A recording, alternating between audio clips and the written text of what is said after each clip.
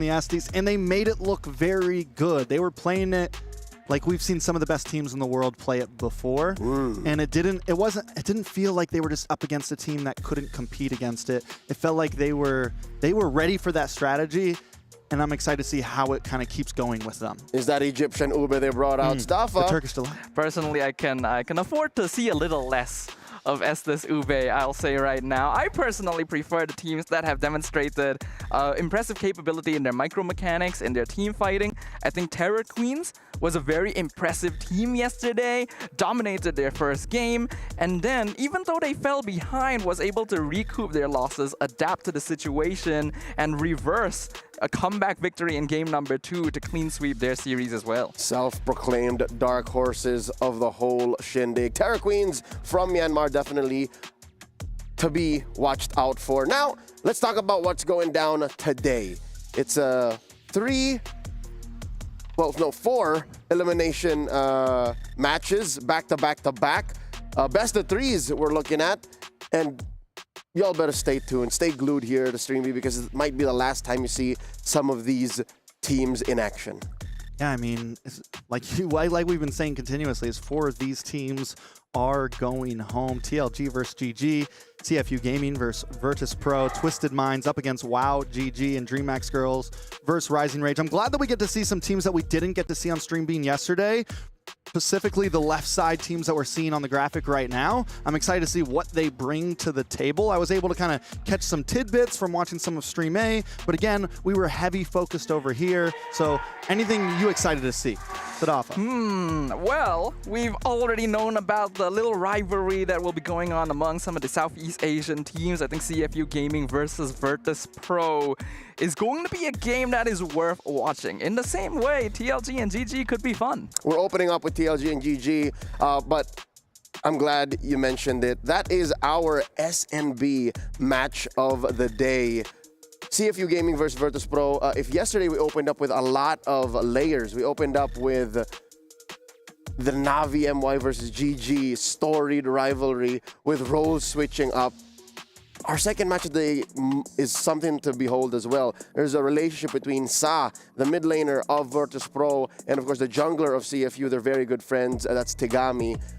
She did mention that she wants to solo kill her. I want to solo kill you. Yeah, she pulled a Favian from M6. But again, jokingly, but now, no holds barred. The gloves are off. Everything has to come out because you're fighting for tournament life. As mentioned, that is the SNB match of the day. A best of 3, a must-watch here on StreamB because only one of them moves forth. It's going to be an interesting dynamic right here because, like you guys have already mentioned, there is a familiar rivalry happening here where Sa has specifically pointed out Tegami. They are good friends. It's all in good faith, of course, but I'm sure that both of these players wanted to encounter each other under better circumstances. This is no longer a situation where you can play around a little bit, test out the waters against an old teammate. It is their tournament lives on the line. Because of what elapsed in yesterday's competitions, here in Stream B specifically, Stream A, I think it was very clear that those powerhouse teams were going to do what they did. Let's see if we maintain our stance on the Aramco power rankings. We opened up the show yesterday with a tier list, S tier, A tier, and B tier. Gentlemen, does this stand? Do we see these teams staying where they are, or do some deserve to be moved around? I think it's very much still up in the air for A and B tier teams. So far, S tier, all of those teams did win out yesterday. A tier, a couple things. TLPH kind of proved themselves against TLG. Maybe some room for movement. GG right now standing on a very weird space as well. They had a great draft yesterday, but gameplay didn't exactly match it. There were some large mistakes. As far as Rising Rage goes, maybe we could bump them up.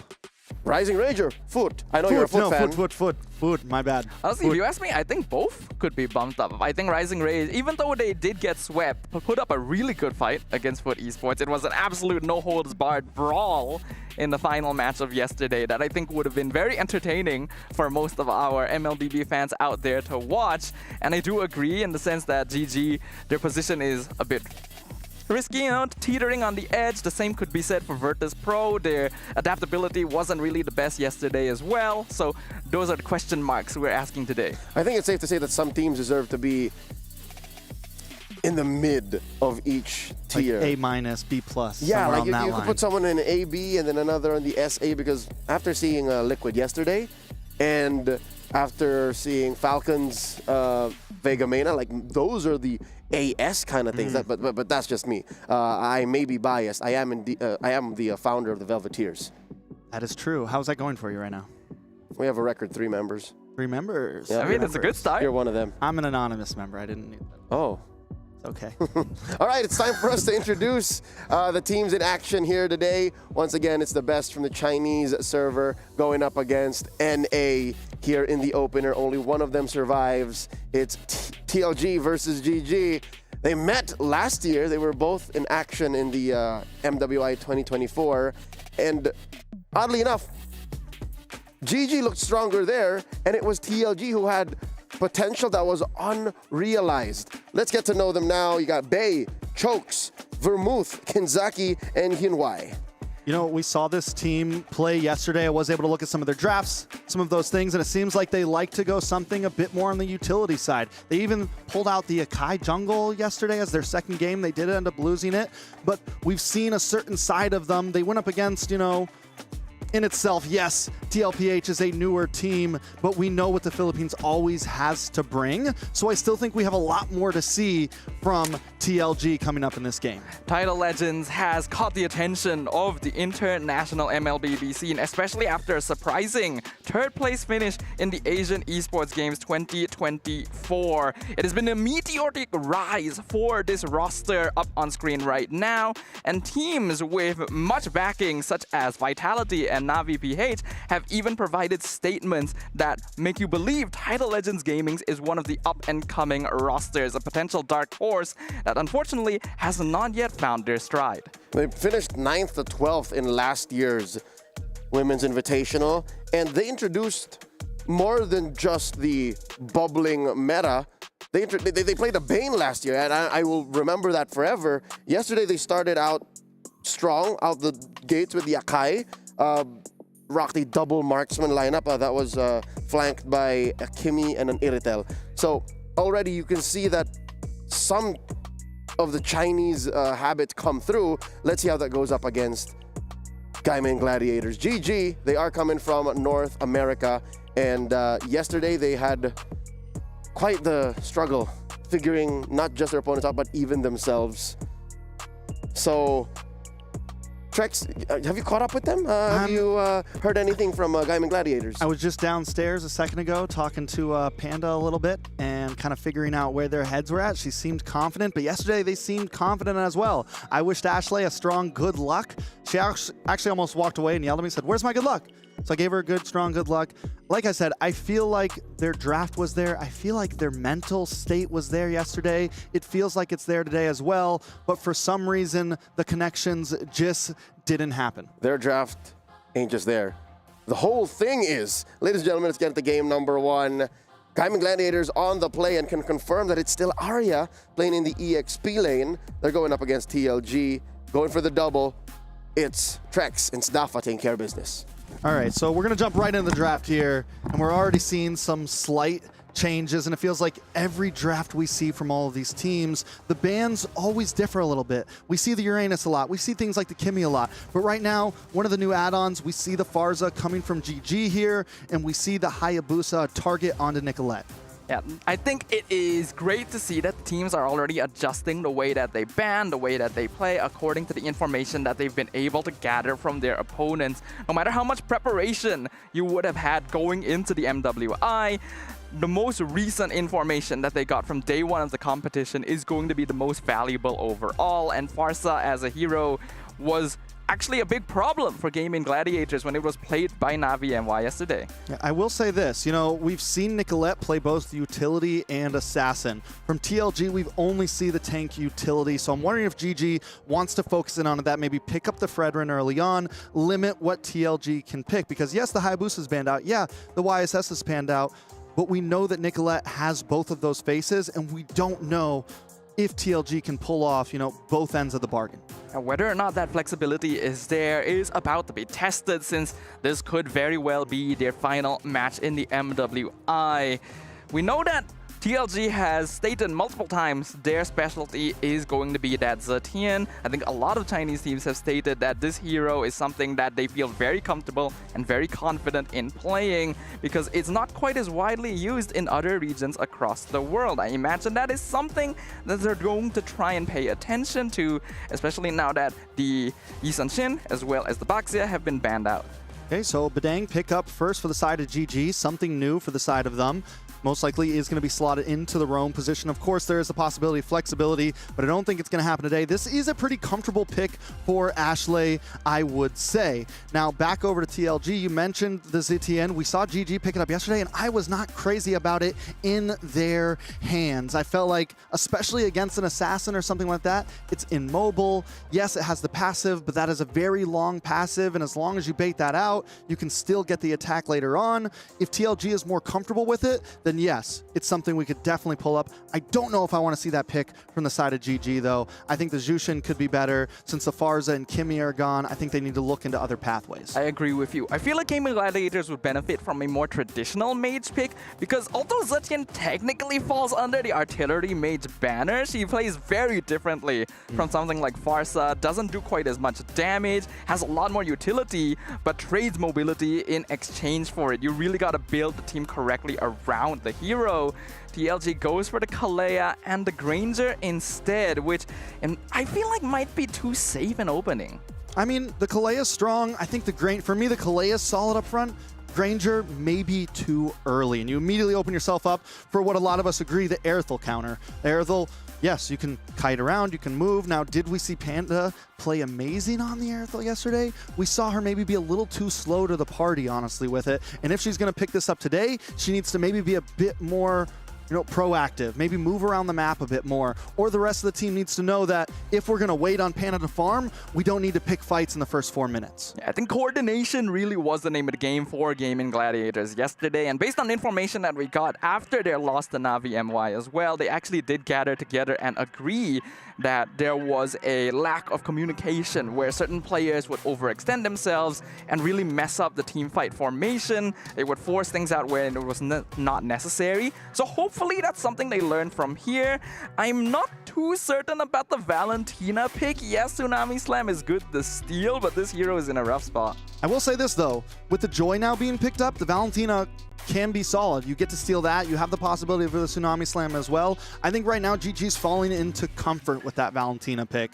Yeah, the Farza's gone, the Kimmy's gone. There's not a lot of other options still out there other than the ZTN, and we were talking about that. Maybe go into something a bit more comfortable, and I think that could be what this is here. Has it been exactly the greatest pick so far in terms of the tournament? No, but maybe they have something up their sleeve here.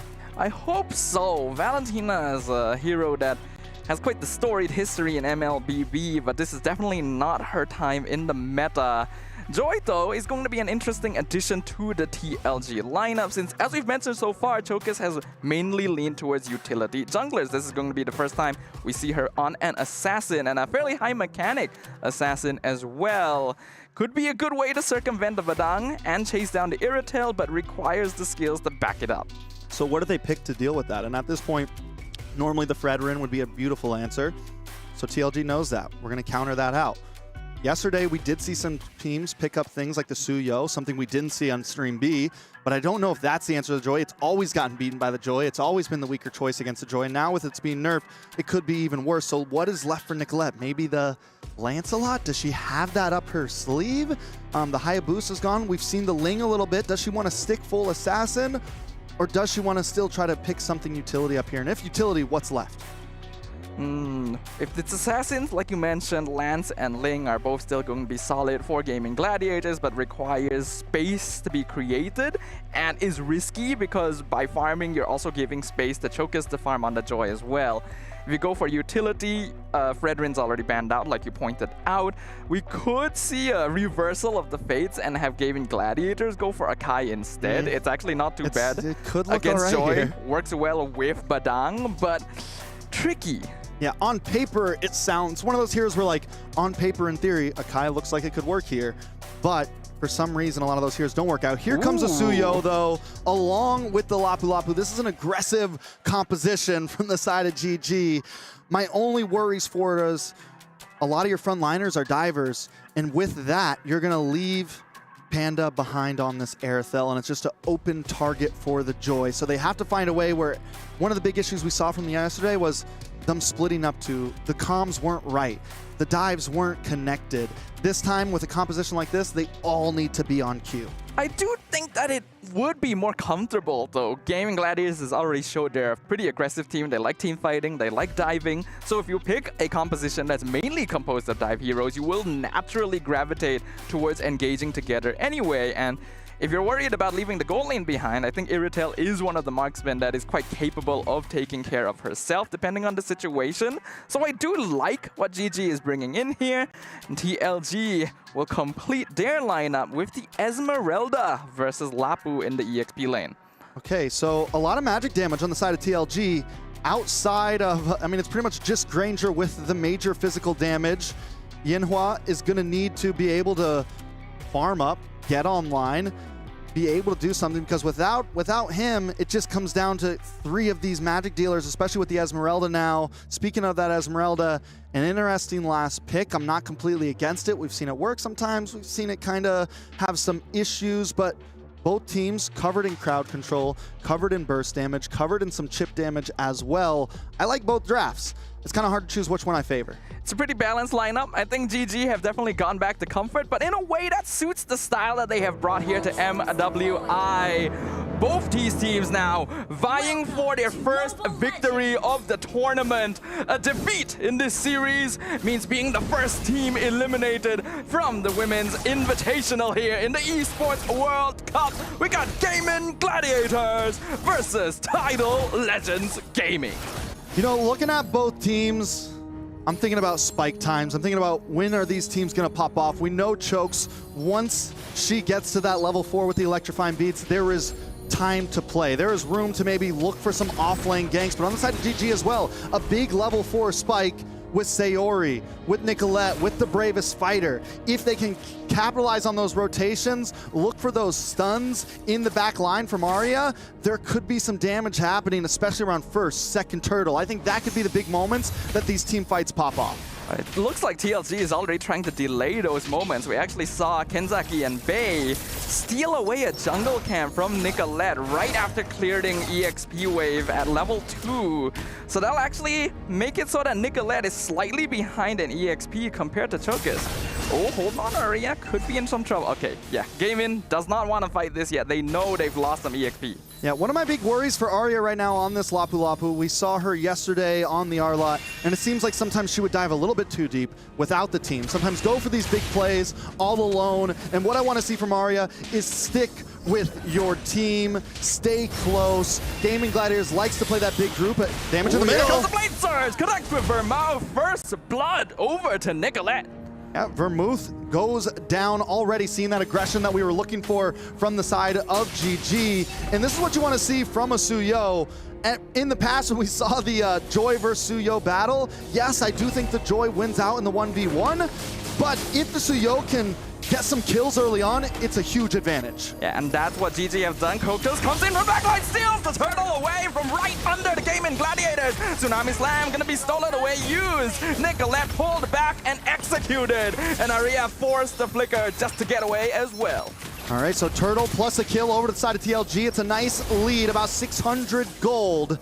GG now need to rethink about how they approach this. Nobody checked that bush for Chokes. Nobody knew that the Joy was there. Once again, it feels like GG is kind of, the comms aren't just connecting, so they need to figure something out quick, or else this could get out of hand in the next few minutes. I think we're still seeing an issue with the gameplay being a little bit one-dimensional, right? There's a bit of tunnel vision happening on the game in Gladiators where they have a goal and they're trying to achieve it, but not really thinking about other possibilities. Yeah, I think what's important is do not rush it. TLG in a comfortable spot at this point. decent rotations with the Joy. We know that TLG can kind of run this, let Joy farm the EXP lane here and there, use Bay to rotate up into the mid before these turtles, have good position. Look at Bay already, keeping vision, harassing onto the side of GG. And this is what GG needs to watch out for. They need to be able to get vision for themselves at times. Esmeralda, definitely a slightly more unusual pick, but actually one of the few EXP laners that matches well against the newly buffed Lapu Lapu in lane early. This means that Bay can provide vision, allow Tidal Legends Gaming to make very informed decisions about how they rotate. Kenzaki going to find one, forces the Purify out from Sayori. And the dash forward, Electrifying Beats comes out, Fist Crack a little bit too late. Flicker from Ashley. Yeah, Ashley is going to have to be careful. Yesterday, one of the big mistakes we saw from Ashley was being too far out at times, getting caught off, being too aggressive. And yes, they have an aggressive composition, but like you mentioned, it can't be too tunnel vision. They still need to keep themselves open. And Tidal Legends Gaming's positioning on the map, looking at the mini-map right now, they always kind of encircle GG. They're looking at all angles, looking to make a play from any member on the team. And once that player makes the play, the rest of TLG closes in. Look at Bay right now, sitting down in the spot bush. When we look at GG, they're just grouped up in the pit. Kenzaki jumps in, Aria dashes away, Bay still holding the front line. Here comes the Bravest Spider coming in, glad the Land Shaker, Kenzaki flickers out of the wall, Chokis steals the turtle away regardless, and now Aria is 1v3. You're not getting out of that one. Chokis picks up the Lapu. Chokis right now is not breaking a sweat at all in that turtle pit. It's not a problem for her. She's just hanging out on the other side of the wall, waiting for her time, clicks the retribution button. Not a problem, too easy, makes it look easy. GG needs to find an answer to that quickly. And we are seeing better flexibility and just overall better positioning from Tidal Legends Gaming on the map right now. Uh-oh, Nicolette in some trouble. Chokis 2 levels up on their opposing jungler right now. We can see that the pressure from TLG has been very powerful. Tsunami Slam purified away yet again. Yeah, the Purify is gone though for Sayori, and that leaves Sayori in a bad spot. Sayori hasn't taken a death yet, which is huge. A lot of the members, it's not a high death game right now. We're 5.5 minutes in, and this is what I meant earlier when I said a lot of the teams are going to be digging their feet in. It's still only a 1.5k gold lead for TLG. Taking a look at the items, Hunter Strike has been locked in for Yin Hui. On the other side, that is about a 400 gold, nothing too crazy. Down to the junglers right now. The Joy is also ahead. GG needs to catch up if they want to be able to compete in this. Chokis with the 1v1, not gonna force it against Nicolette. She should still be aware that she's in there. Yup, the Falling Star Moon forces the defensive Blade Surge. Tidal Legends Gaming doing a great job of rotating right now, using Bay's strength at this current stage of the game to just completely zone out GG and take a free tower. I will say that GG is playing this correctly right now. They're slowing it down. They know they fell behind. They're finally kind of stepping back, and this is what we wanted to see from them yesterday in a few points. TLG's at a point where maybe they could push the objective a bit more. Tsunami Slam pulls back Sayori. Yin Hui executes them, and the rest of Gaming Gladiators realizing we have gone too far. Aria gonna be another casualty in exchange for only Kenzaki. Yeah, 2 for 1. GG does make it up by taking a tower at the bottom, but TLG takes the turtle and turns that 1.5k gold lead into a 2.3. The lead is advancing ever more, and GG didn't even want that fight. TLG brought it to them. They get the Tsunami Slam. They find that moment to pick someone off, and they're doing great at continuously finding these moments to pick a member of GG off. Blade Surge goes in, Nicolette trying to whittle down Yin Hui, gets knocked out once again with the Tidal Strike. Ashley is there, but the rest of TLG are chasing them down. GG will be able to get out for now, but Aria is really far out. Yeah, Aria's in a bad spot right now. Gonna just let the tower go, it's okay. Will she get away? Shot in the face, still stuck there. Should be able to get away safely. Should be, unless Yin Hui doesn't have another Death Sonata. Yep, Aria will be able to recall, loses the tower, Electrifying Beats comes out, Chokis sees 3 members of Gaming in the mid lane as well. All right, so where does it go from here? Still only a 2.2k gold lead. Hunter Strike does come in for Nicolette. Going to be a little bit more damage, a little bit more movement, a little bit of penetration to maybe get in onto Bay, get in onto some of the enemies of Tidal Legends Gaming. But again, The problem that we've been seeing isn't really about the damage, isn't about all the things, it's about the way that GG's been approaching these fights and how TLG has been approaching the map so well. They're playing this at a macro advantage. Once again, looking at the map, they are spread across all lanes, coming in, continuously circling around GG, and GG's is kind of sticking to this small little ball, and it's becoming a problem. Yeah, GG, even though they have a good dive composition, at this point are quite reliant on having the numerical advantage because they simply do not have enough damage yet after Nicolette has been put behind in the early game. And TLG are able to make great use of that to just make their presence across the map really wide. All right, so Starlium Scythe and the Crystal does lock in for Chokes.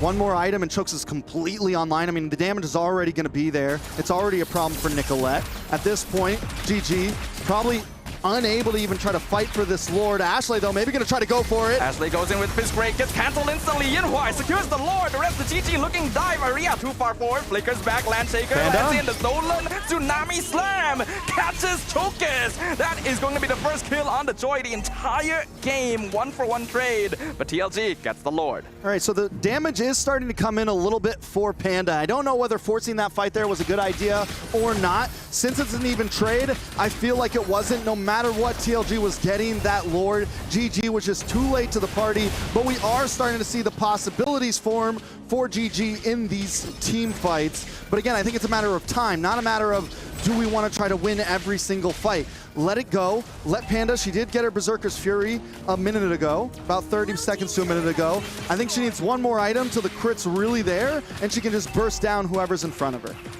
It sounds easy on paper, yeah, but it's difficult to achieve considering the circumstances. A 3K net worth lead in 10 minutes is not the worst, but it's still a difficult one. Blade Surge coming for Kenzaki. Tsunami Slam going to be used to escape. Catches Nicolette, but Kenzaki will fall. And here comes the Raging Slash doing some good damage. Sayori in the front line. Chokus trying to burst down the back line, but they get picked off. The rest of TLG is not able to reach them in time. Game in Gladiators. Pack it tight. Okay, so TLG, the strategy they've been approaching is starting to not work as well. GG knew when the power spike was coming in. They knew, yeah, we can take a Tsunami Slam to the face. Panda's finally outputting. Chokes makes the mistake of maybe going for someone else instead of Panda. And now if TLG wants to win these fights, they have to know that, okay, Panda's the new target. That's who we need to get the electrifying beats onto. Third item's locked in. We get a little bit more distance now. Taking a look at the mages, it's a 400 gold lead over the side of Vermouth.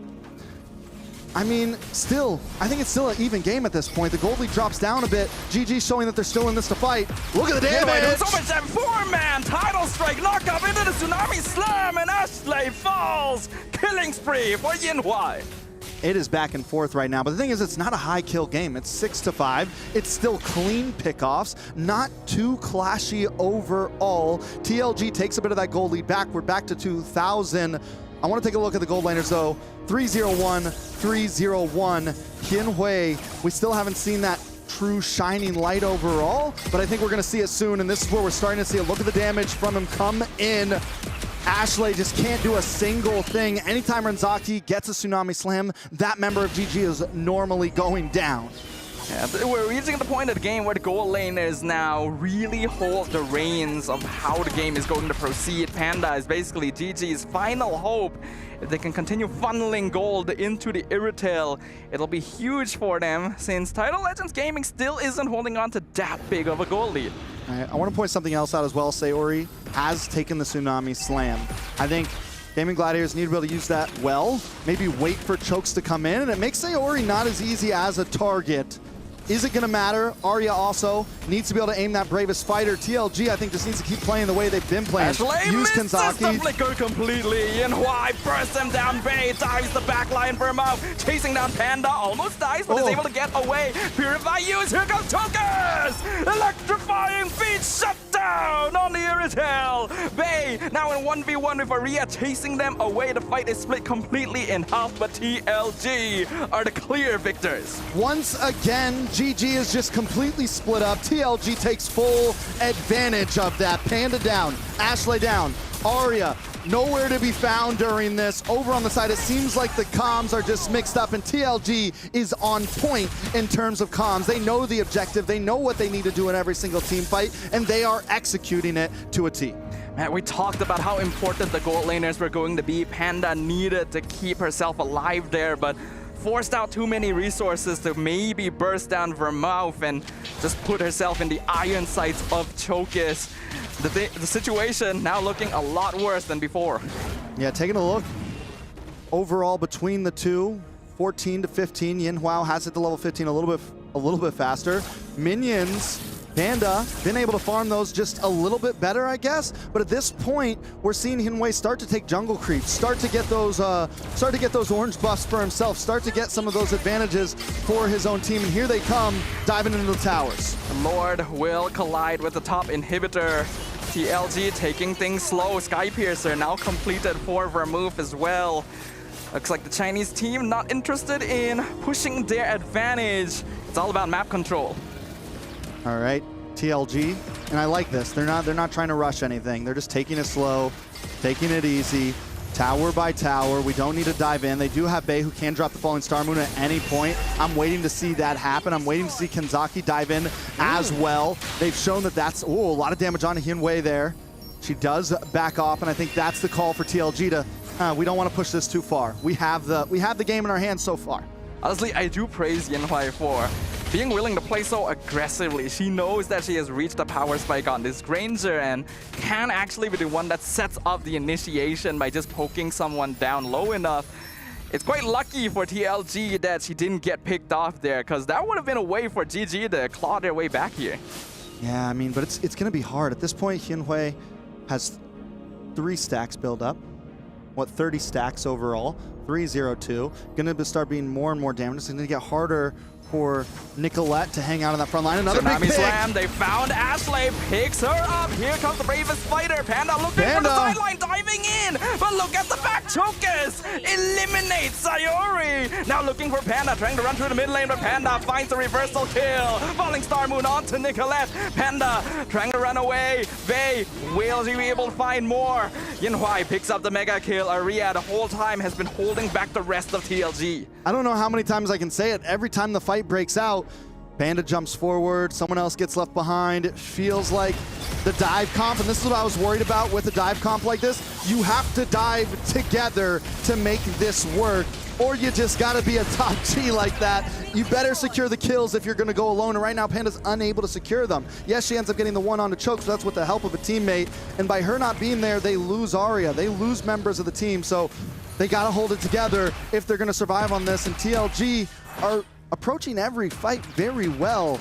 Now with Lord coming up, they still have a 4.5 gold lead. That did drop earlier, was at around 6K. So gold starting to come back. We're at the 16-minute mark. GG's only chance, I think, is they got to survive past this Lord. This is going to be an important objective right here. Gaming Gladiators, their base is naked. No inhibitors left. Concealed from Kenzaki. Going to be scouted out, but the Tsunami Slam still catches Ashley. And another Tsunami Slam going to clock down Chokas with the fist crack. And Nicolette punishes the dive. That is huge. Taking out the Retribution. 40-second count for Chokas. GG. Everyone's going back to base for health. Things are forced to reset, but because they have all of their towers down, they can't really capitalize on it. Where do we go from here? At this point, it just looks like a reset. Gold dropped down a bit more. Another 1.5 makes it down to 3K. GG getting ever so close, but Nicolette maybe diving too deep here. And Nicolette tried to make the call, didn't land the Blade Surge, but doing some good damage. Vermouth has also taken a lot. Blade Surge once again connects with Bei. GG looking for the initiation in the mid lane, but TLG just backs it off. Arya gonna stay back to control the waves. That makes this a 4v4 still. Chokas not on the field. GG gonna try to rush the Lord here. Blade Surge once again into the fist crack. They found Bei. Tsunami Slam gonna be purified away by Kenzaki as well. And that means the Kalea is too far forward. Gaming Gladiators are turning it around. Double kill for Panda. Tsunami Slam stolen away. It's a triple kill for Panda as Gaming Gladiators strikes back. The clock has been ticking. GG back in the game, but what can they make of this? First Lord of the game, first big win of the game. Yinwei, though, still unkillable. She's 4-0-2. Can she defend this? I don't think this is GG's for GG just yet, but it does turn the tables a bit. It evens up the field in a massive way. This is the first time the entire game that Gaming Gladiators had a gold lead. It's not very much when you consider that we're 18 minutes in, but it is enough for them to regain map control. Yinhuai now, the last bastion for TLG, the only thing standing between them and defeat. The winner crowns are locking in for Arya and Nicolette. Not only that, Panda just picked up the rose gold, fool. The rose gold, dude. And I feel like it's They going. found Cho'Gath all by herself in the mid lane. 4 members chasing her down, and she just barely gets out. The damage is stacking up for the side of GG. They're finally working as a team. TLG now at this point maybe needs to close in a bit. Don't approach these fights so spread out because any one member of GG could chunk you down. Fate has been reversed. Lord crashing in bot lane. Blade Surge did some good damage, but Tsunami Slam pulls Ashley back. Flicker out used by the Badang to escape. Look at Cho'Gath. She's looking for the wraparound, but goes for the mid lane clear instead. Gaming Gladiators have already spotted her. Cho'Gath looking for the wraparound, might wrap around and wrap him down. Could be a problem, but the wrap has been found. Chokes has to go back to base at this point. GG do break through in the tower. Nicolette looking for the engage. Forces out a flicker from Kenzaki. Nicolette making up for a less than stellar early game with all these Blade Surge initiations. It's not usually the hero that starts fight, but is working for GG. Okay, so now that GG is on the upper foot, the tables have turned, the turntables, whatever you like to say. It's 5K gold lead over to their side, but we're at almost the 60K gold mark where gold leads do not matter anymore. This is going to be a battle of strictly full items, technique, who had the better draft and who can pull it off. And Title Legends Gaming maybe needs to differently approach how they approach this. With all the winner crowns on the field with the rose golds, it's not as easy to get those kills. With Sayori taking this Tsunami Slam, who does Cho'Gath go for? Oh, we're gonna have to put a hold on that question because they have found Arya. Lantern gonna pick her up. Gaming Gladiators not looking to engage. They want to be the ones that start the fire. All right, and TLG now taking control of the river. GG pushed back. It's gonna be this all night long. Luckily, GG does take that long lane tower. So in terms of macro, it's going to be a little bit easier against this Lord. GG making their way to the Lord pit, trying to get control over that. They are hiding out in the bush. Nicolette shows face. TLG going to maybe go for the more long lane push here. Either send Chokes down, send Kenzaki down, or do they just let the fight happen here? They are going to get that slow push down there. Surge actually misses this time. Oh. Three-man title strike knockup. Tsunami Slam pulls back Nicolette. Winter Crown buys some time, but Yinhuai is now unstoppable. The Sky Piercer executes the Suyo. Oh. A flicker forward with the Bravest Warrior actually misses. Landshaker connects, but the Purify comes out from her move. Title Legends Gaming now on full retreat mode. Look at Cho'Gath. She's still waiting in the mid bush, and there are minions in the base. TLG, they just need to stop Holy GG crap, from that's a lot of recalling. minions. That is a lot of minions. Someone's got to go back. Arya is able to make it, should be able to save the day here. I need to see that base right now. I think We'll be Arya okay, made the it health back is coming back. just in time. That is actually kind of terrifying. Yeah, 20 seconds for Nicolette. No retribution for them. Panda still doesn't have heavy crossbow, so the damage just isn't there. Even earlier when Arya made that engage, I feel like she shouldn't have because there was no heavy crossbow. There was no big damage for the side of GG. Yeah, GG didn't need to force that. It was very obvious that TLG was baiting their positioning and there was no real need to bite onto the line. But luckily, they did not lose too many resources for doing so. It is now going to be a 50-50 Lord dance. There's a pretty big minion wave bottom, though. Yeah, I mean, TLG at this point can just slow play this all they want. Earlier, they did use Arya as the lane protector, as the base protector. That's how they achieved the Lord before, and they were able to get the kill onto Cho'Gath. But the thing is, I don't see Cho'Gath doing what she did last time, kind of overstepping her footing. At this point, TLG respects GG very much, and they're not going to go for the deep dives. They're going to play this slow. They're willing to dance, and GG needs to be willing to dance as well, and that's been their biggest downfall. They try to force fights. They just have to do something. But right now, maybe they shouldn't. Tsunami Slam pulls in Nicolette, but Ashley finds a two-man fist crack into the bush. Yinhuai and Cho'Gath have to back it off. They've already used their resources just to survive. So despite everything, there's no casualties here. Immortality does pop for Kenzaki. One resource down. Sayori does still have the IMU. Overall, Lord's gonna get reset, and this is Lord number 4. Just to let everybody know, we're 23 minutes in, and both teams feet in the dirt, 10 toes down, stand on business, trying to make something happen here. Nicolette, watch for the positioning in the back. We talked about the teams breaking game time records before the show started. These two going in the complete opposite direction. We might be breaking a record for the longest game at MWI here, as neither side is willing to give an inch. Still, Nicolette does land the blade surge on Bay, but that is the Esmeralda. Very easy to walk away. Chokes with the positioning in that tri-bush once again. On the long lane, GG will have the advantage. That is going to start slow pushing over to the side of TLG. So if this gets dragged out long enough, pretty sure TLG is going to be the one that has to go back and do something about it. GG, who forces this first, right? I think it's all going to come down to either a big Kenzaki slam, see if she can pull something off and get the pick off like she did before, or TLG maybe overstepping their boundaries.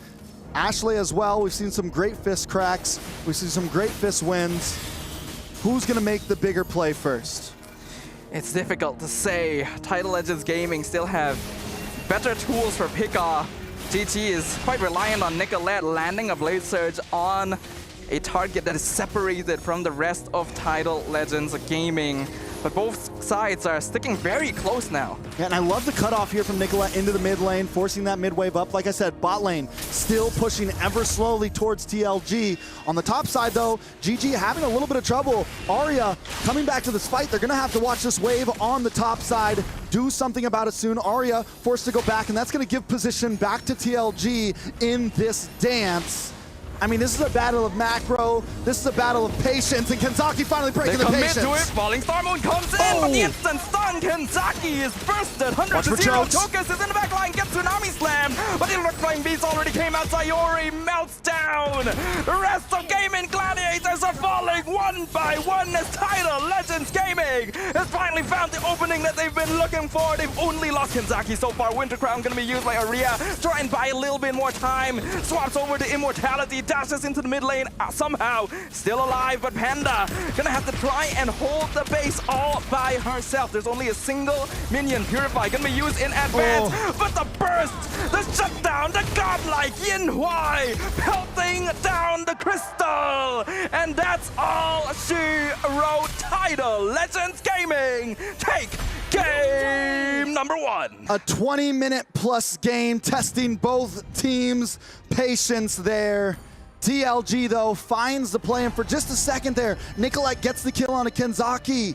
But once again, GG spread out, and TLG take advantage, hone in, do what they know best, and bite down and shred GG apart in the final team fight, leaving nothing but Panda to defend. For just a second, you know, we thought maybe Arya could save the base, but was unable to do it. TLG come out and make it match point. What a game this has been, though. It looked like it was all going according to Title Legends plans in the first few stages. But the reversal from Gaming Gladiators showed that they have learned something from their losses in day number 1. Unfortunately, it still was insufficient. Those final Lord dances proved to be their undoing. All right, and it looks like, I mean, looking at the team right now, some of them are taking it hard. Looks like the coaches are trying to talk to the team members, letting them know, hey, we got to fix this. Hey, we got to do this. But let's take a look at the highlights and see what we need to work on. GG, so many of those early turtle fights, man, they just didn't have it together. They were all grouped up, and TLG would just surround them. And with the composition as fast moving as TLG, with the pick-off abilities of Kenzaki, with Chokes being able to consistently get to the back line, it turned that whole early game into their advantage. And GG, if they maybe didn't lose the early game so hard, maybe they could have snowballed. But with that out the window, they only had one chance, and that was get to late game, get Panda online. And once they finally did that, they still weren't able to execute it.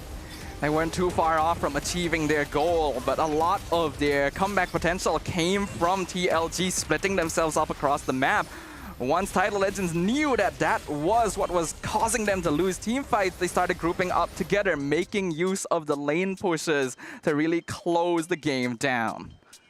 Leo, how we feeling? GG showed a lot of heart. I'll tell you now, that draft was not easy to make work, especially in the early game into the mid game, because come that, what was that, third Lord, when GG finally scored it, it looked like, hey, they figured it out. And you're right. You mentioned somewhere in the game, if you're playing a dive comp like this, you have to all dive in. But again, if only this happens about 70-80%, TLG squeezed into the last 20 and broke the lineup apart at the very last moment. When they picked off Kanzaki, I thought that was it. But when you looked at the minimap, literally Panda was over here, Arya was over here, everyone else was just... I knew that was the end. As painful as it is, GG have yet to found the working formula, or at least have found it hard to stick to it, because there were definitely some shining moments here in game number 1. TLG though, as they exited the battle stations, Bay said 2-0. She's feeling the 2-0, and I'm scared for GG. She's feeling it. I'm scared as well after seeing what happened in that game.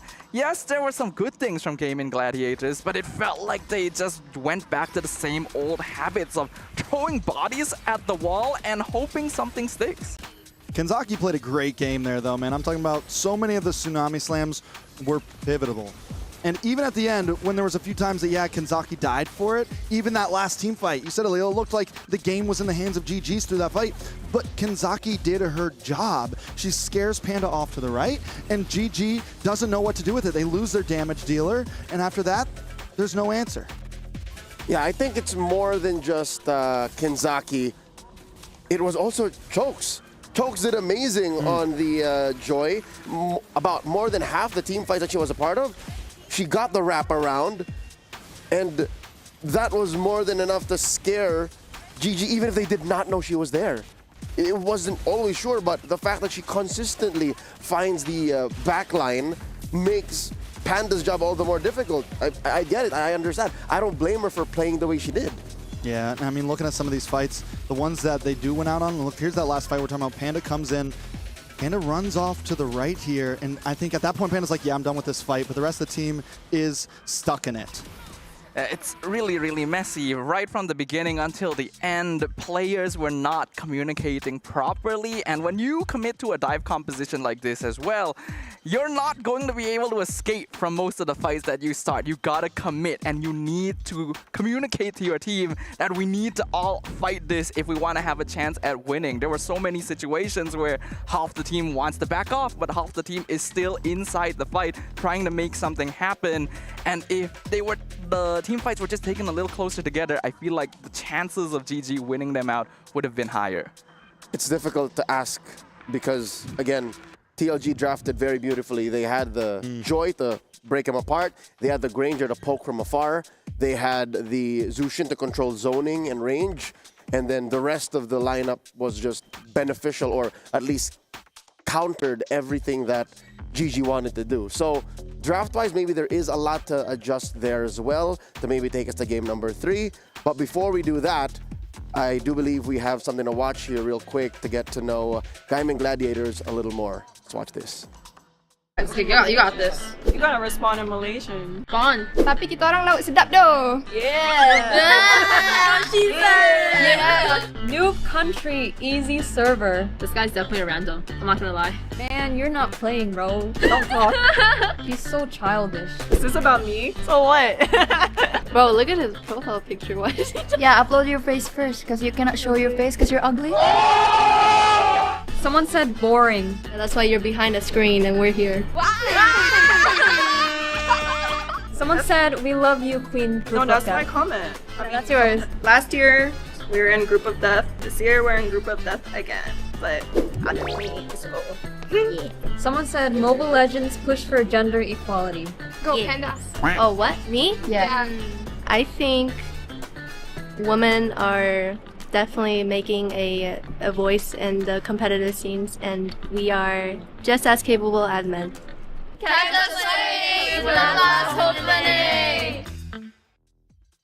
We definitely know a little bit more about Diamond Gladiators there. Great to remember that they were in the group of death, and now they're here again, and they're at the brink of death. I wonder how Ashley's keeping the girls together. I wonder what that process is like, because I couldn't imagine.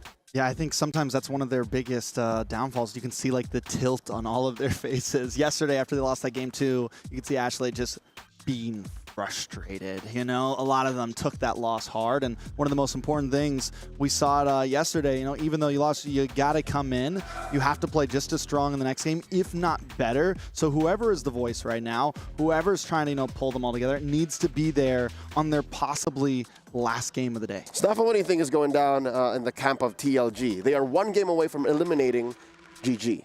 I think for TLG, they're just gonna need to stick to the basics, right? They've already figured out what works. I think it's very clear to them as well what the weaknesses are on the side of Gaming Gladiators, because it's something that we have observed. I think it's something that many of the teams and many of the coaches can quite easily observe as well. As long as you continue picking up drafts that pressure the early game, provide you good map control towards the mid side, and have good defenses in your front and back line, it's quite simple to force GG to run at you. So that means going into game number 2, a lot of the impetus is on Gaming Gladiators to actually change up this playstyle. I didn't get to ask you, gentlemen, post-game, things happen so fast. Who would you name as the MVP for game number 1?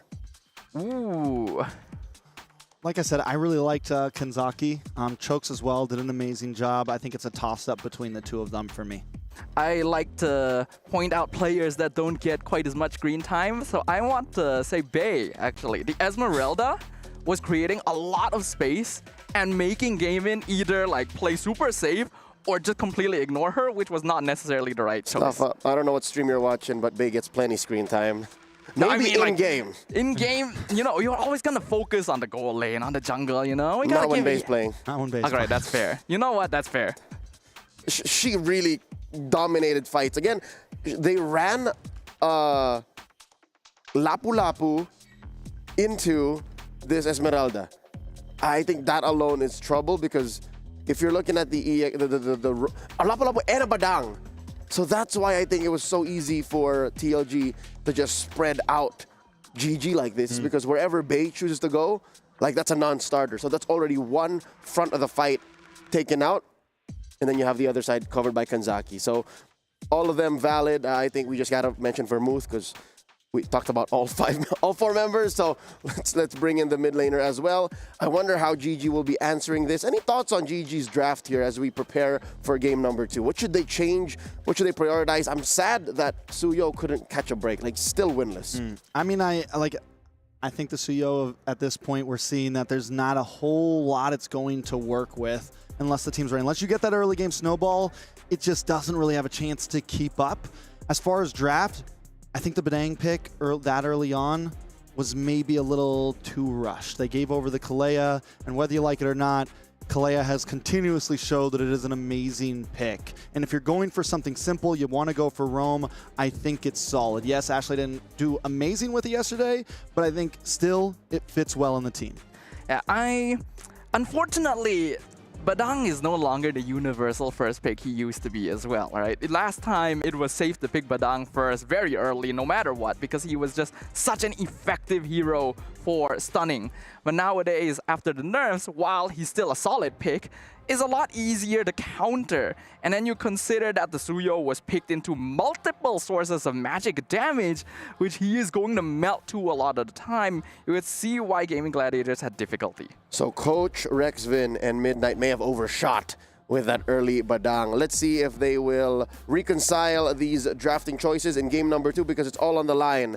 Do or die. GG answering back on the red. This does allow for them to react. Very good position to recover from. TLG on the play. Coach Catvin versed, bans out the Hayabusa, Stafa, and Trex. Y'all take it.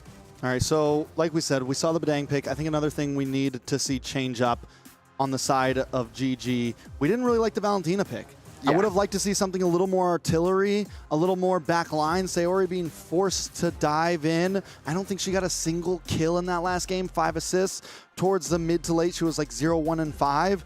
I need to see something a little more controlling from her. They had time to pick up something like the Zushin. They had time to give her something comfortable. And the thing is we know Ashley can put a lot of roamers in her kit. I don't think they need to force the roam.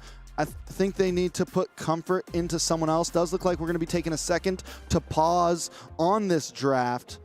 So where do you think they take it from here? Well, firstly, I will agree with you that the Valentina was maybe not the best choice, but at the same time, I don't think it was terrible because they picked it directly after the Kalea, which meant that they were expecting Sayori to steal the Tsunami Slam and set up a lot of these pickoffs, which honestly, Sayori was doing, but not enough of. And I don't even think it's necessarily her fault. Her team was starting fights without her a lot of the time, and she just had to kind of come in and grab someone after it. I do agree. I think the problem is, though, right, like, there was no time. They needed the early game win with something like Nicolette on a Suyo, and Valentina's going to take a bit of time to really be able to. They needed that mid lane control, and Valentina, yeah, used to be a great mid lane mage, but right now with all the artillery out there, it's hard for Valentina to do that. And by the time, yeah, Valentina could make those big plays happen, it was too late for them. She was a great protector. The Tsunami Slams were amazing, but I think the rest, again, the comp just didn't fit. They have these early game heroes that want to scale early on. They have these more mid to late that need time. And again, everybody just wasn't on the same page, so they need to approach this together. If they do want to go for a big late game team fight, then they need to learn how to slow it down a little bit and not let TLG get ahead of them. We do see the Hayabusa ban from TLG here, Uranus from the side of GG. Nothing too much changed up thus far. Now, I wanna bring up a separate topic here, Trex, that I feel like might be a very crucial component we may not have been pointing out enough. Aria has not been given a winning EXP lane the entire tournament. Every single game, her hero has been picked early and then counter-picked, or even picked into a counter-pick, and the EXP lane for GG keeps losing, which means that the jungle is always vulnerable. Very fair, and I think so. Do we? I mean, in a lot of teams, as you say, like hold that EXP lane till later on, or put something flexible in that maybe you can swap around later on. And this goes back to what they're prioing in that first 3 picks and maybe how they should change that up. A lot of teams aren't prioing the XP lane right up front. They're waiting for the other team to do it, and that might be what GG needs to take a couple notes of here thus far. As someone who plays a lot of EXP lane myself, it's a terrible situation to be put in a lane where you know you cannot win, and then you just watch your jungle get invaded. You lose out on map control because of it. I do hope that GG gives Aria a bit more space in terms of the draft. There are heroes that can be good, and even if you pick something like a Lapu Lapu, for example, which wins most of its matchups, you need to draft heroes that can counteract other heroes in advance. I agree. I think there needs to be some sort of, I mean, there's, at this point though, GG has a very long checklist of things they need to do right, and it's their not only last series, but possibly last game. Okay, the draft is finally moving forward now. Gatak gonna get banned out from the side of TLG. GG, on the other hand, on the gun. I think it's very smart of Tidal Legends to ban out the Gatot. This is one of the few frontliners that has a get out of jail free card. So if GG wants to play dive, they pick up a Gatot, they can use it to escape if it gets too dicey. TLG is just gonna take that option away from them. I like it. GG on, I'm wondering, do we see them go for something damaging again? Does TLG once again hone hard into GG's jungle? We saw last time they weren't left with much in the second phase, and this time about, instead of maybe slotting the XP so early, slot Nicolette, make her comfortable, give her something that's powerful in the jungle, whether it's the Fredrin, whether it's an assassin, you know, things that we've seen her do well on. I agree. There are certain lanes that you can afford to pick a little earlier, even if it may end up being countered, because especially jungle and gold lane, their goal is just to get that farm. You gotta prioritize EXP, especially if you want to make sure you don't lose out to early game pressure. Looks like GG are banning out that Kimmy, so putting a bit more focus onto that mid lane as well. All right, so I mean, overall, it still looks very similar to last time. This time, TLG are going to ban out the Joy. They know they have first pick. They maybe don't want to pick up the Joy as their prio, so they don't want to give it over as well. I got a feeling with them being on blue side now, we might see them fall back into that utility, like what we saw from them yesterday. Maybe they take the Fredrin up front. So no Hayabusa, no Joy. But at this point, TLG has shown many faces on the field, and we know that, I mean, honestly, Chokas can probably even play a lot more than what we've already seen. Yusun going to be the final ban from GG, so TLG have a lot of options. I agree with you, Trex. I think Chokas is still hiding a lot of potential there since her first debut on an assassin jungler went very, very well. I think Baxia going to be a very easy first pick if TLG wants to lean in that direction. Still one of the most flexible heroes in the meta. Basha is out right now, and yeah, you could play a Roam. It's great in the jungle right now. It seems to be the favor, but what makes it a good first pick is the possibility for flexibility, and it's something we want to see. It's something that I feel like, honestly, right now in the meta, there's not a lot of picks that are getting flexed around. We haven't seen a lot of drafts where it's, oh, this first pick gets swapped at the last second phase, you know? We haven't seen that too much, at least so far in MWI, and it's something that can completely change the advantage of a draft for a team. So there goes the Basha. GG now. I think they lock in the Kalea. Maybe the Granger as well. They go for the Badang again. I'm not saying Ashley played bad on it, but at least it's something comfortable. And hopefully they don't lock in the EXP right away. But they are going to possibly get over the Kalea here. I don't know how I feel about this. The Granger Badang opening feels really safe, feels kind of reactive to me. Yes, it doesn't reveal too much of what your comp wants to do yet, but it will remain to be seen, because I understand why you don't go Kalea here. Baxia already indirectly counters her, but it means that TLG can also lock her in right now.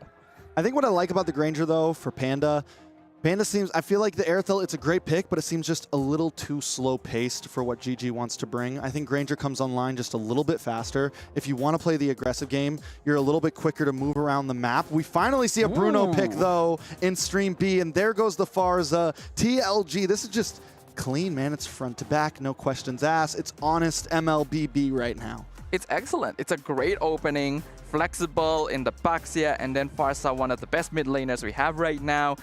You already mentioned Aerithel might take a little bit longer to come online, so why not go for an even earlier game marksman, the Bruno, to instantly try and gain priority in the gold lane, making sure that GG is not able to get an early lead.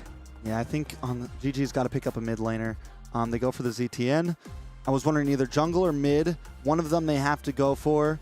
Nicolette, they can always still fall back to something like the Suyo, I guess, because I got a feeling that TLG is going to ban hard. We're going to see that Fredrin ban once again. We're going to see some of these bans out towards Nicolette. The ZTN, though, I had some issues with it yesterday. It didn't really feel comfortable for them. Sayori was constantly picked off, but they were going up against a Lancelot when they were playing yesterday, something that could really just kind of pick on Sayori. This time, they do have, you know, they're up against a Basha. It's not an assassin who's going to immediately just get to the back line and eliminate Sayori. So maybe it looks a little better, but TLG still just honest MLB, feeling comfortable about it. I mean, but TLG can just flex the Baxia into Roam, and That's then true. you lock in Ling or Lancelot, and Zetian and Granger will just be sitting ducks. I don't really like the Zetian so far. It is a mid hero that requires a little bit more follow-up. It works quite well with something like Gatot, for example, because you land the ultimate and then the AOG just comes in right afterwards. If you don't have something to set up or follow up with that Zetian ultimate, this hero doesn't actually offer that much. I mean, you get the stuns. Some teams are making it look great. I'm still not completely on board with it. It still does seem to be one of the top 3 most picked. It does have decent wave clear in the beginning. It has those first 2 skills that do have some spread damage. There goes the Lancelot band, like I called. We're gonna focus in on to Nicolette here. It's all about GG. I feel like a lot of their comps, it's not exactly the composition itself, it's how they deliver it that has been very off. Because we've seen the comps that they bring, they win out on a lot of team fights. Even in yesterday's games, they were able to win out on team fights, but at some point, they just don't execute it correctly. And because TLG is keeping it so simple, it's a very easy composition to execute, man. You got the Farza in the back, find good positioning, drop the feathered airstrike. If they try to dive on you, you have the Basha, who can just roll around, wait for the moment to strike. And now we have this Bruno who is going to be able to pack a punch. And we're already seeing a much more honest, much more direct gameplay style from Title Legends Gaming, which typically, when it comes down to two evenly matched teams, typically the side that has an easier composition to play will have the slight advantage. And I do think Title Legends currently holding on to that. Aiming Gladiators, they banned out the CC, so at least now they are giving a little bit more attention towards Aria's side of the map. That could help out a lot. Now still waiting on this last ban. So at this point, what do we see lock in for these last 4 picks from each side? GG still needing an EXP laner, still needing a jungler. They did take your advice. Hold on to that EXP for a little bit later. Look for counterplay. They are going to get last pick of this whole draft. So what do you think? They lock in the jungler first with Nicolette and then hold Arya for the possible counterplay? I think so, actually. There's not really a lot of junglers left in the pool that are worth last picking unless GG is looking at a Fanny. All right, so draft should be resuming now. We had a quick pause once again on it. Small technical issue, just making sure everyone gets a fair field of play. GG on the gun for this ban. Last ban for them. They're going to lock into EXP as well because the thing is TLG also needs an EXP laner. So CC's gone. Do they take out... It's all about what they want to pick. If they want to go for the Lapu again, do they take out the Esmeralda?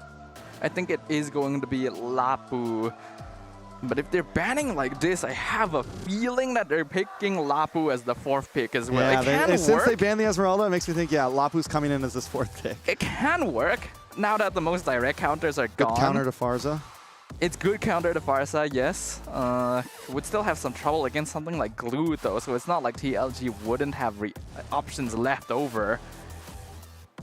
Last ban for TLG. Do they take out the Fredrin here? They targeted it earlier in second phase. I know the Fredrin's not like an easy answer to the Basha, but at least it's something. I don't know if I've seen Nicolette too much on the Ling, and I don't know if that's going to be a route that TLG takes for this ban.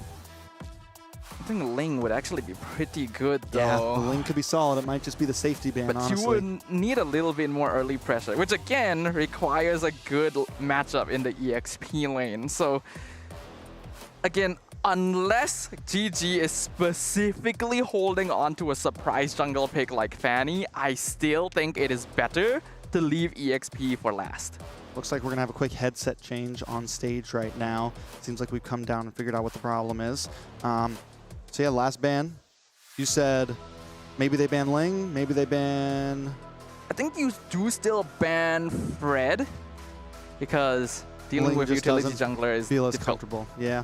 You have a box, yeah, you can deal with a Ling. And Fredrin just looks solid right now. I mean, of course, it's going to do better with something a bit more on the lines of that healer in the back line. But it's too late for that. GG's already kind of showed their cards. They've picked up Ashley with this Badang, unless they go for the old switcheroo and slot the Badang into EXP, but it's something we don't see very often right now. Not very often at all, for that matter. Speaking of this Bruno, though, how do we feel like it's going to go against Panda on the Granger? Bruno has way more early game damage, but it actually is more of a 50-50 matchup because Granger outranges a lot of the time. If you properly use your Rhapsody, you can actually outpoke a Bruno. So it really comes down to how much you actually want to interact. If Panda wants to play it completely safe, she just avoids interacting with Yinhai entirely. Take the L in the gold lane, go for less lane prio just to farm up safe, which means that her team is going to need to pick up a little more of the slack, but it guarantees that Granger will farm up well into the mid game. All right. ZTN. ZTN, you said you're not a big fan. It's difficult. The hero needs a lot of help. You have to basically craft your lineup around it correctly because she is definitely not like a Swiss Army knife maze that you can slot in anywhere. I agree. I mean, I think that what's big with ZTN and what's been big about, I feel like all the mid laners right now and just these fights in general, timing is key. Using that ultimate, using the Fury of the Phoenix correctly, making sure that stun matters, whether it's to buy you a second longer in the team fight, whether it's to engage or to disengage. It's all about when using, same thing for the Feathered Airstrike, where we've seen the Farza do so well is positioning and timing, whether it's to defend, whether it's halfway through the fight. A lot of Farzas kind of wait. You want to try to bait in the attack and then drop it down on whoever comes in. Ashley has been known to not do too well against the Farzas, honestly. She's lost a lot. I mean, she's lost every game so far, but still a lot of those games has been due to a Farza. Yesterday we saw it. She was playing the Kalea, and every time she dived in, she would get hit by the feathered airstrike, shredded down, and completely nullified on the attack. Yeah, but I don't really think it's even a Farsa thing. It's just the way that GG is dealing with Farsa. That is the problem. Every single game, the direct goal is kill the back line, ignore the front line. That can work in a lot of situations, but not every single one. You gotta give proper respect, you gotta give proper timing. Right now, they actually have a composition that's quite good at taking fights slowly, you know, poke from afar and then decide on the right timing to go in. It comes down to whether or not they can play that style, though. All right, Drizzle ban for the last ban on the side of TLG. We did see the Drizzle pop up yesterday. Was a possibility. Another decent counter, I guess, to the Farza. So now the question is going to be answered. Are they going to go for that Lapu pick after the Esmeralda pick we saw last time? They go for the Suyo instead. Save Arya for last. All right, that's good. Save the EXP lane for last. That's what we talked about. Suyo will do a little better here as well, unless TLG suddenly pulls out 2 more magic damage sources. And Nicolette actually did pretty okay on the Suyo towards the end of game 1. If TLG is banning Terizla though, I think they probably do intend to play Glue potentially. Another good backline diving EXP laner that GG definitely doesn't have enough damage to pick off early. And what do they even answer to that if that comes in? They also still need a roamer. You know, we still haven't seen the Minotaur just yet. There was talks about it possibly being good. We haven't seen that option. They could still go for more of a healer base here if they wanted to as well. Just go. Whoa, there's the healer. They pick up the Angela, pair it up with the Lapu Lapu. What is the answer for Arya? Angela Yuzong combo. Angela Baxia combo. This is actually really scary. TLG already have early mid-game set in stone. GG can only really rely on Suyo's early burst damage to do anything to this. And we are looking at a very difficult spot right now. I don't think Lapu is going to be enough anymore. You might have to lean into something like an EXP Cho at this point. Cho, maybe they could go for the glue or something of that nature. Against the Basha, the glue does do pretty well. Able to get the stun. Or they just stick with comfort. I mean, the Lapu doesn't do bad against the Yuzong. A lot of it's a battle of mechanics early on. They go for the Akai. Is this a EXP lane Akai right here? I think so. Akai. It is an EXP lane. It's not bad, actually. Yuzong will not kill an Akai unless they make a big mistake. And it's good at canceling abilities like the Feathered Airstrike, but I am not too sure if this is the answer. It's questionable. It's questionable to say the least. GG on their possibly last game spice things up just a little bit more. TLG on match point, and what'd you say? They just need to play, they just need to stick to the basics, and that's exactly what TLG are doing here. Yeah, they switch up the strategy a bit, but they've continued to show that they have many faces that they can approach this game too. They have many faces that they can play MLB B2, many paces. We've seen them play the utility style. Now we've seen them play the aggressive Joy style, and now we're getting to see them pick up a healer. I'm excited for it. Game number 2 of our first match here in the second day of MWI 2025. As the American representatives, Gaming Gladiators find themselves pushed against the wall, a single game away from ending their run in the competition. Will Tidal Legends Gaming put the final nail in the coffin? Okay, so once again, taking a look at GG's composition, they have the Suyo that wants to scale early on. But in terms of the rest of the members, it's not very quick rotating. Seordi already making the way up. They are looking for some rotations, but it's a pretty immobile team with the Akai. I mean, it's kind of weird to see how this is exactly going to work out for them. I also am really liking what we've been seeing of Yanhuai so far. This is a player that was actually pointed out to us before the competition even started for being quite aggressive and high impact. And speaking of impact, Chokus impacts against Panda in the gold lane. You know, one thing we do want to see from Panda here, if she's going to pop off, is make those rotations happen. Don't be a sitting duck. Try to get involved in the team fights early on. TLG, on the other hand, they can kind of take their time with this. They have Farza, great level 4 spike, great 7-minute spike. The more items that they get locked in, I mean, the damage is going to stack up. They have Bruno as well. This is big damage capabilities with a solid front line and healing factor. It is a basic composition that's very straightforward, but that's all TLG needs to win this game, honestly. Title Legend is basically guaranteed to win early to mid. Nicolette gonna be found in the tri-brush. Chokis stopping her from being able to take away that lizard as well. Gonna go back and take the camp of her own. First turtle up. Level 4 is on Arya, might give them an advantage when it comes to this first turtle. If they can secure it, it keeps GG in the game. They do have a small gold lead. I think these first turtles, second turtle is going to be huge for both team members. If Gaming Gladiators are able to win out the neutral objectives, even though Title Legends have a evidently better early game, it would be massive for them. They need to make very good use of the heavy spin. Arya will be key. Yeah, I think that's going to be the big debate on whether they can secure these first objectives, and maybe TLG knows it. It looks like Chokes is going to go for the orange buff. No, making his way back up. He didn't think GG was going to force it. Chokis rolling in, sees 4 members of the Gaming Gladiators. Heavy spin comes out, flickers forward, pushes Chokis into the pit, but here comes the Black Dragon. With the Heart Guard instantly, Arya gonna be abandoned again. First blood to Vermouth. I don't know what happened there. GG, it seemed like they had the turtle in the bag. They decided to back off. Arya uses the heavy spin, but no one's there to be found.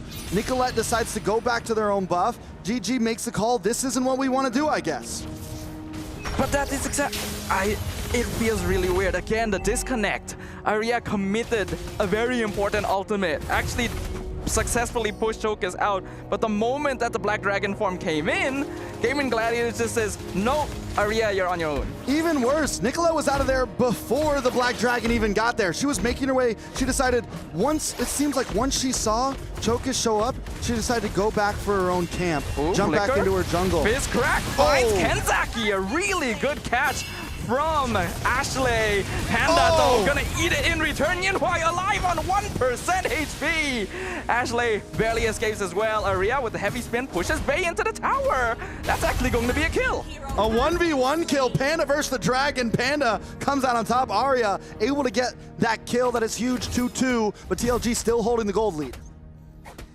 Quite messy, but we can finally see now that Arya actually has a good matchup in the EXP lane, and that means that Gaming no longer needs to worry about losing out that half of the map. It's unfortunate that they traded Panda, but it's still not the worst result. Yeah, Panda was close to getting that kill on Yinhui though, but Yinhui, I mean, back-to-back games has been playing wonderfully. She's taken barely any deaths. I think game 1, she went deathless for almost all of the game until about last maybe 5 minutes of it. Up top side though, Nicolette might be in a bad spot. Blade Surge, very lucky timing right there. Iframes away the shield unity. Yinhui in some trouble. Furious Phoenix completely misses. Heart Guard being considered. It is a 1v4 in the bot lane. Yinhui actually decides to go aggressive with this. The rest of TLG are coming to back her up. Feathered Airstrike does a lot of damage to Sayori, and the bouncing ball gonna be doing some good damage as well. But no kills for now. A lot of resources committed from both sides there. Sayori's gonna have to go back to base right before this turtle. This time, is GG going to fully commit? Arya using that heavy spin, maybe just a little bit too early here. Yeah, Arya got messed up by timing by Vermouth. Ashley, for some reason, just in front. You're not going to be able to tank that damage. The Badang falls.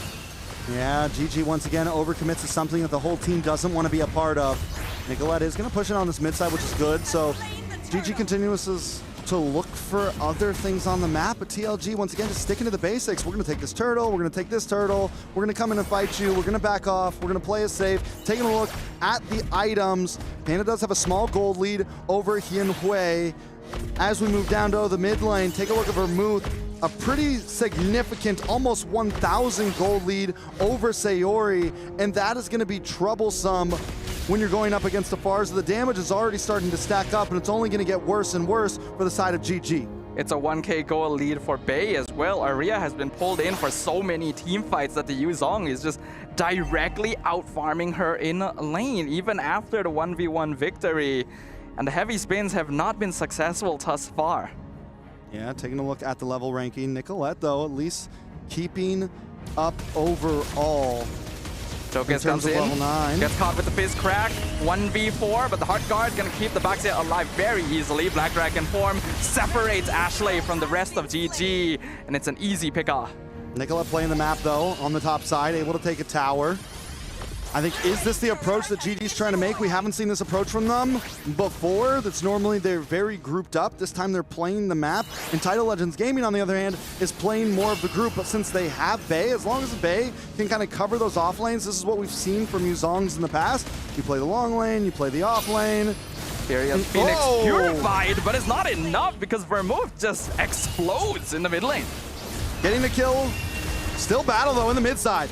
Blitz Surge being considered. No fizz crack. Actually, a yes fizz crack. Two-man stunned by Ashley. Kenzaki and Tokus now being chased down and executed. Double kill to Panda.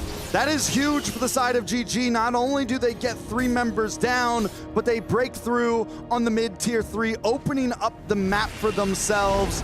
Just when we were counting Ashley out, she finally gets a solid fist crack down.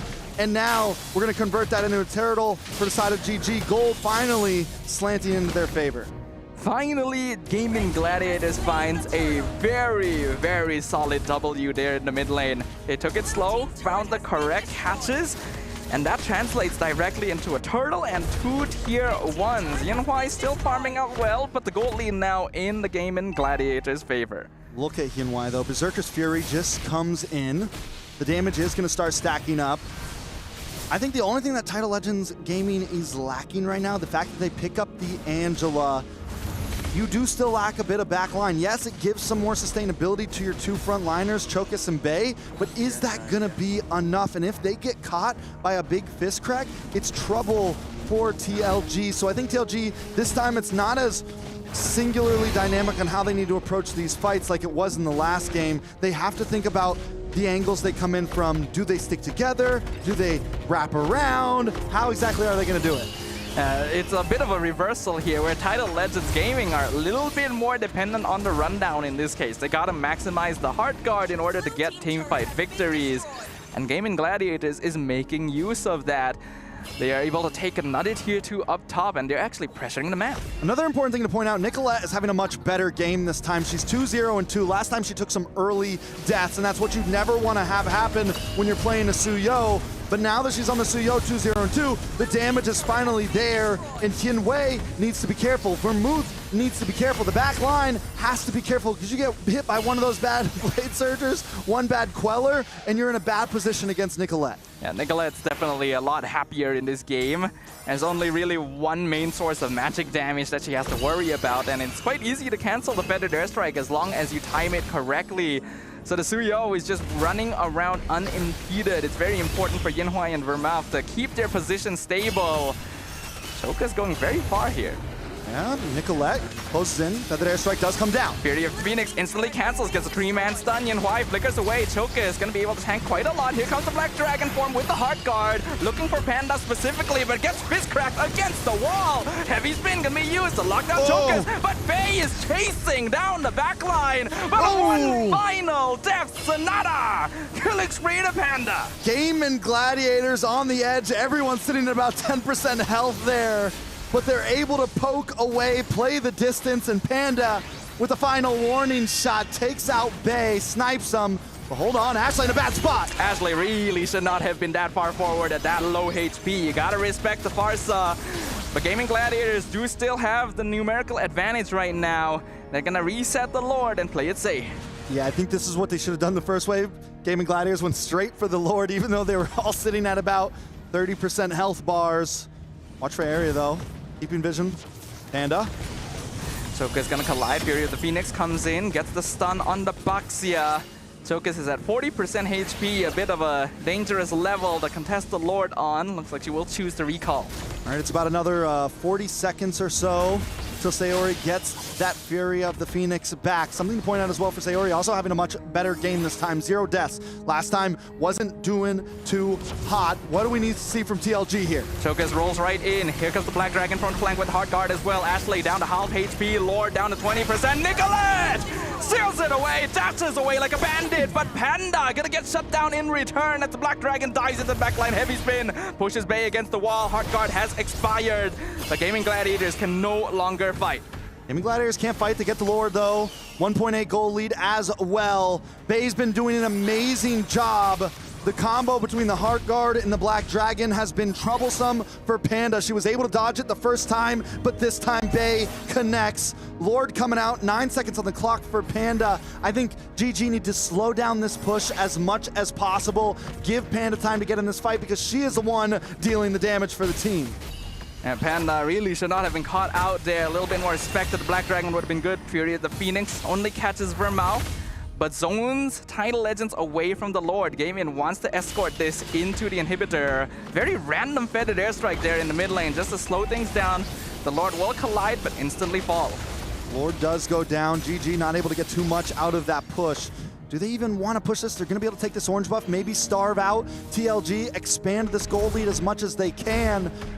Because here's the thing, in another 7 or so minutes, 5 to 7 minutes, it's going to be at that tie game score once again. And I think GG know the clock is on. GG will be able to take the mid inhibitor. Chokas looking to engage, actually. Stuns Ashley. Here comes the Black Dragon with the Heart Guard, chasing down Panda and Sayori. Aria's in position, does have the heavy spin, gonna use it, but they're not able to lock it down. There's a hole in the back of the purple buff. Finally, Faye gonna bet pushed against the wall. Panda executes the Yuzong. Chokas trying to hold the front line. Yinhuai chased down by Nicolette. It's a killing spree for the Suyo. Well played by GG once again. Panda this time, I'm saving this flicker. I'm saving it to the last second. Bay does what she's supposed to do, hits the Black Dragon, aims for Panda, but Panda continues to kite. Here's the opening GG is looking for. It's a 5v3 base defense. Tidal Legends focusing on clearing the minions, but GG are very low on HP total. They're not able to muscle their way in, so it is not the end game yet. And everyone once again on the side of GG is down low health. Tidal Legends Gaming doing a wonderful job at defending these pushes. They're still holding on to one more tower. Let's take a look at the items. Yin Hui still working on number 4 here. Still looking for the Malefic. Are we going into Malefic here? What is going to be this 4th item? We have a little bit of speed down the line though. Overall, Bay still doing a great job. Look at the map control from Nicolette on the top side.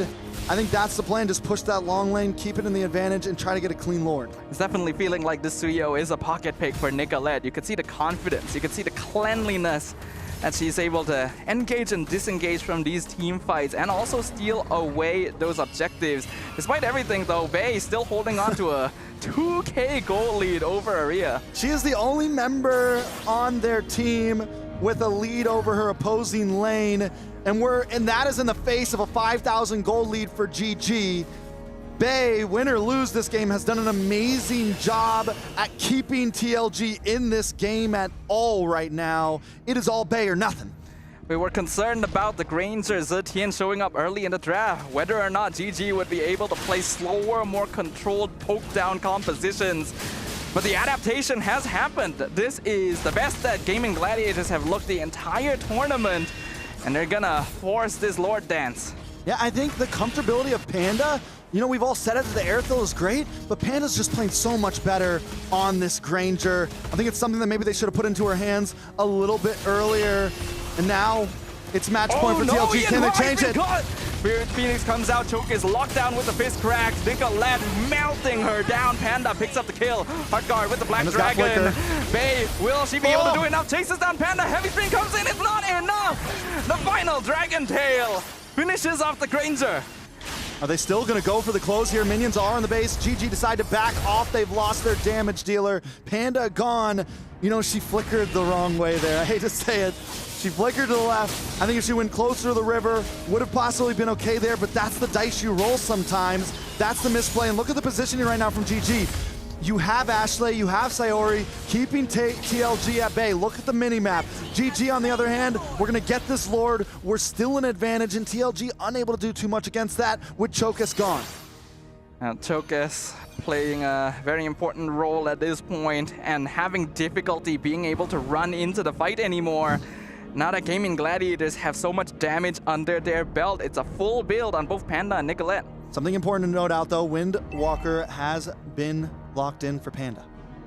That is going to be important when Bay tries to close in, when that damage tries to lock on, a little bit more survivability. On the other hand, I mean, man, Bay's doing insane damage, insane heal. This is the first time I feel like we've finally seen a EXP laner that lifesteal's actually, Spell Vamp is back a little bit, and it's kind of crazy to see. I kind of wish that Bay had a Winter Crown though, potentially, just to buy a little bit more time in the front line. Loa's gonna come in, Chokus trying to bait it towards the side with the only inhibitor left standing. Spirit the Phoenix comes out, Bay gonna be forced to back it up. The final inhibitor will fall, Heavy Spin pushes Vermouth into Gaming Gladiators, right into the iron sights of Panda, but Sayori gonna be traded in return. And now the Black Dragon chases them down, Fist Crack on 2, but it's the 2 tankiest members of Title Legend. Ardia jumps back in, mega kill for Nicolette, chasing down Yinhuai, 1v1 Gaming Gladiators! They have done it! They have melted through the ranks, and they will take their first victory of MWI. For the first time in 3 games, GG get a win, and the first time in 3 games, they finally go all in on a fight. They didn't split up in that last moment. It could have been easy to fall, but Panda holds it together, gets the kills that matter. The whole team finally seem a little cohesive. This is what we were talking about, Trex. This is what we've been waiting for. Some more controlled team fights, more deliberate movements, and a draft that doesn't already put them at a disadvantage from the very beginning. This is what we've wanted to see from the Gaming Gladiators. Very well done. I mean, not perfectly clean. You know, there were still some hiccups there. There were still a couple things to work on. But they put a win in the book. They're not leaving empty-handed right now without something to say, without a statement. TLG, though, what went wrong? I think TLG, unfortunately, while it is a solid composition and it was working very well for them towards the early to mid-game, once Gaming Gladiators started to save their resources a little bit more, wait out timers, and make full use of the Fury of the Phoenix to get in formation, the game changed dramatically. I mean, yeah, taking a look at the replays, oh, man, I still can't get over. Bay played a great game, but I think today Panda played, or this game at least, Panda played a little bit better. Arya as well. The Akai ended up working out. It had some big moves. Nicolette, everyone on the side of GG just seemed to finally be in sync here. We finally got a best of 3 for the first time so far in MWI, and I'm excited to see it. Leo, are you excited to see it as well? I'm excited to see the Suyo finally get a win. And in the face of a Farsa nonetheless, and it's not like that's the only real magic damage source. Baksha churns out DPS damage. Angela throws out DPS damage and some healing. But alas, Nicolette still got the dub. So if I were to just right off the bat name an MVP, I'm looking at Nicolette. I'm looking at Apple. Like, she plays the Suyo the way I would. The way you would. Is that well? Not really. That's very, very well. No, I'm actually looking for Suyo inspirations in the current metagame because come on, we all got that Sasuke skin, right? We all got the Sasuke skin. It's like, why can't we use it? What? That's a One Piece character. Oh, not. I did not get the Sasuke skin. Why not? Because I'm not. I'm more of a Naruto fan. So did you get the Naruto skin? I did. All right. Kakashi. Lucas does get some play, but yeah, no. Here today, GG stood their ground. They're not taking this lying down. TLG, though, I'm glad that they're still experimenting. Again, we were alluding to the Yuzhong, and here it finally is. It just overshot. It went a little too far and too deep. Yeah, I think we did see the Yuzhong a little bit yesterday. I forget exactly from which team. It was on Stream A. It did not win. I'm pretty sure. Leo could probably pull that info up for me. He's the real man behind the curtain right now. But yeah, I'm pretty sure it did not win yesterday. And once again, it does not win today. But today, I will say it looked very good. And holy Lord, we got some stats. This looks great. That looks good. All right, let's see exactly how Bay built this Yuzhong. It's hybrid. That's a good half of the build fully defensive with the Oracle and the Queen's Wings. And then the other half damage with the Hunter Strike and the War Axe. And she actually opened up with damage. Just to let everybody know, I think it opened up with Hunter Strike or War Axe into Blood Wings, into Oracle, and then maybe we're looking like we're finishing off with a antique cuirass, most likely here, I'm guessing. And nothing changes with the Suyo. Again, look at that.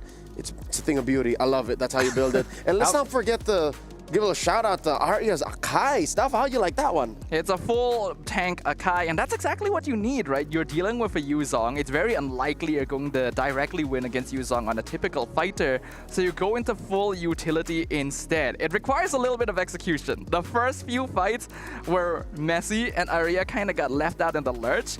And because she got pulled into so many fights, wasn't able to farm up nearly as well as Bae, but it didn't really matter because her goal, once we got into the mid to late game, is just use heavy spin on the Yuzong, and then that 10k net worth total no longer means anything. And once again, Diamond Gladiators proves to us your priorities don't matter, ours do. That early badang, once again, forced through the curtains right out the bat. That's what Coach Rex, Coach Midnight said we're picking, and they won with it still. I think Ashley has found, her flame. Like this is her hero. Yeah, and it took a little bit. It took 3 games, but finally, yeah, it is. In that game, it looked good. I was doubting it. I was worried about it. I saw it come on. I'm like, oh, here we go again. But Ashley, we saw that first big connection under the tier 3 in the mid, and that was kind of the game changer. That where we were like, okay, GG is here. I think it really also came down to a general switch in dynamic, right? Because in game 1, GG was playing the dive composition. Once they commit, they can't get out. The same thing happened to TLG, Once they decide we have to fight, there's no way to disengage if it goes wrong. Checking out our big 4. More graphics. Most damage dealt, of course, Panda with that Granger. And again, that's the story, it seems like, for Diamond Gladiators, is they're finding what they're comfortable with. Panda, highest GPM, highest damage dealt per game, highest damage per minute, most assists, again, that badang in the hands of Ashley, and chokes on the Baksha, the highest damage taken. In the absence of a traditional roam, because then you have the Angela, you're left to the Baksha. Not even the Yuzhong, because the Yuzhong is more of a, again, I hate to say, more of an assassin. The Oracle and the Queen's Wings are more of just ways for her to get out or for her to sustain the fight. But yeah, no, it all went down on choke guess. Like, she was the one peel. I think there was a need for adaptation from TLG, actually, because they were very good in the early game because Chokus takes the front line, then Yuzong dives the back, picks off the Granger and the Zetian straight away, but GG eventually learns this. They just keep Arya with those two and have the front line hold Chokus back for as long as possible. Because every time a fight starts, the Heart Guard goes in straight away. No waiting, no deciding maybe we shouldn't go for this. Yeah. Bae just dives in, and when you're 1v3 with an Akai as well, you're not gonna win that. Seems like a blind decision. So maybe TLG, they injected some innovation, but they did not think of the other options that they had, the variations that they could put into their play to try and stop GG from taking us all the way. A quick update. It was DreamHack Girls yesterday who brought in the Yuzhong in the hands of Day and lost. Very savagely, because that is the game that Yippee got. That was the Savage. Yippee scored the Savage. That's why on I him. think I saw the highlight and I was like, oh, there's a Yuzong there. Look at that. We missed that. But it's still lost. Yippee Kaye.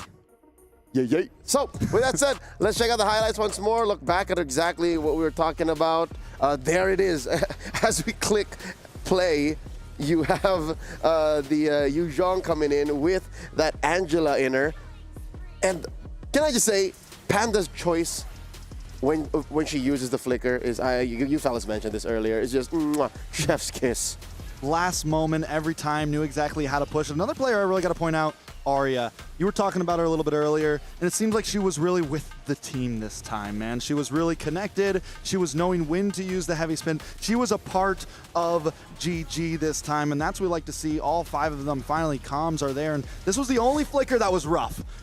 Panda went left. She should have went up. She should have went anyway, but well, the wall was there. I don't think she would have gone through the wall. It happens. Right? But yeah, that's the dice, right? Sometimes it's like, it's a 50-50, it's a coin flip. But she wanted to fight. Like, if again, assuming that her controls were where they are based on the map positioning, if she went up, she would have bumped into the wall. If she went down, she would have overshot or just bumped into the other wall down there. It's a tough spot. She could have just gone right, though, with her team, behind her teammates. Well, listen, whoa. Let's not hate on Panda too much here. Behind means she won't get the kill. So she was going in. It was an aggressive flicker. It was an aggressive flicker. An aggressive flicker. And that bump into the wall was just you know, half the way she wanted to go. But alas, a win is a win. We no longer have to think of what ifs, because the reality of the situation is Gaming Gladiators have pushed the limit. We're going all the way. TLG just a game away as well from being eliminated. Comes down the wire, sudden death, the rubber match, best of one. Rubber match. I haven't heard that term in a long time. I don't even know why it's called a rubber match, but you know what it means. It's because, yeah, you're bouncing back and forth. You That's know? the first time It's I've like heard being that in the term. ring. It's an American thing. You wouldn't understand. Yeah, it's a okay. sports thing. It's like a sports thing. Understandable. It's a rubber band match, you know, because you're bouncing. It's like, or when you're in the ring and you're throwing punches and you're. Something we're else. just, I'm really just breaking it down for everybody right now, but it's a rubber match. I think it's something else when I say rubber bands. Rubber band stacks. Rubber band stacks, baby. That's another American thing. That's what they're fighting for here. Again, the difference between 10,000 USD and whatever comes up if you do make it to the top 12 here, because this is 4 teams going away. Ladies and gentlemen, the draft has begun. It's Gaming Gladiators on the play. Coach Rexvin, I'm looking at him. He looks like he wants to pick the badang again. While TLG, they answer back, Coach Catvin, he's got to win this or else him and the girls are going home. The same can be said for both teams, right? Again, pushed against the wall, rubber match, as you guys put it. A best of one determines which of these two teams ends their journey as the first team eliminated from MWI. It's a thing, Sadafa. Let's take our word for it. I believe you. Yeah. Okay, cool. Heard some doubt in your voice. Maybe a little. And it's real. okay. I believe you. It's real. Like, you can Google it and you can do it in public. Gaming Gladiators banning out the Yusun Shin and the Uranus, while TLG taking out the Baksha and the Hayabusa. That's a lot of jungle prio. I mean, it's understandable. I think the junglers on both sides, oh wow, even more jungle prio. See? Both sides have done really, really well, right? Nicolette on the Suyo was terrifying in game 1. Chokus on the Joy was a big factor of how TLG won out the game. So we are seeing a lot of respect happening there and trying to narrow the game in a way that's a little bit more predictable overall. With the Kimi now being the final ban on the red side, Gaming Gladiators have a choice to make. And what is that choice? What's their first pick? Of course. I mean, that's a choice that each drafter has to make at every turn, right? We've seen typical picks would be something like Farsa. Then the Badang has been Badang seen. here? It's Yeah. GG. Again, they've found success with the Badang. Even game 1. Game 1 was winnable with the Badang. So I don't doubt that. And even with all these junglers taken out, that Kimi Prio, I think this makes Suyo even better. Mind you, there is still the Farsa and Zetian trade and Zushin, mind you, very lethal in the hands of Vermouth. You know what? I'm gonna leave this to Trex and Sdafa now. Y'all put on lock. This time, we're locking in Panda up front. We're taking in the Granger. It was comfortable last time, and I'm not completely against it, honestly. I think it could be solid. The Bosch is gone. TLG, though, what do they pick after this? Now, there's a possibility of stealing away the Badang at this point. And then besides that, you have to consider the mage matchup. Farsa and Zetian are both still wide open. So those are both possibilities. Farsa Badang? Yeah, Farsa Badang is possible. But when you think about the Granger and Farsa matchup, we've also seen something like Selena pop up. Ooh, and they take the Suyo. So it is a we're flipping the script here a little bit. We're flipping the table. The Suyo might be a little bit early, honestly. Fredrin is still open. I think it could be a solid pick for Nicolette here. I do think they should lock in jungle early. And then I think Farsa Fredrin looks solid to me. You have the damage for a utility jungler right now. You have the damage for that completely. There's no Hayabusas on the field. We still haven't seen Nicolette venture much farther than Hayabusa into the assassin pool, so I don't know if we're going to see something like a Lancelot pop up or the Ling. It's something we've been kind of hoping for, but she hasn't given it to us, even though there's ample opportunity. Well, if any time is the time to bring it out, that this is going to be it here. Potentially their final game. They go in the opposite direction, though. Utility jungle. We're going to see the Fredrin Arlet combination. A very powerful team fight setup and frontline duo. The good thing about the Arlot duo is we've seen it be flexed a little bit. It's most likely it's going to go to Arya. It's what we saw yesterday from Arya, but I'm not completely against seeing Ashley rock that if they want to, and that gives them a little bit of open ability. TLG, I think the Farsa is just a solid pick for them right here. If they don't, I got a feeling we're going to see mage bans all around the board in this second phase of bans. Yeah, I do like the Farsa here, especially if TLG were watching the match between Navi, MWI, and GG yesterday. Hani's Farsa's positioning oftentimes baited Aria's Arlet out of position. There's a chance to recreate that history depending on how much Aria has adjusted in that sense. But oh, going in a different direction, the 1-1 shows up for the first time. The 1-1 solid against the Fredrin, right? It's someone that wants to be stable. It's someone that wants to sit in the front. He's not going to be able to lock down on to this 1-1, even if he brings the dash in. She has that second skill. She has that ability to just kind of get away if she wants. So, and then he's going to be a sitting duck. So it's a very easy target to get those stacks off, to get that crossbow of Tang off. Let's see if she can pull it off, though. Yeah, I think it's a great choice. It's something that completely slipped my mind because previously many teams would ban the 1-1 if it was something they were considering. But here TLG sneaks it out towards the end. Mentor being banned out is just meant to avoid giving Gaming Gladiators even more counter engage since their front line is already very strong at this point. And a CC ban from GG will create some questions. Is this actually an EXP Arlet? I'm like I said, it's still very flexible. It's a pick that we know could go either way. It's the first time we've seen a pick that I think is just a solid flex pick overall for GG. TLG, on the other hand, there's actually no mage bans.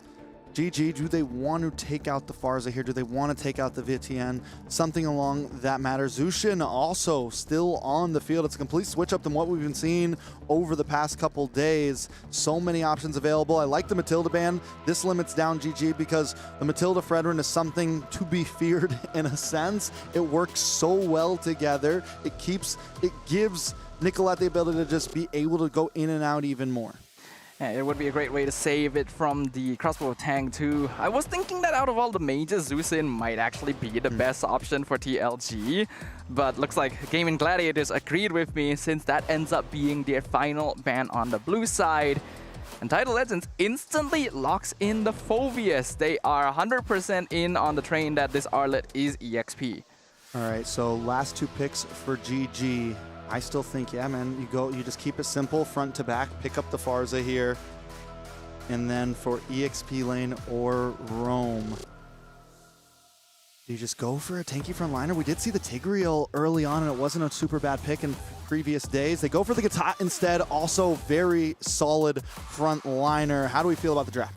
I actually really like the draft from Gaming Gladiators. They have a lot of tools. Their frontline is easy to play around. Their front-to-back composition is very traditional, and that makes it easier to execute.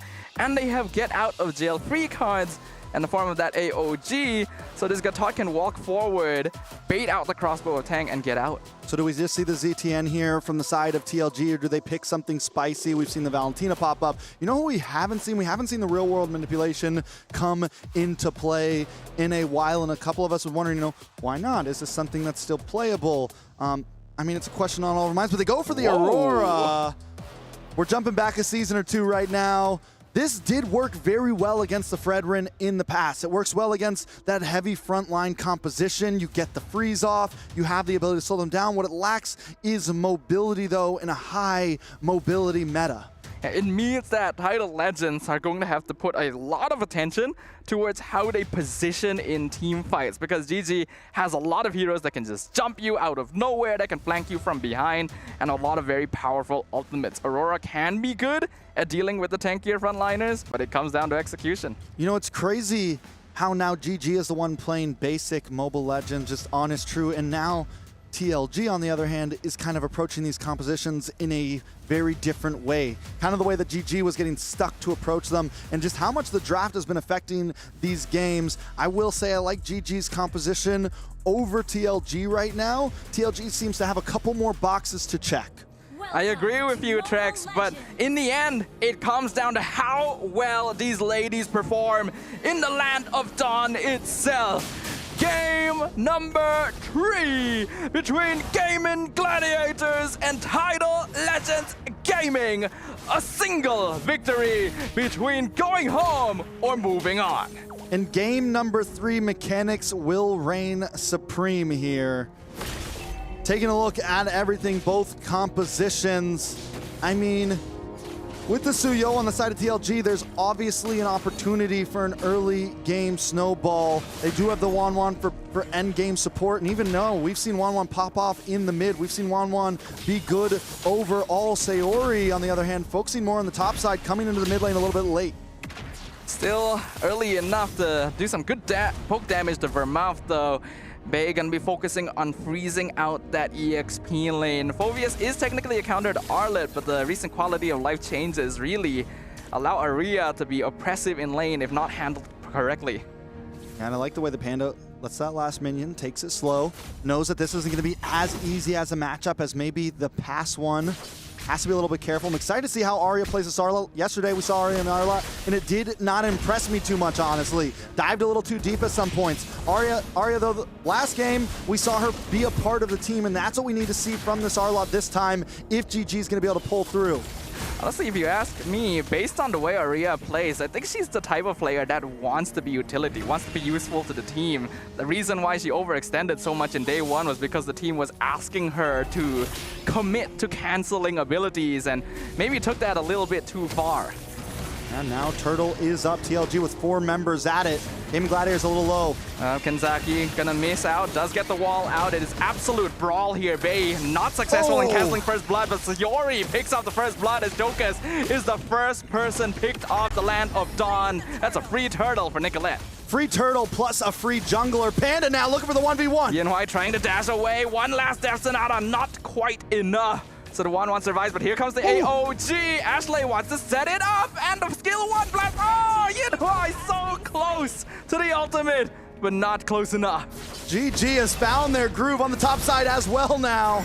Bay in 1v. But actually ends up being a 1-for-1. Aria stuck under the tower for too long. All right, let's take a look at the board. It's 3 minutes in, 4 deaths. Nicolette 1-0-1. Sayori with a kill for herself as well.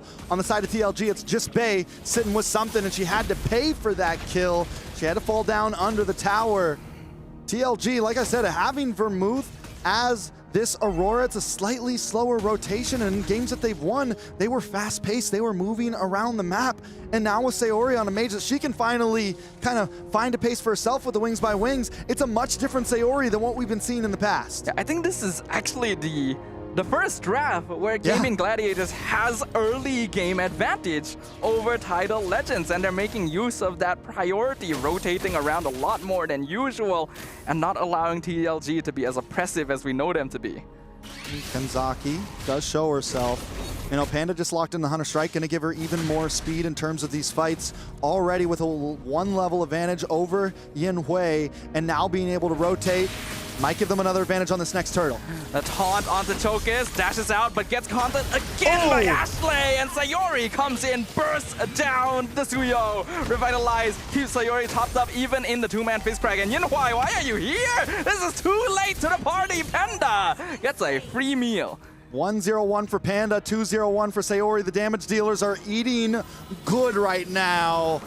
Another turtle as well for GG, most likely. This is getting bad quick for TLG. This is a completely different result than we've seen in the previous games. Gaming Gladiator with nearly a 3,000 gold lead in 4.5 minutes. Tidal Legends cannot even approach to contest this turtle. Yeah, I think at this point TLG's taking it right. They know, okay, we're our main snowball hero in the wait a second. 1v3, you can't dance out of that one. There's no dancing for sure. So we see Yenhui with 3 deaths. This is your late game hero. We have your early game hero, Suyo, with 2 deaths. What is the answer for TLG here? Yes, obviously at this point, it's we hold out. It's 3.6k gold lead 5 minutes in. We're got about 700 gold a minute for the side of GG. Towers are starting to fall. GG just needs to convert this into other parts of the map. Choke's in a bad spot. She's being vice gripped. 4 members of Gaming Gladiators running her down under her top tier 1. Choke is now 0-3-0 as well. Things are going from bad to worse. You know, TLG have done so well in previous games in terms of their map control, in terms of being able to spread out. But this is a time when they need to change gears a little bit. They need to group up a bit more because GG is hunting them down one by one across the map, and TLG nobody can get caught alone. Red alert has been activated. You gotta stick together because GG's a fast-moving composition, and if you're at a tower by yourself, you're gonna get dived on. But the more you stick together, the less you're able to farm, and this is way earlier in the game than you would typically want to start 5-man deathballing. But that's what you have. I mean, you're not deathballing, you are survive balling at this point. You are just huddling together, hoping you can get the scraps of food you can, because no, there's no other answer to survive this right now. Tidal Legends, they've already lost control of their jungle. We're only 6 minutes in and there is barely any space on the map to farm. The gold difference just expanding more and more with each passing minute. Panda's already nearly 3,000 gold ahead of Yinhuai. This is a terrible spot. Seems like GG's just been downloading for the past 2 days, and finally the information is locked in a bit. It's a completely different team than what we saw yesterday. It's a completely different game than what we saw in game number 1.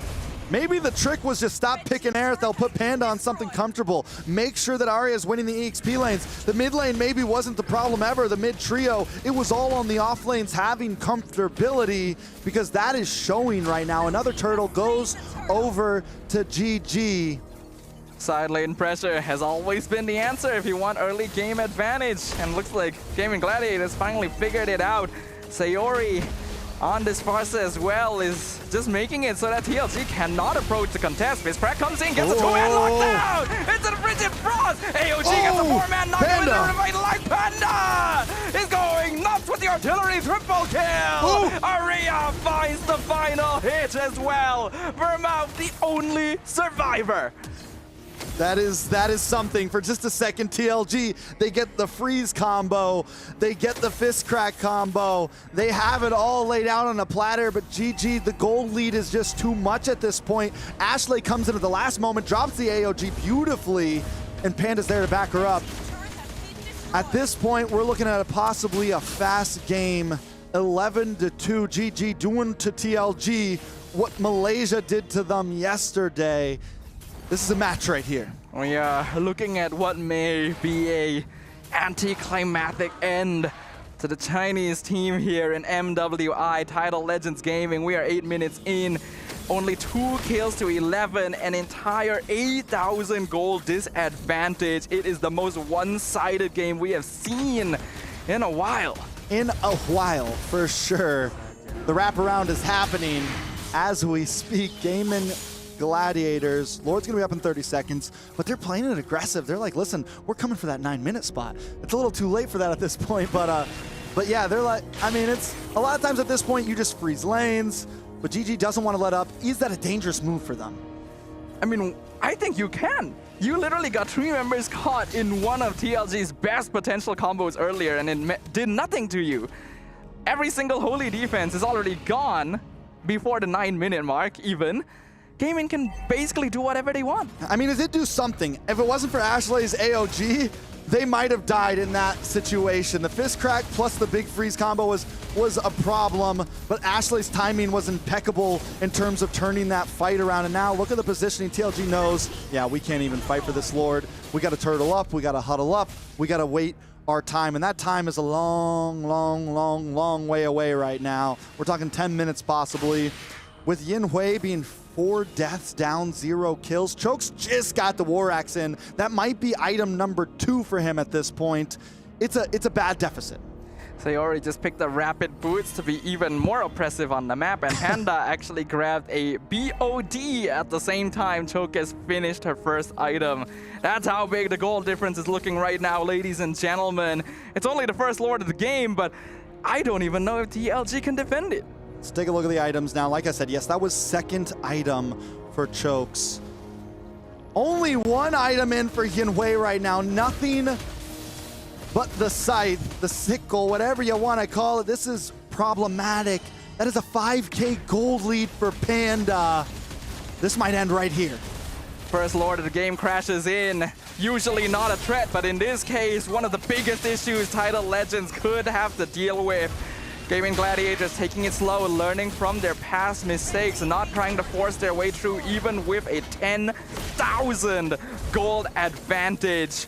but they're still sticking around. They know how easily it would be for them. The body to entry. AOG comes in, misses completely. Here comes the fist crack, finds the backline. Lockdown Panda forces the flicker away. Bridget Glacier misses as well. Chocus looking for Panda, but she is godlike. Double kill for the Grain Tear. And Nika, let's smash this! Chocus into the ground with your praises, Red. Yunhui looking for the crossbow of Tang, but is not able to find a triple kill for the Panda. Maniac!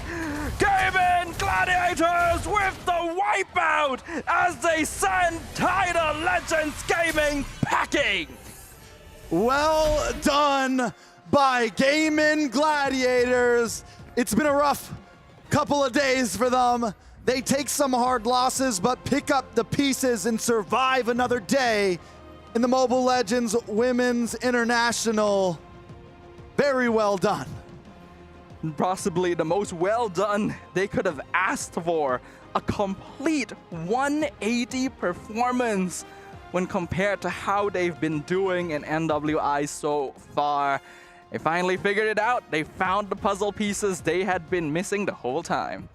I mean, it took a while, right? But like I said, it just felt like a completely different game that they were playing, getting the pieces together, finding a composition that truly works for them.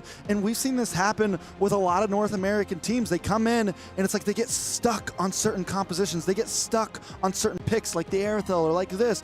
And this time they experimented. They tried something new. They finally gave Panda something comfortable that she's with. Does this mean that we're going to see possible bans on her next time? Who knows? But for now, it worked. Now, it's going to be a little bit of time. I think we will have an interview down the line, but any big words on that? How are we feeling? Let's look at these highlights. Man, I'm surprised. I did not expect this to go this way. I agreed with you, actually, that Gaming Gladiators had the better composition this game, but I did not expect it to go so one-sided. Even in the beginning, Panda was just given the works to Hyunwei, and then in comes Ashley. You know, all we really gotten to see Ashley play so far is that Badang, and she looked just as good on the Gatot. Very clean with it overall. Sayori as well on the Farza. Yeah, you're right. The composition was great for GG, but nobody thought it was going to be that big. We're going to throw it over. Looks like we do have some people on the field. Churro sitting with the girls going home right now. Let's see how everything's going down there. Hello. On the stage, it's Churros and the beautiful Vermouth from TLG. Unfortunately, having a dominant performance on the first match and not performing too well in the last match. Man, it's a sad thing to say goodbye, but before we let them go, I want to ask you a few questions. The first is, you know, you started MWI 2024, finished 9th to 12th place. This time around, what are some of your expectations coming into MWI? 首先很遗憾你们止步于这个小组赛，然后现在相当于是9到12名嘛。当时你们刚刚进入这比赛的时候，你们期望的是达到什么样的一种位置呢？我们刚进 MWI 的时候，我们是觉得我们能跻身4强的，但是因为我们也是输给了自己吧，所以现在已经就有点遗憾，没有小组出线。When we first entered into the MWI, we were hoping for like a top 4 placement. We felt that right now we have like the main opponent that we lost to was actually ourselves. We just didn't really perform to our own expectations, and it's quite a bit of a loss for us. Yeah, honestly though, after performance in game number 1, I really felt that TLG was actually top 4 potential. Tell us a little bit about your journey from last year's exit into MWI 2025, and what is your journey like? 确实，因为我们当时看到你们第一把打的就是非常强势，然后也有这个前4的那种实力，但是就想问你，现在走到这步，就是你这一年以来的经历，就是从去年的 MWI 到现在，你们经历一些什么呀？这一路感觉走得怎么样呢？我们其实打得挺难的，因为我们自己队内有很多问题需要去沟通和磨合，然后我们这个问题直到现在还没有处理得很好，然后这也是我们导致了我们今天失败的一个因素之一。It's been a really tough year for us. I think throughout the entire year, we have had a lot of issues with team communication, synergy, and coordination. And I think we just didn't really gel properly, or at least we had a lot more work to do on that front. And I think that was also one of the main reasons why we performed so poorly this tournament. And it's something that we definitely need to continue working on to improve for better results. Yeah, I think really just look ahead, learn. You either win or you learn. So learn, and hopefully we'll see you guys in MWI next year. Last thing before we let you guys leave, any last word for the fans on behalf of the entire TLG team? 最后有什么话可以有什么支持给所有那些粉丝在支持你们的吗？觉得有点对不起大家吧，因为没有做到自己的最好，然后也没有拿到一个很理想的成绩，但我们接下来会继续努力的。I'm sorry to all my fans for not meeting everyone's expectations and not performing to our own standards. But I thank you all for supporting us, and we will try to do better next time. Well, thank you very much, Vermouth, and thank you very much to Jin for translating all of this. Hopefully you have a better journey, and hopefully you come back stronger, MWI 2026. We want to see you here again. And with that, we'll throw it back to the boys on the desk. Over to you guys. Back to the boys stream, the B stream, the men's stream. It was eventually someone has to go home in these events, and that is the nature of composition. TLG did play an amazing game. We all hope to see the likes of Bei back, the likes of Vermouth back, Hyunhui, Chokes, and Kenzaki. They showed heart in these matches, they showed strength, and did an amazing job overall. There was definitely a lot of potential in this lineup from Tidal Legends Gaming, but it seems like a unexpected result here and an unfortunate one, but we can definitely admire what they've achieved so far. We've got one more interview for you guys, and that's with Gaming Gladiators this time. So once again, Churros, the stage is yours. Back on the stage, it's Churros here with the beautiful Ashley, captain of the Gaming Gladiators. Man, congratulations on your win. First game, really shaky start. Second game, third game, you dominated your opponents. You dominated TLG. First off, how are you feeling right now? I'm really happy. Not just me personally, my whole entire team is feeling really good right now. Man, I'm actually feeling really good about you guys. I'm a little bit starstruck because I've been following you guys all the way through from MWI last year. And last year, 5th to 8th place. Any expectations for this MWI challenge going so far? So initially coming into MWI, we expected to get top 4 at the very least, and my coach basically told me we have all the resources to achieve that, And at first things were a little bit shaky, and right now I think we're starting to get back into what we do best. So yeah. Yeah. So what clicked in that last game or the entire match? Like, that was just a 180 turn of events, and everyone was just so comfortable with yourselves, and I can hear you from the back room, and you guys were screaming, you guys were shouting, you guys were being yourself. What clicked? I think it was a mix of, some players having stage fright, some people having jitters, blanking out, stress, and eventually there's like a North America pattern. It's kind of like we leave it until the last second to actually show up. So now that we are in the last chance position, we'll show up. Honestly, that clutch moment really came through. To be honest though, yesterday you were eliminated, not eliminated, but you lost to Navi MY. I got news for you. It's not good news. I got news for you. They lost to TLPH. So the next match tomorrow, you'll be facing up against Navi MY again.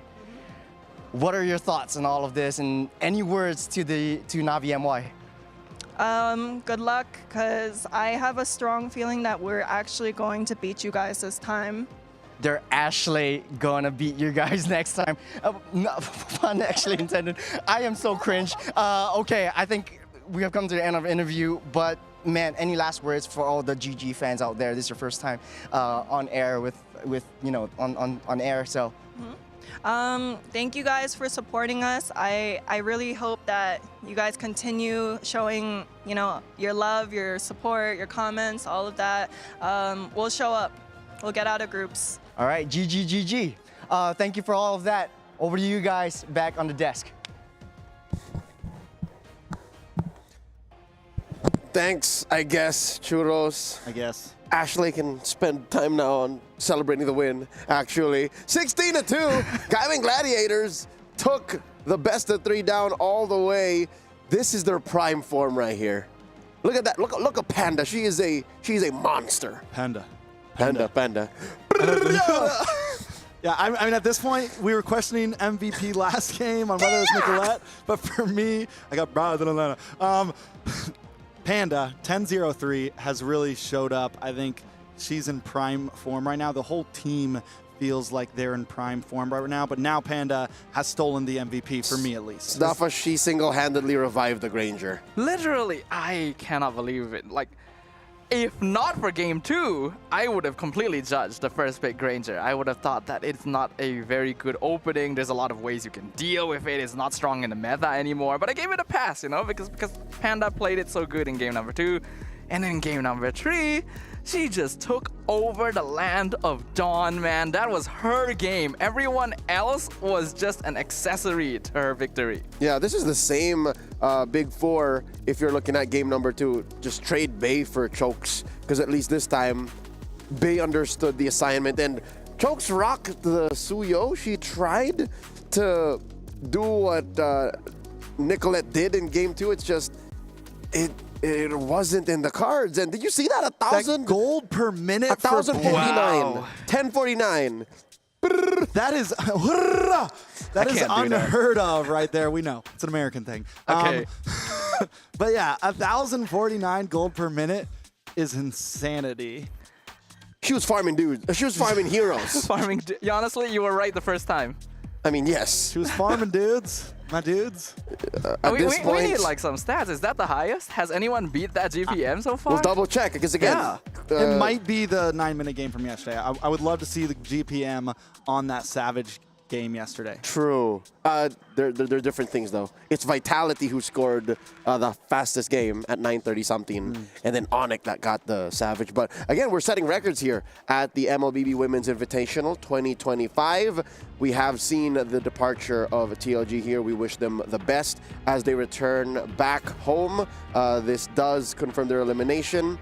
But GG, their journey continues. We're going to go on a quick break. When we come back, we got another best of 3 coming your way. I do believe that is a matchup between Virtus Pro from Vietnam in the Mekong region and CFU Gaming from Cambodia. That's a best of 3. That is our matchup of the day. You're not going to want to miss it. Stay with us. You're tuned in to the B stream of the MWI 2025 here live from Riyadh, Saudi Arabia at the Esports World Cup.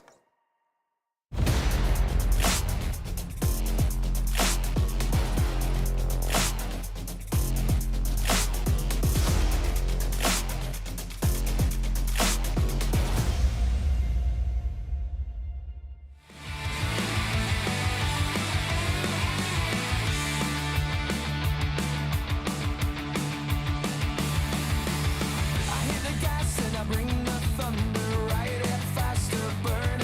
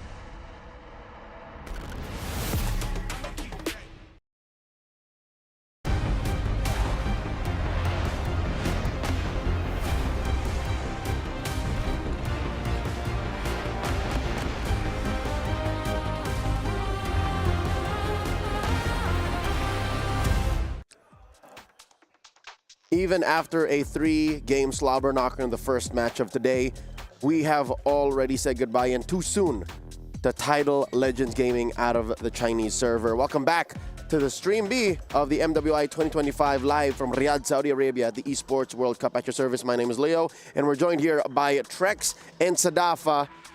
There's never enough time with these ladies, and when you just thought you were getting to know them and you're seeing them compete and stride and find themselves, elimination is at the brink.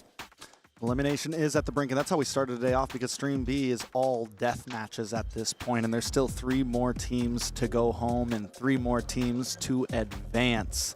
Everything is on the line for these ladies, and the potential is limitless. It's unfortunate though, the format can be very forgiving depending on who you ask, but if the situation doesn't line up, it can also be just as punishing. Every single team that is playing today has already lost their one and only life in the tournament after losing their matches yesterday. And that means that every single match here matters, every single game, every single moment. We've already witnessed the end of the journey for Tidal Legends Gaming. And as sad as that might be, that is not going to be the end for us today. And that is exactly what these ladies are doing. They're putting everything on the line for tournament life. Let's get to know one of the teams that is in action here today. We did not catch them on Stream B, but today they make their debut on this very broadcast. Let's learn about CFU Gaming out of Cambodia. All of the Khmer fans, give me a little homo mao for Moshi, Tegami, Fafa, Ui, Yui, as they enter the land of dawn. I mean, this is a team that we got to see last year. We've seen some of these players. They are not new to this. They're faces that are returning. And yesterday, the games maybe didn't go as planned, but I can still say that from what we've seen from all the ladies so far in this event, the turnaround can happen at any singular moment, and that's what I want to see from them today. CFU is definitely no stranger to the international scene. They have been around for quite a while compared to many of the other female teams in the MLBB ecosystem, founded in 2022, and have been international tournament staples ever since. However, their performance recently has been a little bit more hit or miss.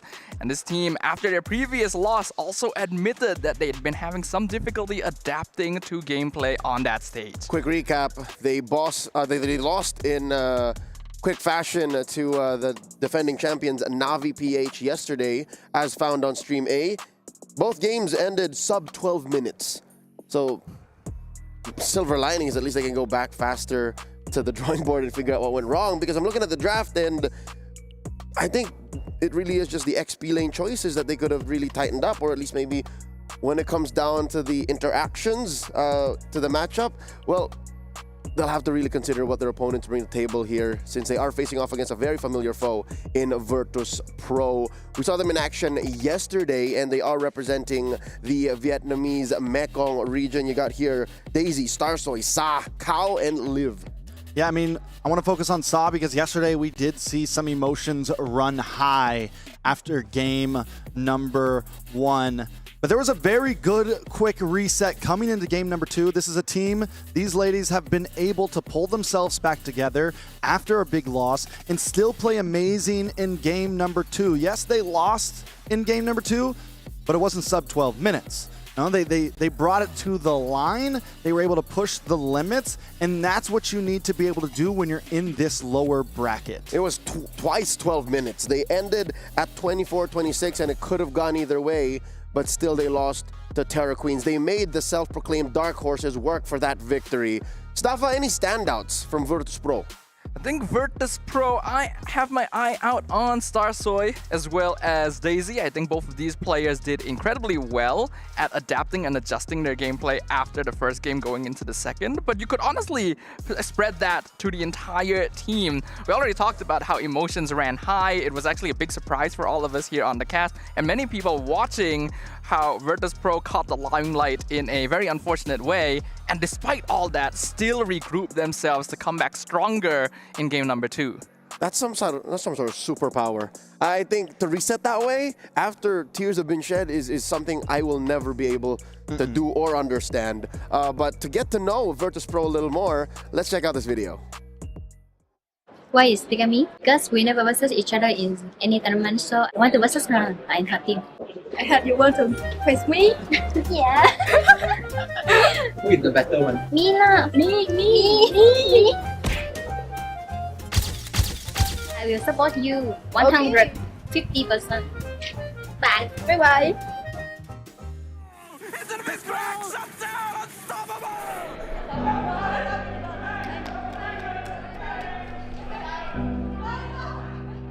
CFU don't care.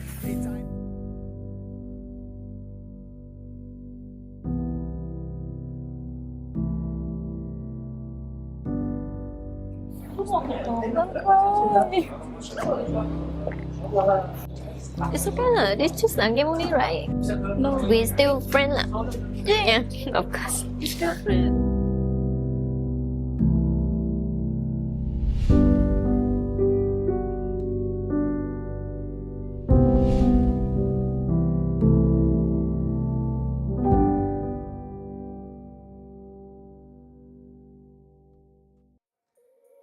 I thought I made peace with the fact that we were going to see one of these teams go home, but I did not expect to feel this way, knowing what's truly at stake. Again, close friends, never given the chance to compete against each other on a grand stage such as this, but now, can you believe it? The one time that they get the chance to play with each other is for tournament life. It's for tournament life. Production caught us off guard with that video. We've not seen that before. I was not prepared to see that. The only thing I have to disagree with was friends turn to enemies. I don't think those two could ever be enemies. And I think in some sort of poetic justice, who better to be sent home than someone that you care about, right? Who better to have to do that to you than someone that at least you're going to have fun doing it in the land of Dawn. I think that's the most glorious way to go out. In the hands of someone you trust, someone you love, someone who'd like to see you succeed. 150%, she will be behind her friend no matter what. Ladies and gentlemen, this is the last chance for either team to move forward through the lower bracket of their group and to maybe clinch a spot in the knockouts. Once again, this is Virtus.pro of the Vietnam Mekong region versus CFU Serendipity of Cambodia.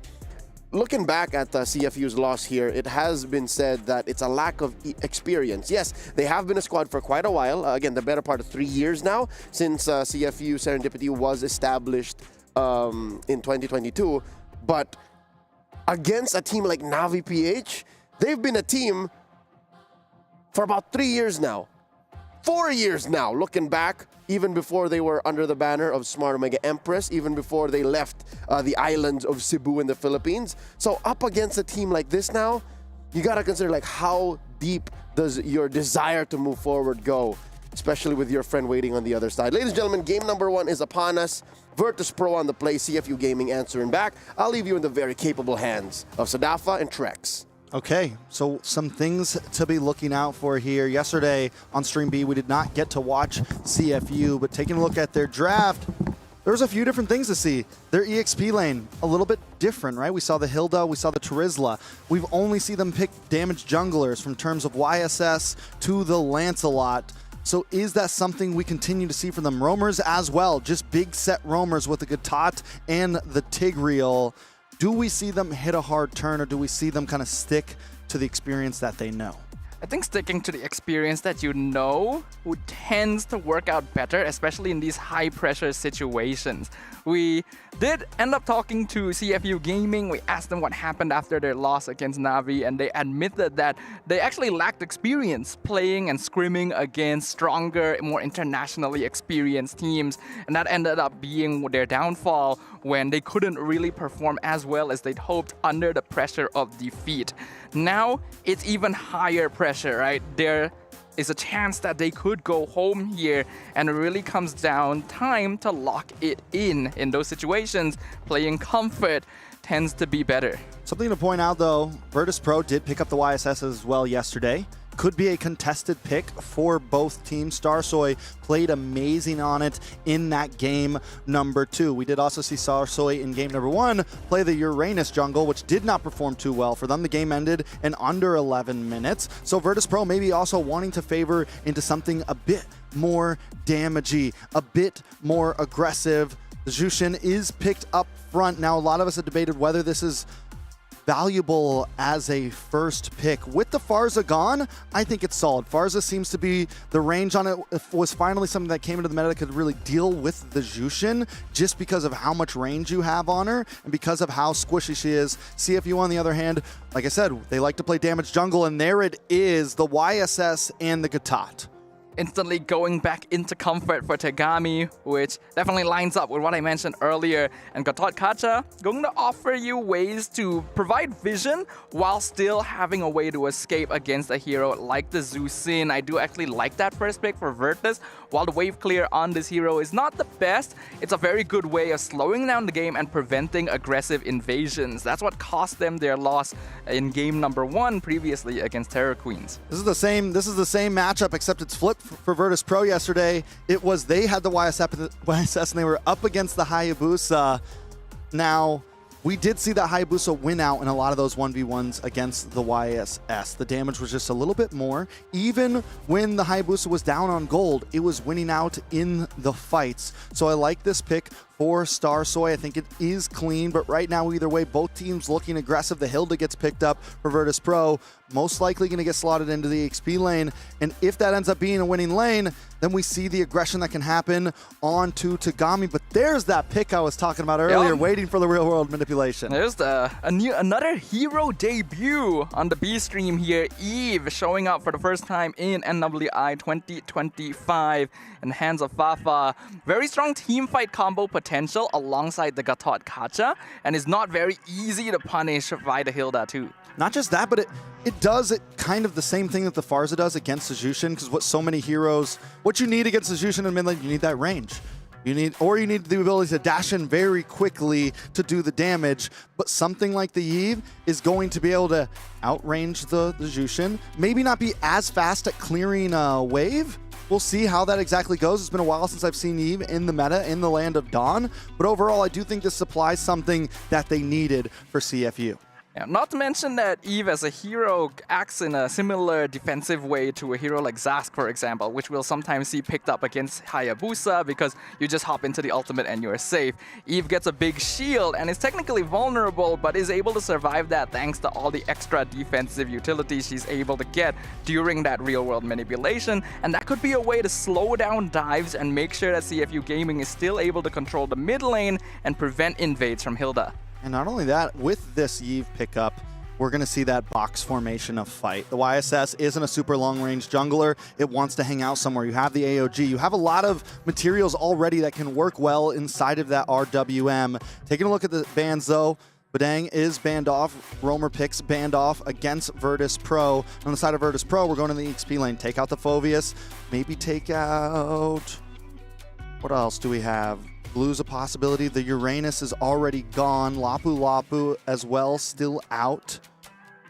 Do they just heavy into this EXP lane at this point? I actually think they may not necessarily need to. A lot of it comes down to whether this Hilda is going into the roam or the EXP position. CFU Gaming is trying to cover their bases in that way because they also ban out the Khalid. They're preventing a direct early invade duo. And it looks like Virtus.pro is going to stick to the CC, so there's still a very good chance that this Hilda goes into EXP instead, and that is information that CFU could use. Yeah, I think definitely EXP lane for the Hilda. I mean, of course, the flexibility is always there, meaning they still need to roam. CFU, though, on the gun right now with first pick. They take up the Hylos, a good... Since Hilda's already going to EXP, I would say a lot. Hylos Gatot do horrible against the glue. They could make a final last-minute swap here, but I don't think Virtus is going to do that. It might be a little too spicy for their taste buds at this point. But yeah, pick up the Moskov. Overall, pretty simple layout. You either go Moskov or carry in this situation, since there's quite a lot of bulkiness coming in from CFU. Moskov probably takes care of himself a little bit better, especially against the real-world manipulation. So that makes a lot of sense overall. Right now, what I think Virtus is going to need is a secondary frontline. Hilda is going to be diving in the back a lot of the time, which means that you need someone that's able to defend the Moskov from potential dives from the Yi Sun-shin and Hylos. Tigreal could be a solid choice here. With the composition that CFU brings, they're going to be grouped up. They're a team that wants to kind of stick in this box. But something similar to Tigreal, you take the Belleric, still something that's going to run in, try to get in the middle of everybody, hit that set type of play. CFU now with the final choice. We are seeing multiple new hero debuts here on the B stream. It's the first time Belleric, Eve, and Hylos have all been shown. And Belleric definitely fills in the slot we were talking about, right? Having a secondary backline defender that's very good at stopping dives. It is Melissa? Melissa. Last pick. We saw Melissa a little bit yesterday. Could be something that works here against Bit risky against Belleric, though. Granger's still open. All right. Granger's solid. Yeah, Granger's good. It can quite easily avoid Wrath of the Dryad as long as you stand far back enough. A little bit more vulnerable to Moskov and Hayabusa, but you already have so much teamfight potential anyway that as long as you play around it correctly, you should be fine. Yeah, I think overall both drafts have their objective to be played. CFU's maybe a little bit simpler, like I said, all meant to kind of huddle together, stay in this box, look for the real world manipulation, look for those setups with the Hylos and the Gatot, and just kind of play that tight rotation. On the side of Virtus Pro, a couple more elements added on with the Hilda possible early game aggression, with the Belleric looking for the sets, and with the Hayabusa maybe looking for the angles to get to the back line. One thing's for sure, Virtus Pro is going to be the aggressor in this game number one. They're the ones that need to get the ball rolling. They're the ones that need to make their impact on the map known. Whereas CFU Gaming will sit very comfortably just waiting for the mid-game for those big 5v5s. The Land of Dawn will open up once again for game number one between Virtus Pro on the blue side as well as CFU Gaming on the red. All right, so the age-old tale, friend versus friend. Tagami up against Saw right now. And the sad part is Tagami is a jungler. Saw's a mid laner. That is one of Tagami's #1 targets right now. Has to try to lock on, has to try to do the damage to that back line. And the thing about the YSS is it's going to be able to do that well against Saw because he has that dash capability. He wants to come in, close his distance, get past the flare, get past the lantern, and just take them out. It is, yeah, it's an assassin. It's kind of not an assassin. It's a fighter. It's a marksman. Who really knows? Who really cares? But Tagami has one objective, and it's to kill the squishies on the side of Virtus Pro. You could argue that Zusen isn't the squishiest mid laner, but as a marksman jungle, Yi Sun-shin is actually one of the few that can handle those kinds of conditions. So yes, Sa might end up being a victim of Tagami a lot this game, especially with Killing Spree taken as the emblem as well. Tagami intends to fight once she's got those items under her belt. And it's been a while since we've seen Killing Spree be such a prominent emblem for so many heroes. Like, yes, it's always kind of been around. We've seen it pop up here and there. Whoa, Daisy. Mountain Shocker comes in, Daisy in trouble, flickers away, but there is Ui. Locks down Hilda, and Tagami picks up first blood. Very well done, and that's exactly what they want to see here. And you mentioned when this started that VP needed to be aggressors early on. You could maybe argue Hayabusa might take at least an item to really come online, but still they need to not let the side of CFU get too far ahead. And with a kill and a turtle in the book, we're already looking at a small goal, lead 500 gold, but still map control overall for the side of CFU. You can instantly see how CFU Gaming's lineup is a lot easier to play around. Gatot and Hylos are such bulky boys that it's very difficult for the Hilda to actually leave lane and even try and mess with Tagami in the jungle. And we've already seen in the past, if Hilda is not able to apply pressure early, this hero drops off very quickly. Yeah, I mean, and Daisy can apply the pressure. It's okay if Daisy dies. That one death against Daisy isn't the end of the world. It's kind of the job, bides some time. And we're seeing Starsoy take her time overall. A little bit of action in the mid. Shouldn't be anything too major. The disengage does happen, but watch for Starsoy. Starsoy comes in, Ogi shadow kill on fire, but the real one manipulation. Use the shield necessary. Starsoy eventually picks him off the blocks. Gonna lock down Cow. It is a 1-for-1 trade. Roamer for mid laner though, and the kill does go into the hands of Starsoy. I was just talking about her. Needed a little bit of time, needed to clear some jungles, and gets past the RWM as well under the tower. So we're already seeing the possibilities of the damage, and Starsoy hasn't even gotten a full item locked in yet. Daisy nearly picks off Moshi in the EXP lane as well. The Hylos just barely survives, which is very important, but it also means that Daisy will be uncontrolled for a short bit. Will be able to shove in this lane. Starsoy now looking for Yui in the top lane. Doesn't even need to commit the Ogi Shadow Kill. Sets it up for Liv. The Moskov picks up the 1v1. Still didn't have the OG Shadow Kill, but was willing, knew, just got it right after that fight and was comfortable getting that kill. So very well done by VP. They're now coming into this game strong. And this is the aggression we talked about, right? Virtus Pro, as long as they're able to pick up a snowball, the tankiness of CFU Gaming will no longer become an issue. And Virtus have a lot more capability of going for a macro split pushes in the late game. Okay, a little bit of action down at the turtle pit. Kao gonna get taunted by Ui. Wrap the Dryad, flicker forward, pulls Moshi back into the revitalize from Ui though. And now it is gonna be 1v3. Daisy in the back line. Fear of Destruction lands on Tagami. AOG knocks up Daisy. And Hilda will be the first victim.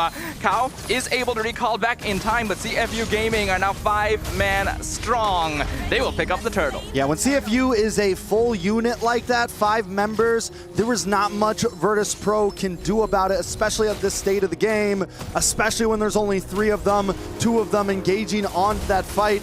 Virtus Pro, we're seeing the damage come from Starsoy, we're seeing the capabilities come from the team, but it's going to be a while until everyone can be together for these big fights. It's just not how their composition works currently, to where CFU can look for these group ups very early on.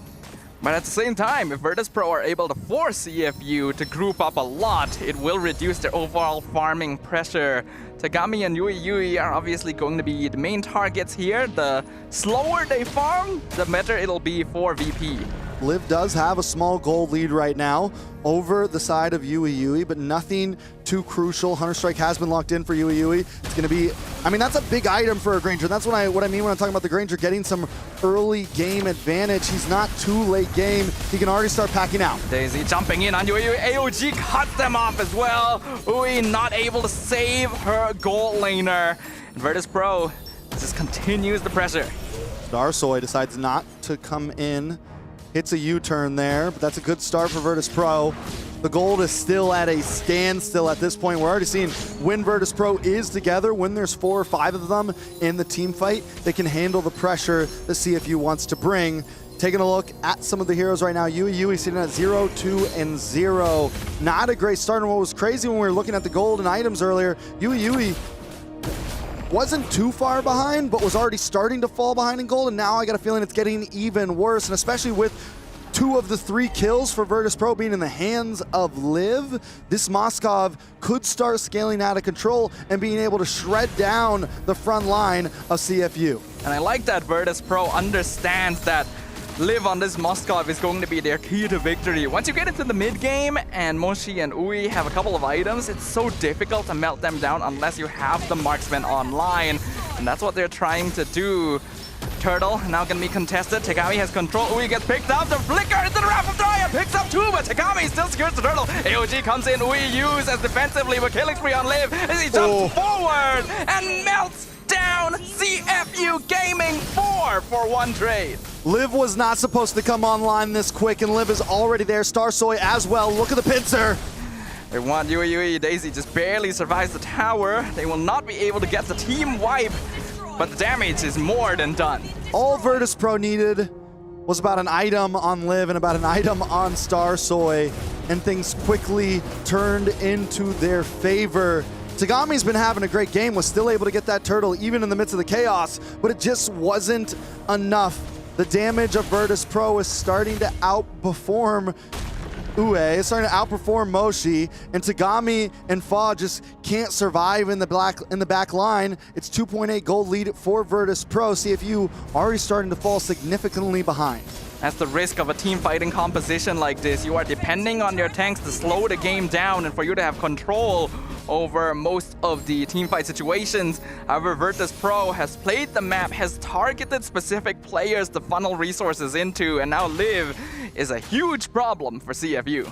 Yeah, I mean, again, Another Spear of Destruction finds Fire in the backline. Ardeleon comes up, but he melts so quickly. Unstoppable for Liv, dashes into the back. Wrath of Dryad locks down 2. Liv with the double kill as CFU is wiped again. Liv Liv. The way she played the distance on that Wrath of Dryad, the way she comes in with the Spear of Destruction first, her spacing right now is impeccable in these fights. Her positioning is key, and she knows exactly where to be, when to be. And also, she hasn't missed a whole lot of those SODs. It seems to be one of the biggest problems. Take a look at the replay. Now watch this.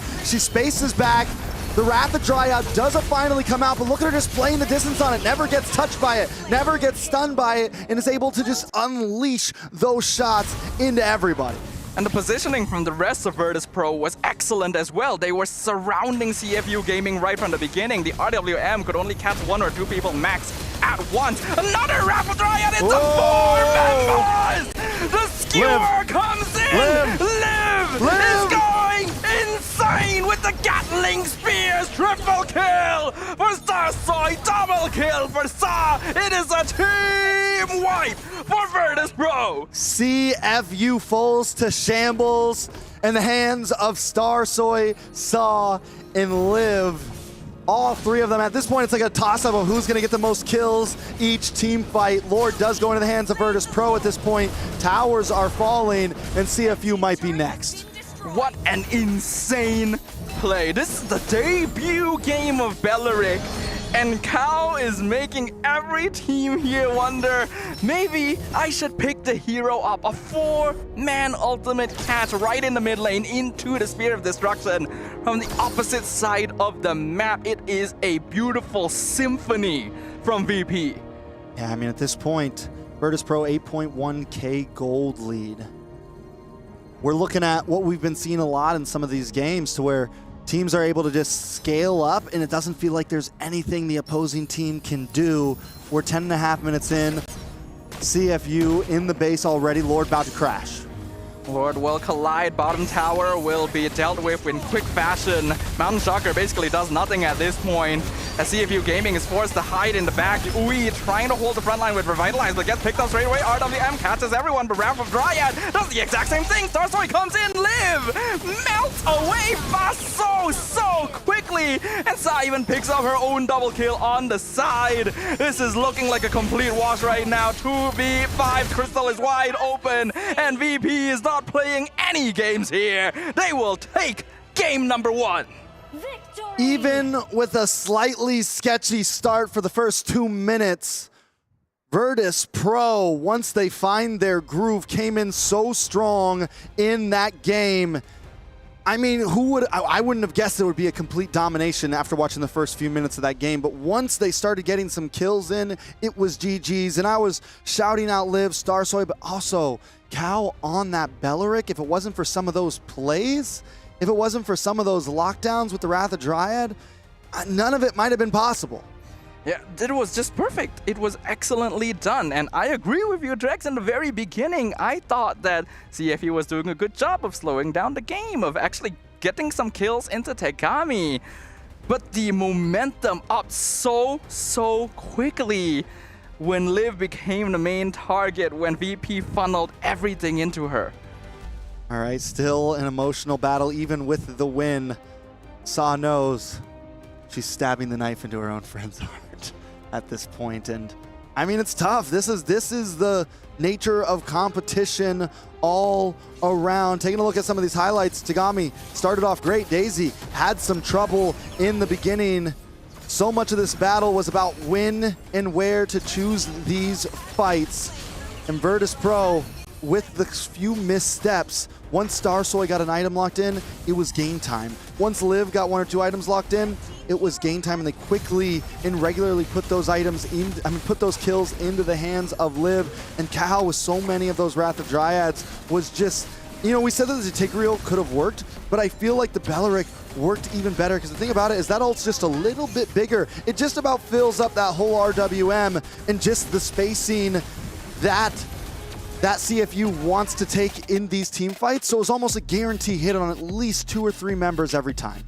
And the fact that she played it with a flicker made all the difference. There's a argument to be had between flicker, revitalize, or vengeance. The flicker made it work, and oh my god, when Cal found that first big ticket Wrath of the Dryads, it was just short of a minute from then Starsoy and Liv picked up the rest of it. Again, these Indonesian imports for Virtus Pro making bank for their squad. Again, putting CFU Gaming at elimination point, the brink of death from MWI 2025. Here's a look at the post-game stats. Again, 19-7. And just look at the item disparity. Most of Virtus Pro was almost reaching their final items in the build, while CFU Gaming was still struggling to hit the midpoint. Liv even already started selling shoes towards the end because of how confident she felt jumping into these team fights. You know, something really important to point out is those 7 kills on CFU were on 0 damage dealers on Virtus Pro. All the people that matter in those big team fights, you know, the ones that are going to output the damage, all went deathless. Saw, Liv, Starsoy, all sitting at beautiful KDAs this game. They knew the objective and they achieved it. Here's a quick head-to-head of the team's goal distribution across the board. CFU Gaming, they were farming, right? Yui was able to score some jungle creeps. She was able to get some Turtle and Lord gold. And then, of course, roam items meant more to her because the rest of her team was doing better. But compare that to Kao, who was all about impact, kills, assists, passive gold, minions. She was in lane more often than Yui because Yui was literally just throwing herself at Virtus Pro to save her cores. It's very true. And I mean, Kao knew exactly where to be when she needed to be there overall. You know, and it's a weird graph to look at between the two roamers, but I think overall it just shows that Kao made the right decisions in terms of where she was focused, where she needed to be at what time. Kao had excellent positioning throughout the entire game. She wasn't always the first one to initiate. She was following up. She was cutting off escape routes, and that positioning allowed her to gain the most assists across the entire game. But then there's Liv, right? She is the true star of this game. That Moskov, this is a hero you usually expect to take a while before he starts joining team fights, and Liv just throws that fact out the window. Yeah, no, she smelt blood in the water, and again, that is very much to the hard work and excellence put on display by Kao. That's another successful debut here on Stream B. Here's the thing, a little bit of trivia.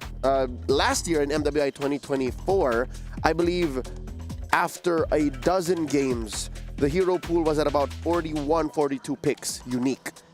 This time in MWI 2025, after the first dozen games, we're looking at 46, 47 unique heroes. Okay. So we've already surpassed the diversity and the depth of the hero pool in the metagame. What more now that we've introduced the likes of a Beleric, the Yu Zhong, Suyo getting revived?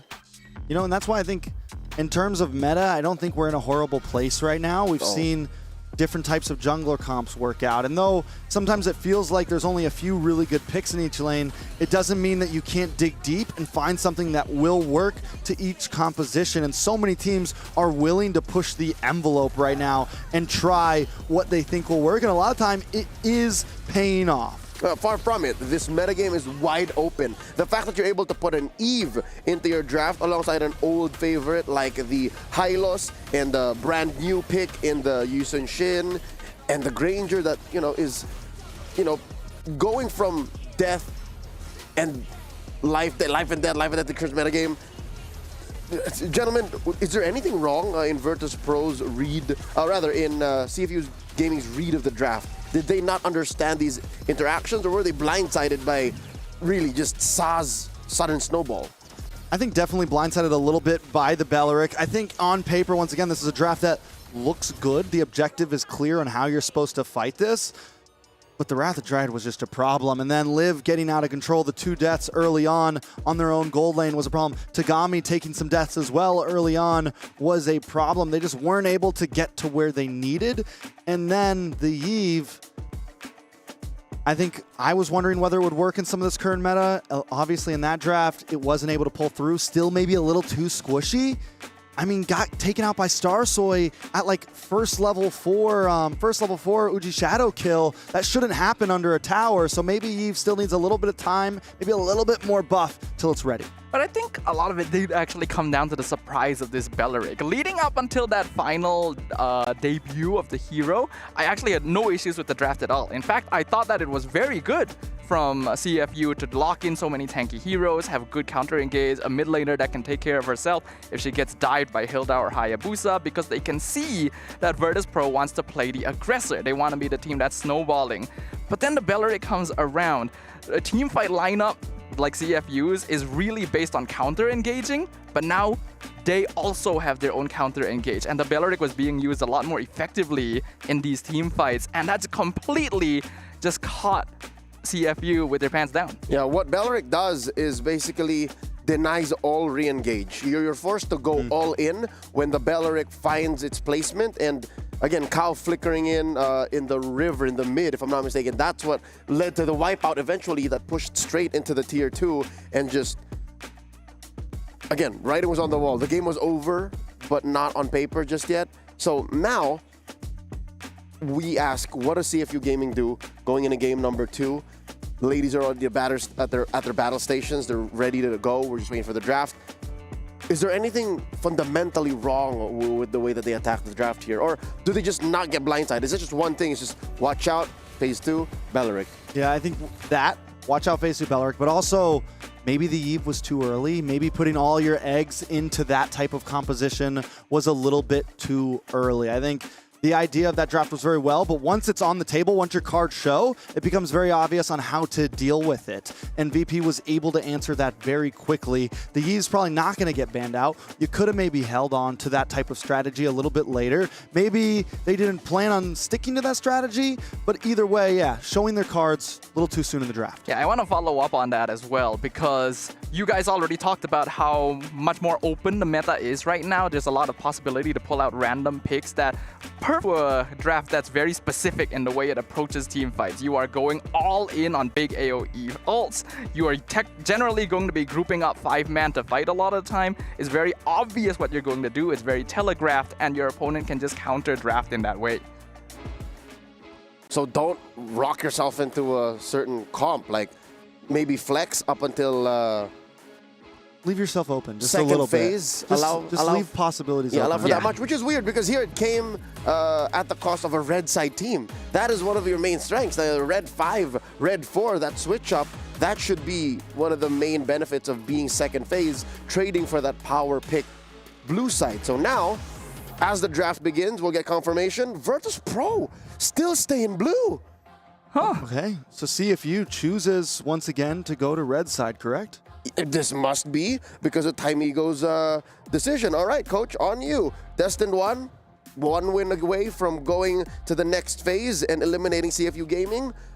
It's match point. This could be the last time we see CFU Gaming in action. It's now fine, Trex. I'll leave it all to you. All right, let's see exactly how this turns out here. Looks like graphic went down. Maybe they did switch sides. We'll see if that comes out exactly that way or not. What do you think we got to do? I think at this point, CFU definitely got to switch something up. Maybe go for a slightly different composition this time in the way they approach the game.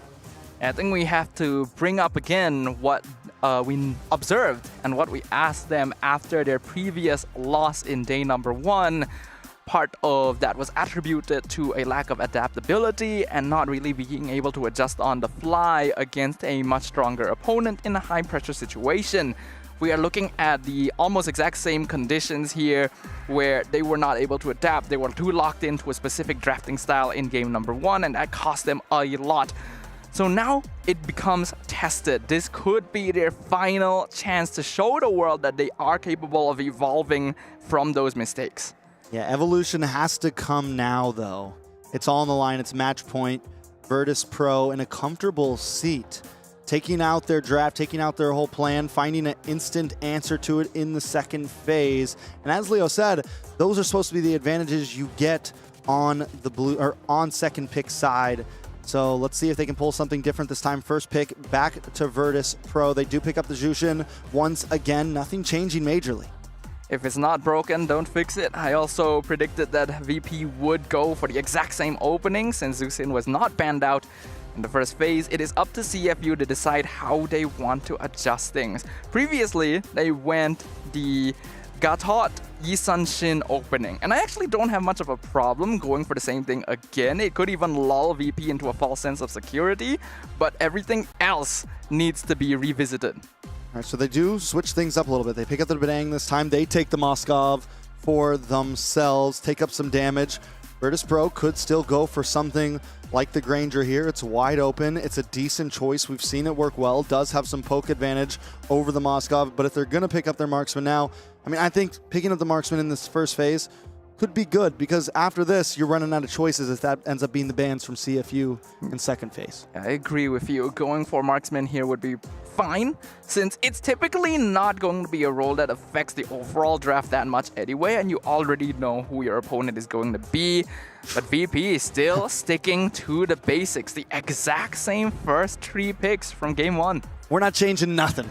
We beat you with it. We're keeping it the same, and not a bad vibe, because either way, this works right here. The Hilda, we kind of doubted it a little bit, but overall, this composition, these first 3 picks can be pretty good against anything you want to bring. You know, there's nothing, yeah, the CC could do some work to the Hilda. There's a few EXP laners that can give some work to the Hilda, but overall, the Hayabusa and the Jushin are just solid picks. And it's a great combination as well, because Hilda is going to punish weaker early game squishier junglers, while Zusin is able to handle slower, bulkier tank jungles. So you cover your bases while having that Hayabusa, which is very commonly banned out across the meta. Oh, this time they pick up the Joy, though, which is a hero that's kind of fallen out of the meta, but we have seen perform very well, at least in MWI so far. The Joy, though, I would say, even when it was still good, the Hayabusa normally gets the win on it.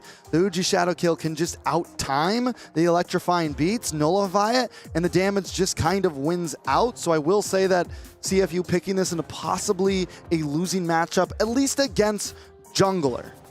It also means that CFU need to commit hard to winning EXP lane in the draft, because the Joy is going to be vulnerable to Hilda invades, and if you don't have a strong side lane to play around, then your jungle becomes very vulnerable. VP was actually on the receiving end of this when they played Uranus jungle with Badang roam, and they weren't able to deal with a Hilda. Yeah, so now into second phase of bans. Here comes the gold lane bans. As we kind of predicted, the Harith gets taken out. CFU, do they ban out the Granger here as well to just really limit down on a Virtus Pro hero pool? It's difficult to say. There are still gold laners that would give Moskov a fairly hard time. Iritel, Bruno would be pretty safe matchups, but CFU switches it up. They go for the ban on Tigreal instead. This is a common Joy counter, so they're trying to give Tegami the best possible conditions. Yeah, and I mean, I think it's solid. We saw the big set potential last time with the Belleric from Virtus Pro. We know it's something, that type of hero is something that Cow does a great job on, something that can make big plays for her team.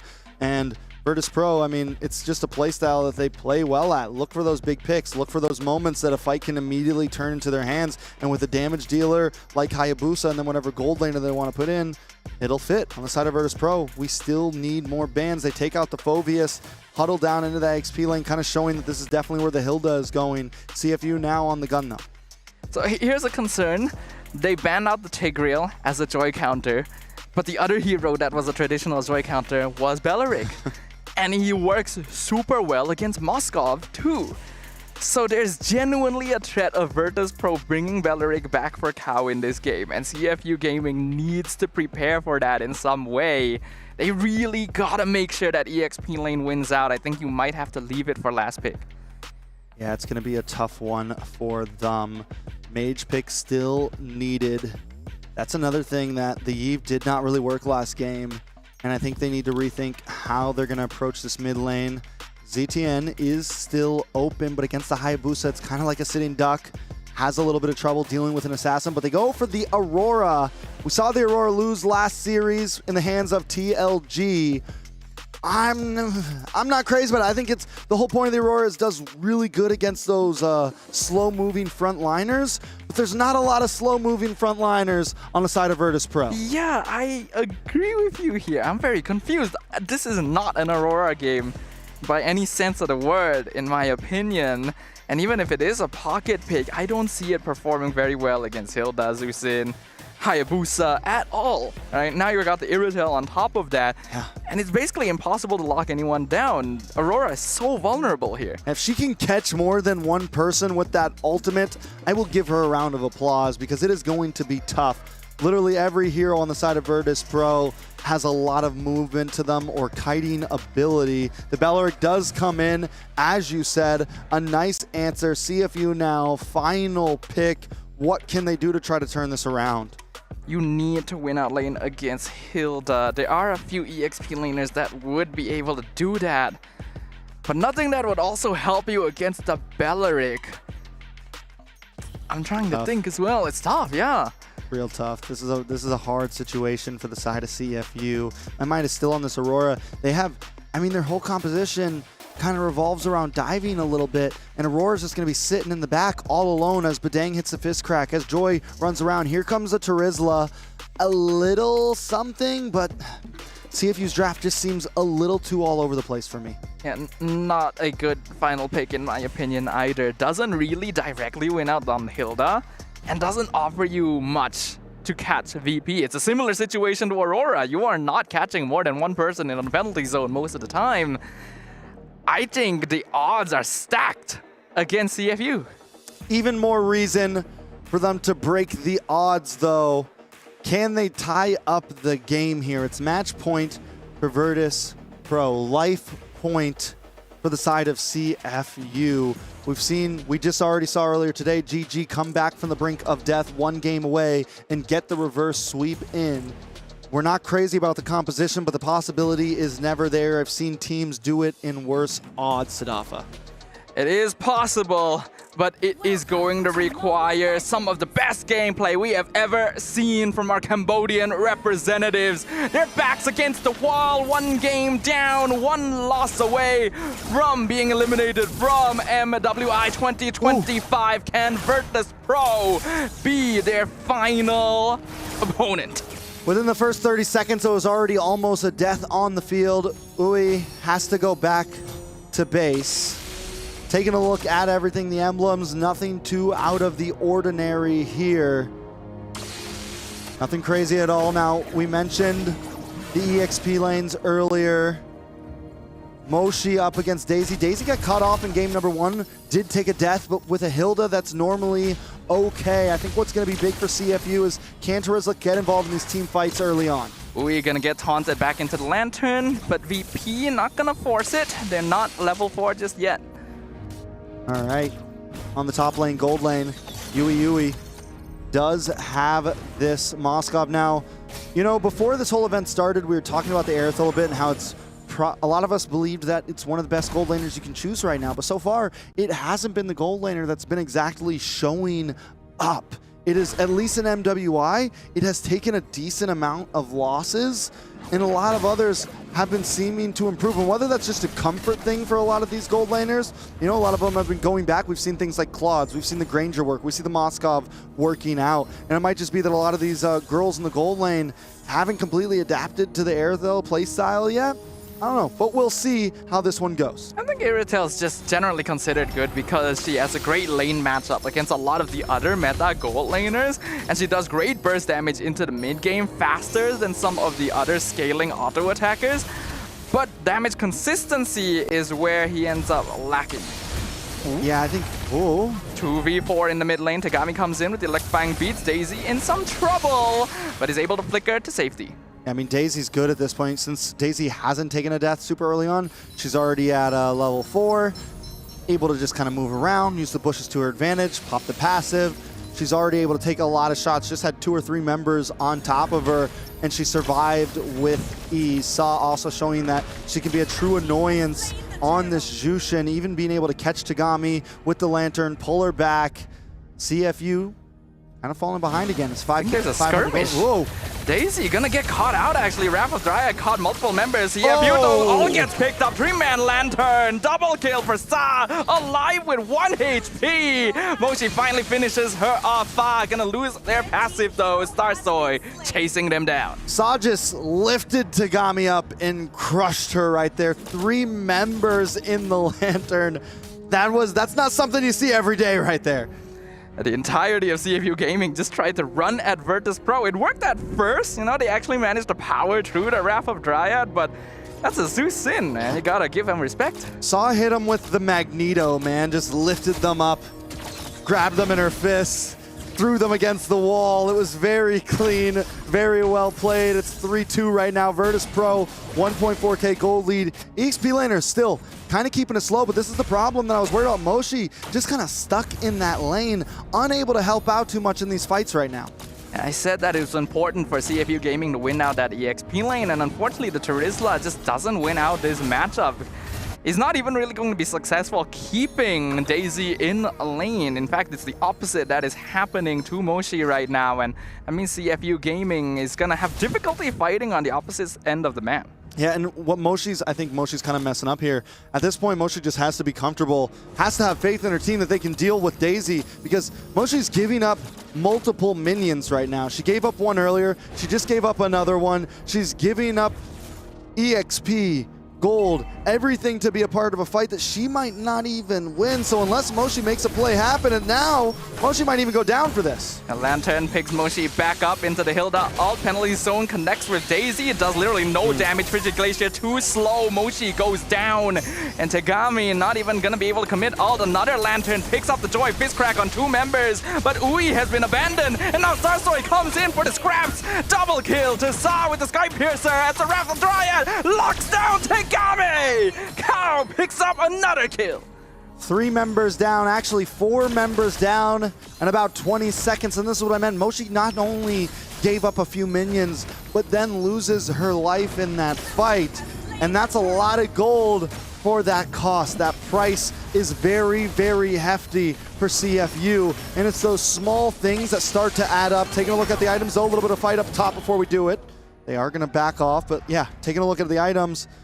Taking a look at Liv already working in onto that second item, sitting about 800 gold ahead of Yui. Liv in a lot of trouble though, caught 1v2 with the penalty zone. So that will help Yui catch up a little bit in farm. They though, in a bad spot, forced to use the flicker. Starsoy. Ogi Shadow Kill, jumps to Fa. Aurora still has the passive, but Fa not gonna need to use it this time.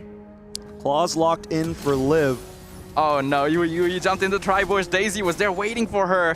Has to use the flicker to get away, but here comes Stars. Oh, what? Oh, was that the SOD to get away from the Uji Shadow Kill? A beautifully done mechanic right there, and it's moments like that where whether they're winning or losing, you have to appreciate some of these females playing. Man, I was prepared to say that Spirit of Destruction wasn't going to do anything there, but Ui also not going to be able to do anything here as Sa picks up the mega kill. So many Sky Piercer stacks on this Susin. Moshi now surrounded by 4 members. Starsoy with another one under her belt. Man, that was such a clean mechanic right there by Yui. It's not something you see every day. Top tower now getting taken down. Yui trying to make some play happen. CFU not wanting to give up this match too easily. But it's already slipping away from their hands. We're 7 minutes in. Virtus Pro is nearly at a 4K gold lead. A lot of that on Sa, who has probably picked up 4 or 5 kills since completing that Sky Piercer. This Zeusin is a threat. And CFU Gaming doesn't have very good ways of jumping on top of her. I mean, it's very similar to what we saw last game. Virtus Pro not even changing up their draft too much.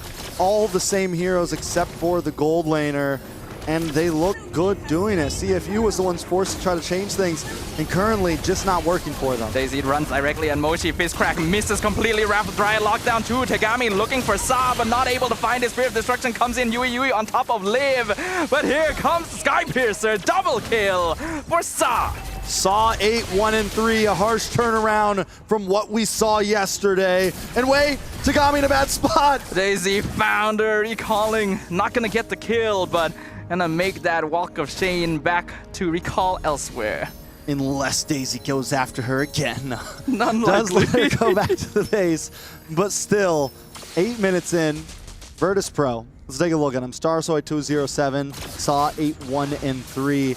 And Saw just does such an amazing job at sitting in the right spots of their fight. Don't think too much is going to come out of this. Just a little bit of a little testing 1, 2, 3 to see where CFU's health bars are standing right now. But as I was saying, Saw's been doing an amazing job, man, just holding herself together. Even though emotions have been running high for her, she plays the game well in that state, it seems. And there she goes again. Moshi gonna get picked up, lifted right back into Daisy, and picked up again. It's a godlike streak for Sa. Rapid Dryad actually misses Tegami this time around. But CFU not gonna be able to find anything from that. You know, for being such like a kiting, almost passive hero in a sense, I love it when a player gets on a roll with the Jushin and they just become this aggressive Jushin where they're in your face, you know, flaring to the side, grabbing you, throwing you around. I mean, it's definitely, you get the Sky Piercer in, and now you're doing even more damage, or you're assassinating people in the last few percentages of health. This is the type of Jushin that's very enjoyable to watch at times. And Zusin is no longer just the light that illuminates the way, but also way too bright and just burns your opponents in the first place. That is what Sa is doing for Virtus Pro right now. 9-1-3 on this hero. This is the second time this has happened too. For game 1, she also was a huge threat. And Starsoy still unkillable as well. The side of CFU, Tegami, needs to be a little bit more careful the way she approaches these fights. She can't just dive in. That's not the objective anymore. I think her main goal needs to be around not this Lord, but possible next Lord in terms of looking for steals, looking for small moments. Positioning is going to be key for her. She cannot take these fights head on. Fa as well, man. Timing on that ult, it's already such a hard hero to play in a match like this against who you're going against. So it has to be perfect timing on that ult. I don't think you want to use it as an engage. You want to use it as a last moment. Maybe even use it for when they're encroaching onto these towers, when you know they're going to be getting close together. Here comes the conceal play, though. Ui comes in, Fizzcrack connects with Cow. Not really the target you're looking for. Here comes, look at how much damage Zusin does all on her own. Frigid Glacier lands on Daisy, penalty zone on 4 members into the Spear of Destruction. But another Rapid Dry comes out, zones out CFU Gaming. They can't find anything. Yeah, I mean, even Yui knows I can't commit onto that Spear of Destruction. Yes, the penalty zone lands. Yes, everyone's grouped up, but still just maybe too risky. But at some point, CFU may have to commit the all-in here. I don't know when that point's going to be, but it might be coming a little too soon for their liking. That was already one of the best opportunities CFU could have asked for. They hit their AoE abilities on basically the entirety of VP. Tegami trying to jump on Liv, still surviving, I guess just trying to buy space, but Sa comes in, picks up the Legendary. That's a strange call. Sa does it once again, grabbing her friend and taking them out. Tegami down, and this is what I meant by Tegami.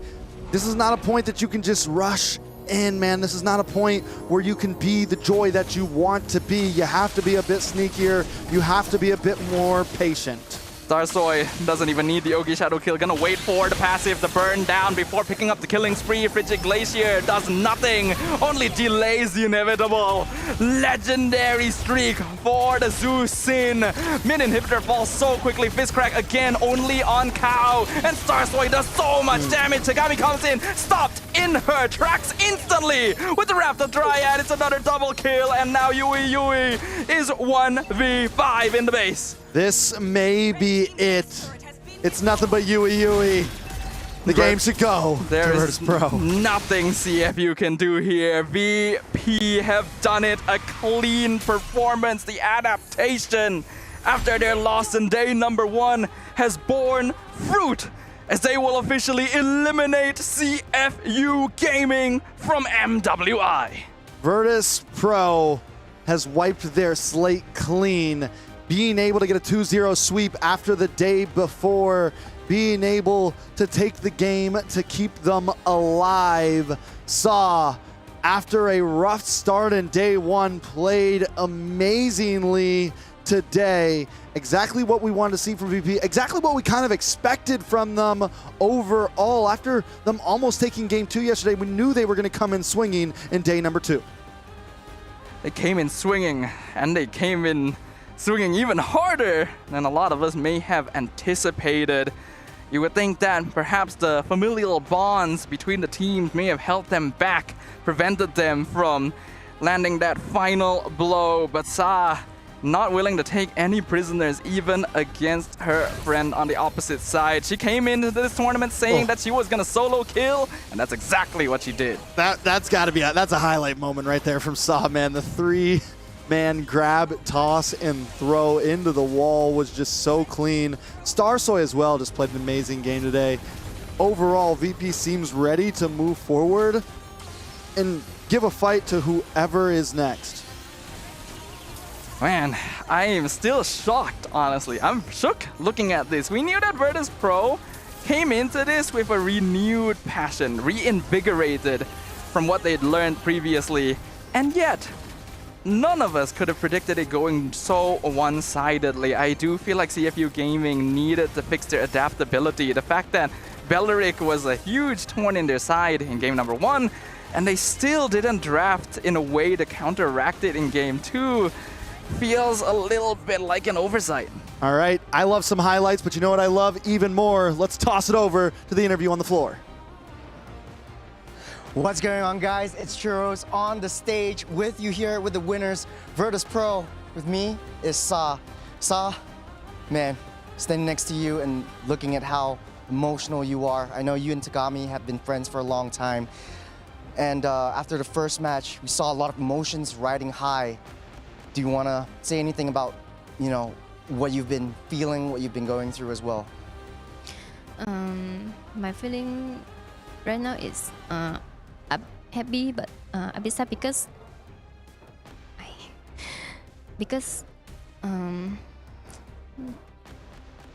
I beat my friend. Yeah. So I know this is a tournament, so we cannot like must have win and must have lose. So no choice. We need to accept it. Man, honestly, I'm starting to feel like tears coming down my eyes as well.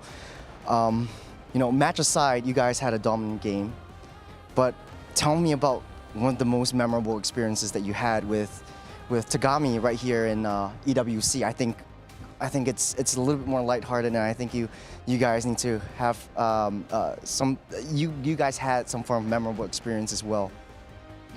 But I don't get the. Tell me about the most memorable experience you had with Tagami in memory right here in EWC. We yesterday we have talked with each other, and we talk about the game today. Then she just said to me, I just like be happy, play happy, and don't think anything like we're enemy or what. Just do your best. Yeah. Okay. Hopefully, I think Tagami also feels the same for you moving forward. You have one more match in this group stage. What is Virtus Pro feeling right now, and how are you confident in moving through to the next stage, and what needs to change? I feel very confident right now, and my team also. And I trust my team. We can do it. I can do it. Yeah. In the next match. I believe you guys can do it too.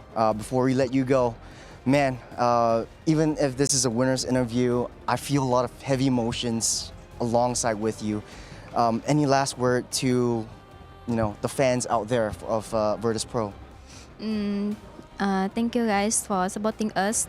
Thank you everyone, my fans, my family, my friends for supporting us and always follow us and watching us in every tournament. Thank you very much. Thank you very much. With a heavy heart, man, I know, Sa, you have to say goodbye to Tagami on the other side, and we will talk to her a little bit later, but for now, back to you boys on the stage. A heartfelt talk with Sa of Virtus Pro. Hard to celebrate exactly when you dropped your friend, and in such a dominant fashion as well. A quick look once again at game number 2. Back-to-back, gentlemen. The Beleric in Cow's heads. We could have sworn after that long talk we had pre-game 2 that this was going to end here, that we weren't going to see it again, but alas, it is what downs CFU. Yeah, the Beleric was a monster. I mean, overall, VP just got back to the roots, it feels like. It just they played what they felt good on. The coaches drafted what they felt like would work. Even if it was a risky pick, it worked very well in the composition against what CFU brought. And I really have to point out that, you know, The fact that it's all so emotional, maybe that's what makes her play even better, because right now she was just, 12-1-3. Double digits. This girl was a monster in the Land of Dawn. Yeah, she's down there tearing up emotional about eliminating her friend, but in the Land of Dawn, you can see none of that. It is bloodthirsty, but we've got another interview. So Churros, take it away. Back on the stage, on the other side, we have CFU Gaming. With me here is Tagami. I talked to Sa earlier on, and I know it's a little bit of a heartfelt moment for both of these two teams, both of these two friends turned rivals, and unfortunately one has to go. For Tagami, let me know about your journey so far in the MWI and EWC.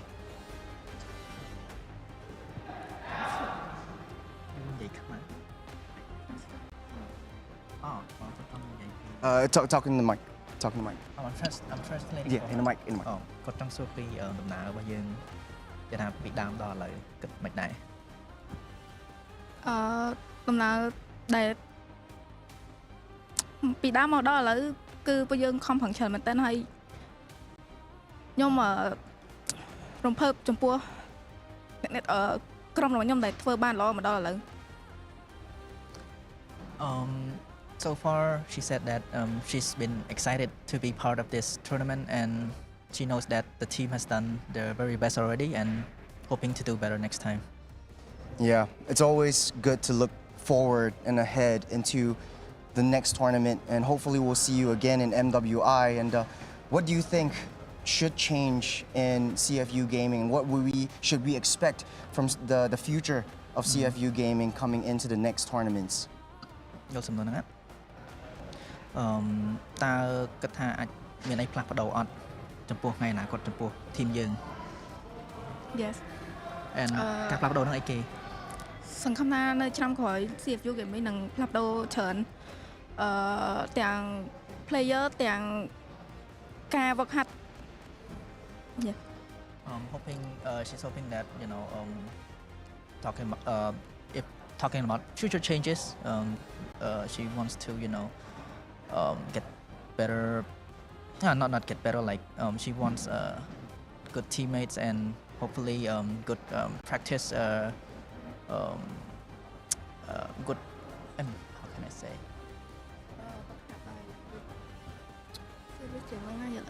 Hopefully the practice sessions get better. Yeah, hopefully we'll get to see a better version of CFU in the next tournament. We also have Sa on the backstage. I know she's making it through to the next round. Is there anything you want to say to your friend? I wish her all the best, and she will have all a good game and good luck. Well, simple words. Man, it's really a heartfelt moment. I know in every competition there is a winner and a loser, and unfortunately we have to say goodbye to you. You had a great journey, and even with this match, it wasn't a one-sided game. It was, you guys fought hard, and I thank you guys for that. Any last words to all the CFU fans that are out there watching and still supporting you guys?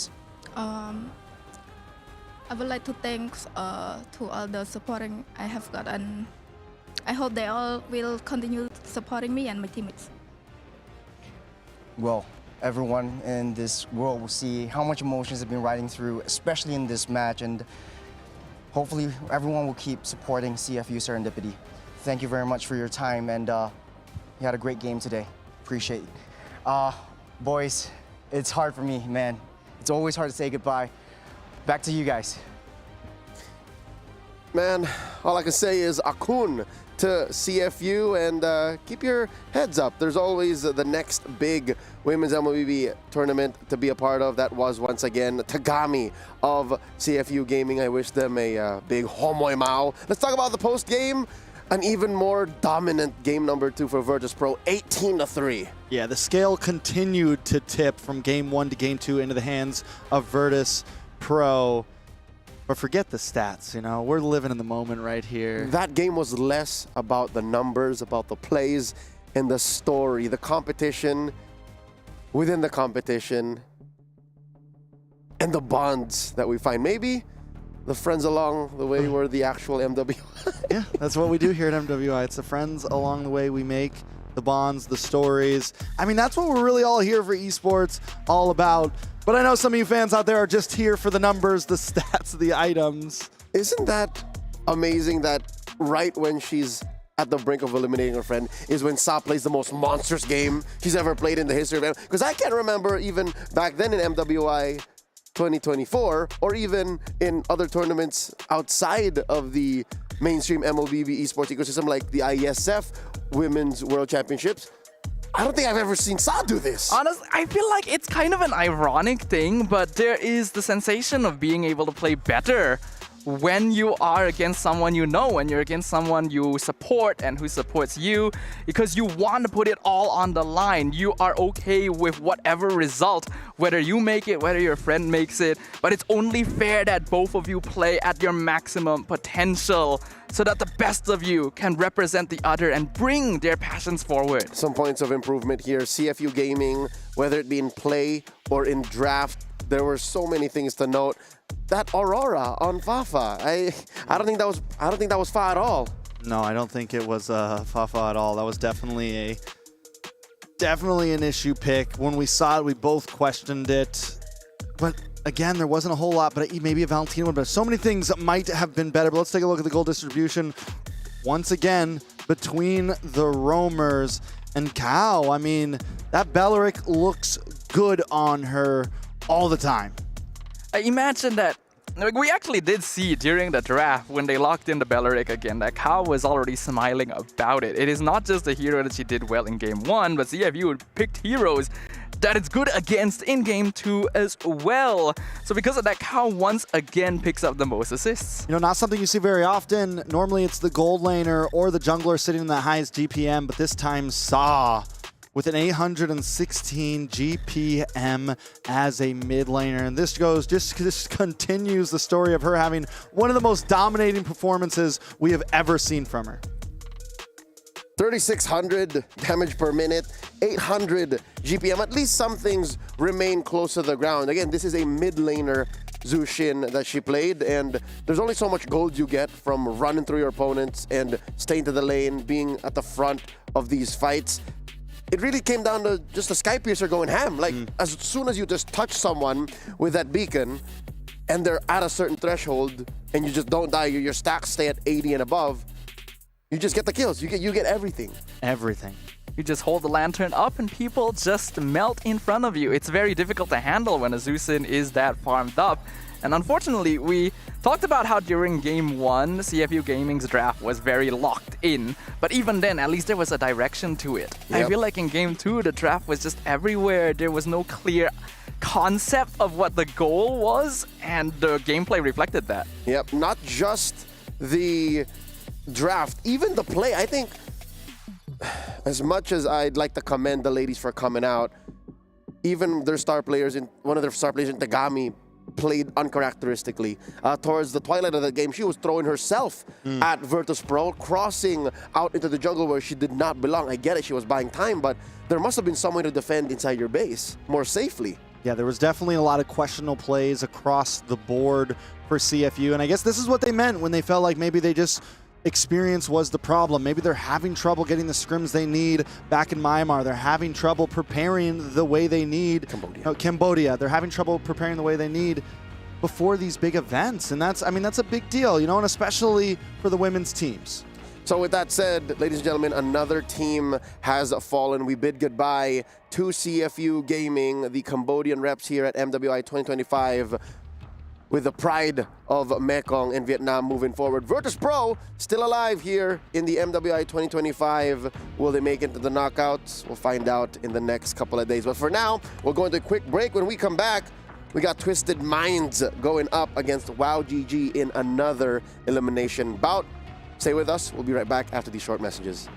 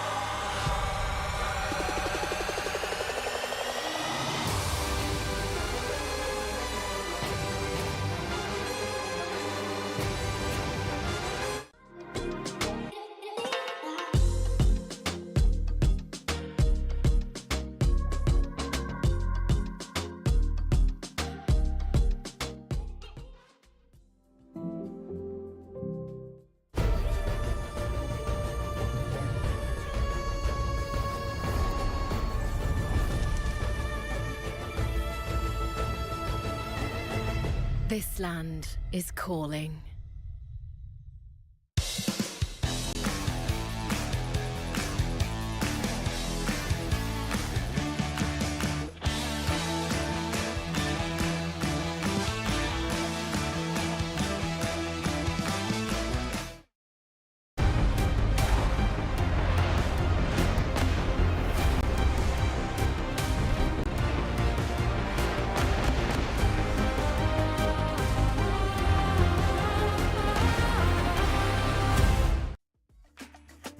The action is non-stop here in the MWI 2025, live from Riyadh, Saudi Arabia, as a part of the Esports World Cup. At your service, my name is Leo, here to call the action for the for the third best of three of the day. You got Trex and Churro. They'll be joining us here as we take a look and get to know at Twisted Minds and Wow GG, respectively from MENA and from Mongolia. Gentlemen, how are we today? I'm feeling good. We had a great 2 series before this third one. So far, I think we are in the right projection of how things should be going. I'm hoping that we have 2 more very exciting matches. The last match, maybe in terms of the way it went, it didn't go full 3, still kind of hit us all where it needed to hit us. Emotional is an understatement. Churros, you would be on the ground. You're in the midst of it. I was on the ground. I was with the players, and honestly, I shed a tear. And I don't know, off the desk before this game, I had to go out and I had to compose myself coming in. It just shows the reality of esports. It just shows the reality of a competition of this high stakes level. It's not easy to be in Stream B. We're seeing people leave and go home. That's right. All of the broadcasted matches here on Stream B are eliminations matches, and we're about to say goodbye to one more team here. Could be one of the other, Twisted Minds or Wow GG. Real quick, let's talk about our doctor's notes. This is brought to you by Dr. Sulaiman Al Habib Medical Group. Last series, the one between Virtus Pro and CFU Gaming, we debuted a new hero. This was a Beleric. Both games showed a Beleric in the hands of Kao. Now, the question, your hot takes, gentlemen. Yes or no? Will we be seeing Beleric more often? Is it a legit pick in the current metagame? I think in terms of the way that certain compositions are going, how a lot of teams are leaning back into that more ube strategy, yes, it could be something we see more. Is it a pick that's going to happen all the time? No, but can it be a niche counter to a lot of compositions that are slowly popping up? For sure. Like a specific tool. Yeah, very situational. Have to agree with Trex. Now that the meta's shifted into the attack speed marksman era that we're seeing now so often, I think the Beleric kind of works, but it's super situational because you're always in the fray, and there are certain heroes that could counter the Beleric, and it's slow moving. You don't really have that rotational matchups. If you want to have that momentum game, it's a little bit difficult in my books. Yeah, I'm happy to at least see it find some success, much like how it did in the M6 World Championships, where some teams had it as the pocket pick to counter the Cho, to counter the Joy. Here, maybe as a tool to stop the forward momentum of these Ube lineups, but que sera, well, wherever this Beleric goes, we just hope to see the meta grow even more and get us a more diverse hero pool moving on through the knockouts of MWI. Let's move on to the matchup here at hand. Let's get to know the ladies of Twisted Minds. They are making their debut here on Stream B. The first time we'll actually see them in action. They are Lyrics, Hide, Miss Meow, Nora, and Lunar. Yeah, I mean, Twisted Minds did not have the cleanest games yesterday, but if we can take anything from them and the fact that how well Falcons did yesterday, there's a lot of high hopes, I think, on the standards of MENA right now, especially in the women's esports category. I just feel like I want to see more from them today. Yesterday, they had some big opponents. Today, I think, could be a time for them to seriously shine. Yeah, 0-2 against Team Vitality, one of the crowd favorites, if not. Everyone's looking towards this big team, but at the end of the day, what I'm thinking is, hey, is this the best, or was yesterday's match the best challenge for Twisted Minds to show what they're truly made of? Because if you're going up against one of the big dogs in this competition, it's going to be really, really hard for you to compose yourself. And honestly, though, they played a heck of a game. It wasn't a truly super fast sweep for any one of these two teams. It was very hard fought. They played very defensively, and they played to their T. Yeah, no, Twisted Minds yesterday was the holder prior of the fastest defeat at the hands of Vitality from Indonesia. Definitely a powerhouse. They are rocking 2 imports, though. They have Hide and Miss Meow from the Philippines, and of course their coach Daliot, is also Filipino descent. So we can expect at least some buffs to their macro, or at least some strats coming in that might change the course of this matchup if they can put their best foot forward against WOW GG, who yesterday, again, we saw here in action in Stream B, we're still finding their footing. Gentlemen, your takes on WOW GG in the past 24 hours for them to recover? I mean, WOW GG, unlike any other team right now, especially in this part of the bracket, they all kind of lost their footing yesterday, and we're seeing a lot of teams pick up on that footing. We're seeing other teams not do as well. We definitely got to see something from these girls right here. What I'm thinking is WOW GG is still struggling to adapt to the meta. Even on the fly, even down to execution, there are some mistakes prior in the early game, but then they struggle to change out their strategy in the game. They're always trying to play a one-dimensional game where it should be a couple dimensions. If this doesn't work, let's change it to another. They always rely on Mike Wazowski to make the big plays, but when it doesn't work out, they just sacrifice themselves, and it's really high committal. Also, it's going to be another meta game, so it's going to be a huge challenge for this Mongolian team if they can at least take one off from the MENA region. Yeah, it comes down to if they can survive the MENA rope-a-dope after being felled by Team Falcons in the openers with, again, back-to-back Ube game performances. They put their jungler Foss, the self-proclaimed killing machine, on the back foot. She played a Export jungle in the first game. Export jungle, and then what was that, a Fredrin or a Baksha in the second? Neither really did well against the Falcons draft. So now, I hate to say it, but my eyes are on her. I want to see them give her something that she can work with. A Lancelot, a Ling, a Hayabusa. It comes down to their coaches, Coach Bebex and their analyst, Nonaxon, a former competitor of theirs, a rival of theirs, here to arm these ladies of WOW GG with heroes in a draft that they could use. Yeah, I mean, with how wide the meta is right now and how many different compositions you can bring in, I see very often so far that draft is extremely important. It's easy to get caught off too far, to go a little bit too past the point of no return. And what's going to be important for WOW GG coming into the series is going to be that draft. Yesterday, we saw that export pick against the Ube strat, but it was forced to be into the jungle, and it just wasn't something that worked out. So what we need to see from WOW GG, for me at least, yeah, maybe put Foss on something aggressive. Maybe just come into this a little more level-headed. We're seeing the teams that stick to the basics work out. Yeah, no. We've already seen Suyo get a modicum of success. Maybe put that into the hands of Foss. I think it's not a question of can we throw in interesting heroes to play around. It's more of like, can we just play to our comfort? Can we just play what we know? Because still, they're struggling to adapt to the current meta season. So for WOW GG, if you are going out and you're playing an elimination game, just play what you know, just play what you know best, and just do your best in this front. It's just a matter of time. Again, time's ticking.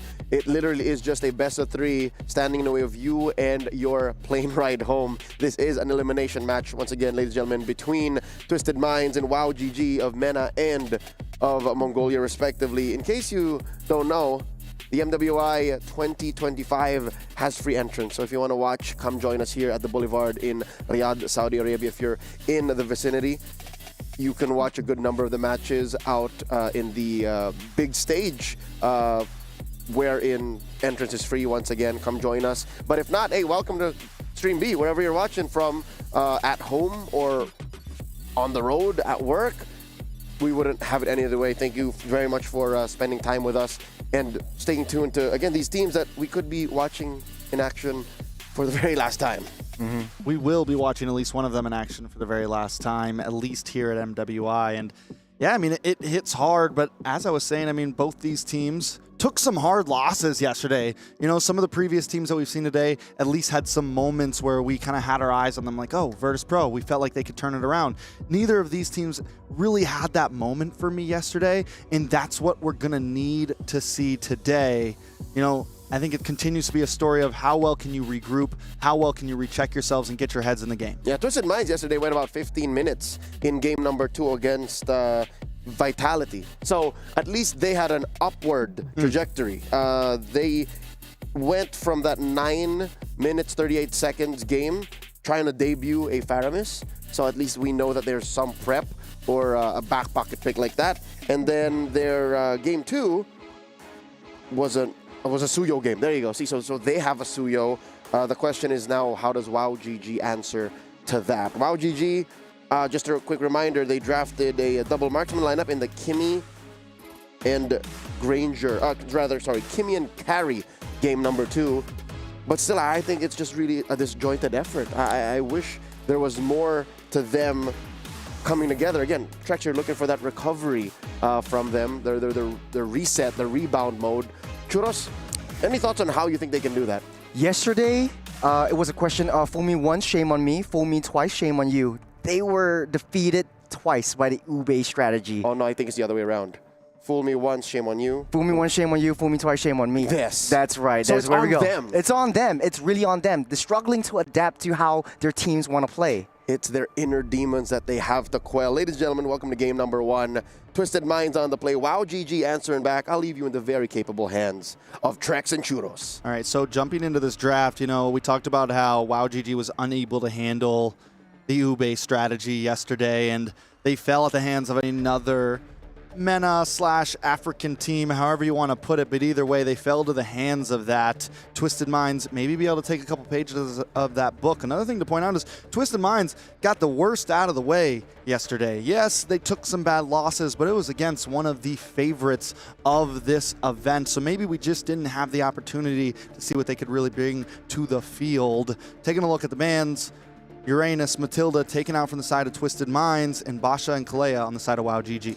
The question is, for me, should WoW GG be afraid or intimidated that Twisted Minds is going to bring back that Ube strategy? Do you think that they're prepared to handle something like that if it comes out from Twisted Minds? Bear in mind that Twisted Minds and Team Falcons were in the same region, so they understand each other's play styles and how they want to draft around all of this.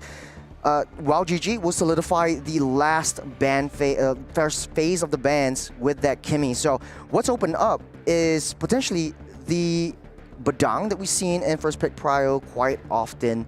You've also have the resurgence of a couple of assassin picks. The mages, Jusin, Farsa, very high prio. I know, Trex, you love the Farsa pick. Yeah, I think it's a very solid pick. I mean, a lot's open right now in terms of marksmen, in terms of mages. All 3 power mages are on the field right now. It's a pretty open draft overall, and this is how we've seen so many different first ban phases from every single matchup. I feel like each time we approach it, there's small tweaks here and there, and I'm wondering how much that's going to come together as we move into the end. There is that Badang pick over for Twisted Minds right up front. WoW GG now on the gun to fire back with 2 picks of their own. Maybe the Farza paired up with something else. Farza Hayabusa, Farza Fred, something along those lines. Farza Gatot, but instead the CC and the Gatot right up front. I do like the adjustments coming in from WoW GG. They understand that, okay, now that my mage is not picked yet, let's solidify a winning lane in the EXP side. What WoW GG likes to play around is the aggressive front. And we've seen that in yesterday's game against Team Falcons. Unfortunately, though, it wasn't fast enough to adjust to the momentum that Team Falcons had with the Ube strategy. Once they get grouped together as 5, that's where WoW GG suffers. So what the adjustment is bringing out that CC to ensure that you clear out the early to mid game in the EXP side and try to get that early game rotation. Try to build that momentum from a snowball into a huge avalanche. The response from Twisted Minds coming out with the Jusin and the Fredrin as well. I do like the zone potential that Twisted Mind has. It's a very one-dimensional play, very going with the Fist Crack and come in with the Energy Eruption from the Fredrin, and then Jusin goes in from the backline. Remember, we've seen a lot of Jusin-Angela combos. I think an Angela would be an interesting pick over here because Badang could still be flexed into the EXP side. Yeah, so Twisted Minds locks down their mid trio immediately. I think it's a solid way to approach the draft. You don't have to worry anymore about that. Now it's just down to gold lane and EXP on the side of WoW GG. The Farza is locked in. Now, looking at the side of Twisted Minds, seeing these 3 members as their mid, there is something to worry about there. There's not a lot of range. There's not a lot of, heavy artillery. It's not super front to back just yet. And depending on what they slot in around that, the Gatot could be a problem. Now, WoWGG starts off the first ban phase by taking out this Melissa. I actually like the Melissa ban right here. I think yesterday they pulled it out from Team Falcons, and I think they are not fearful of it, but they're cautious of them picking up the Melissa once again. It could be a very Mina flavor, if you ask me. But yeah, agree with you. The Farsa would be pretty decent right here to solidify a winning lane against that Juicin, especially if you want zonal control. You know that Twisted Minds has a one-dimensional play. You have a lot of crowd control abilities that could set things up. And the Estes ban from WoWGG. The just-in-case ban. We know you're from the same region as them. We know there could be some nodes sliding back and forth. We have to protect ourselves. We ban out the Estes here. And the thing is even with the Melissa ban, now the Moskov ban on the side of Twisted Minds, they get the first pick here, and I got a feeling it could end up being that marksman up front. Honestly, Granger's still open. What else? Harris still open. Aerithel still open. So maybe they just lock in the Aerithel immediately unless Twisted Minds goes for the ban. But I don't think Twisted Minds wants to exactly ban out the Aerithel, because then you just give over the Granger and there's nothing really left for yourselves. So at least if they give the Aerithel, if they give the Aerithel, they still get the Granger. They still get something to play with in this matchup. Yeah, 100%. I think they want to open up that gold lane, try to ban out assassins or jungles, because it kind of seems like for Twisted Minds, they need for their composition to work for Fredrin to have at least an even playing field against the enemy jungler while GG picks up the Aerithel. I like how they play this around, zone out potential with the strike, and then gun it down with the Aerithel. What I do like about the bans coming out from WoWGG is that basically Twisted Minds kind of setting up for that Ube strategy.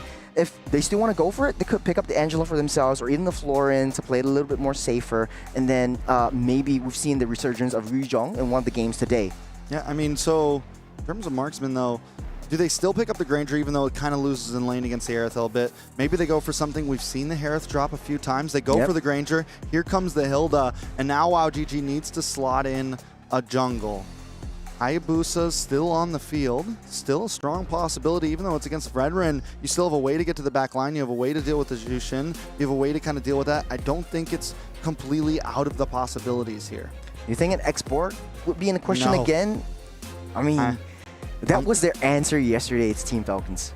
Yeah, but I think the idea behind that was to deal with the Estes, to deal with that grouped up pattern. And Twisted Minds here still has a pretty grouped up pattern, but I like the Assassin pick. They go for the Lancelot over the Hayabusa. Maybe it's something that Foss is a little bit more comfortable in, but we expected to see damaged junglers from Foss yesterday, so I'm glad we're finally getting something like that in her hands here. Back to that state of comfortability you were talking about earlier. The draft is set. Final changes amidst all of this, but Trex, any last thoughts on the draft? Who you think has a better draft, or you think it's all balanced right now? Twisted Minds is a very straightforward, easily based draft. The plan is obvious. WoWGG, the plan is also pretty obvious, but there's a couple more mechanics. It's a bit more, micro-orientated. Everyone kind of has a job, and they need to perform it well for their draft to succeed. Well, ladies and gentlemen, we are going to jump into Land of Dawn. No changes here. It's all down to execution. We'll have Twisted Minds on the blue and WoWGG starting off on the red. Now the Assassins versus Fredrin. We've always seen that quite a bit, and typically we favor the Assassins as a faster jungle clear, but it does seem like Hide has a little bit of help from the leash coming in, so that might mean faster rotations. How do they match all of this with the Hilda? With the Hilda, it's something that they're going to need to use. But the problem is CC won't fall completely behind in terms of this EXP lane. The big quick rotation that WoWGG has, I think, over the side of Twisted Minds is going to be this Farza, is going to be this Lancelot. There's going to be a lot of quick movements with the Wings by Wings. Twisted Minds needs to either kind of play it slow in the beginning, look for second, third turtle, look for those abilities when the Fredrin can really pop off here. Miss Meow is going to be able to zone away in the beginning of this match. Ayami in a little bit of trouble. Trapped out, unable to dash away. Already used the Revitalize on the mid lane down to Mike Wazowski, and missing a full wave and just got that level 2. Now zoning potential from Twisted Minds coming in strong. How is WoW GG going to adapt to this early game strategy that Mina keeps constantly wanting to bring out? Yeah, I mean, as long as WoW GG doesn't have too much to worry about right now, I think they're in a good position. Yes, Miss Meow is able to get the distance over Mike Wazowski currently, but once the Feathered Airstrike comes down, Miss Meow's gonna have to be careful, and as long as Mike Wazowski's able to hit a good positioning with those Feathered Airstrikes, we've seen how detrimental it can be in a lot of these team fights. Not to mention Fredrin, still a wonderful performer in Turtle Pits, still a wonderful performer in Lord Pits, and the strategy that Twisted Minds has brought can do pretty well in this. So far for Twisted Minds, mid lane, EXP lane favoring them. Already in that level 4 or seeping into level 4, getting ready for that turtle. You got Lyrics actually zoning Deja Vu away, but Deja Vu's already in position and ready to slaughter. Well, Foss looking for a right position, aiming for a right angle. We're starting things off with Hide pulling that turtle. I mean, Foss just kind of taking his time right now. Nobody's rushing this at all. We're waiting for the real attack to happen. Yami taking a lot of damage. That's the fist crack onto the Lancelot. That airstrike to slow things down as Lyrics chasing down Mike Wazowski, unable to hit. But down in the midst of battle, Deja Vu will fall by the hands of Livin. Luna marching down from that top side, try to get a little bit more damage as WoW GG loses one and their priority over the turtle. I love the attack from Lyrics there. Instead of going for, you know, the usual target for a Hilda, which is the enemy. Oh, nice little fist crack onto 2. Pull back Ayami deep in enemy territory. AOG to stop that fight, but no one is getting knocked up. Appraiser's Wrath will seal the deal as Twisted Minds pick up yet another one. It's 1-for-1 trade. All right, Ayame for Livin, Roamer for Roamer. Not a bad trade for either side. Turtle back on the field. Now we're still on the field. This is still first turtle. My bad, we're 3 minutes in. Normally it's gone by now, but it should be a take for Foss possibly. But Hide might not want to give it over. Yep, Hide already one level ahead on top of Foss. Just waiting, down in 10. Retribution secured by Foss. WoW GG gets that prio. They take what they can, and they're in, and they're out. Very well done by WoW GG, able to kind of prolong that fight long enough to where even though they took some deaths, they were still able to secure the neutral objective. Now earlier what I was talking about is Lyrics, instead of going for Foss, focuses down onto Mike Wazowski once the Feathered Airstrike comes. And I got a feeling we could be seeing a lot of that this game, to whereas, like I said, normally you see the Hilda always try to chase after the jungler, but I think a great target is going to be Mike Wazowski. Try not to let more than one of those Feathered Airstrikes come down every single time she pops it. I gotta agree with you. I like the adjustments that WoW GG has made. A little bit more defensive. They take what they can and they're out of the way. The positioning that they have, especially with Mike Wazowski, is just there to secure their objectives, try to get that gold lead as much as possible. On the other side of the table though, Twisted Minds does have the Hilda and it kind of has that tipping point. In the early game, you have that sort of advantage. When do you think that Hilda kind of, hold on a second, down the mid side, Ayame caught out, stunned up, Revitalize will keep her safe, but just for a little bit, the AOG just in nick of time brings her all the way back, and she comes home safe for the airstrike to slow down the progression. Another successful defense, crisis averted from WoW. It took 2 tries of the AOG to work out before it finally made it. The first one got canceled. The second one was finally let through. And Ayame just survives with a hair on her chin. Rika, though, might be able to go down here. Yami here for backup. The Goon Squad coming in from that river. Might be able to slow down the approach from Twisted Minds. They might be able to take down that T1 tops, though.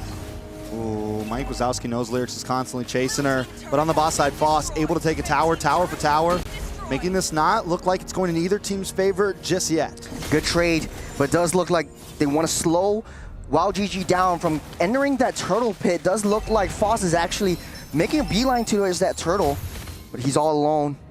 I love the way that Foss was playing that bot lane. Yeah. Very clean. Foss able to dash through, going to be okay. And this is what WoW GG needs to take advantage of. Having something like the Fredrin, your team's going to want to group up. WoW GG, if they play the map, they have an advantage. Starting things off with the AOG. Knocks back Hide. Praises Wrath won't deal too much as 2-man fist crack onto the wall for airstrike in a nice safe position. Foss again, another turtle secured, but gets taken down by Lyrics. Ayame onto Hide, taking down 2, taking down 1. Ayame is left all alone. Rika's here for backup, but might be enough. Ayame again toying with death and gets out safe. A 3-for-1. Spoke too soon, Make it a 4-for-1 trade. WoW GG takes too many shots to the face.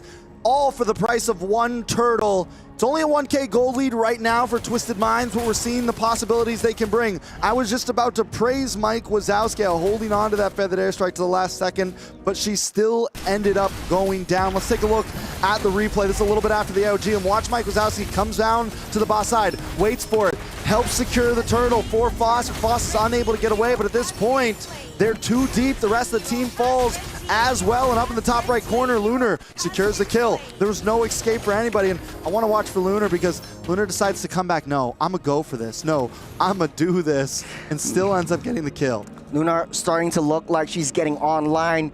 Locked in, ready to go. 2-0-1 for this Granger. It's only going to go up if WowGG does nothing to catch that Granger.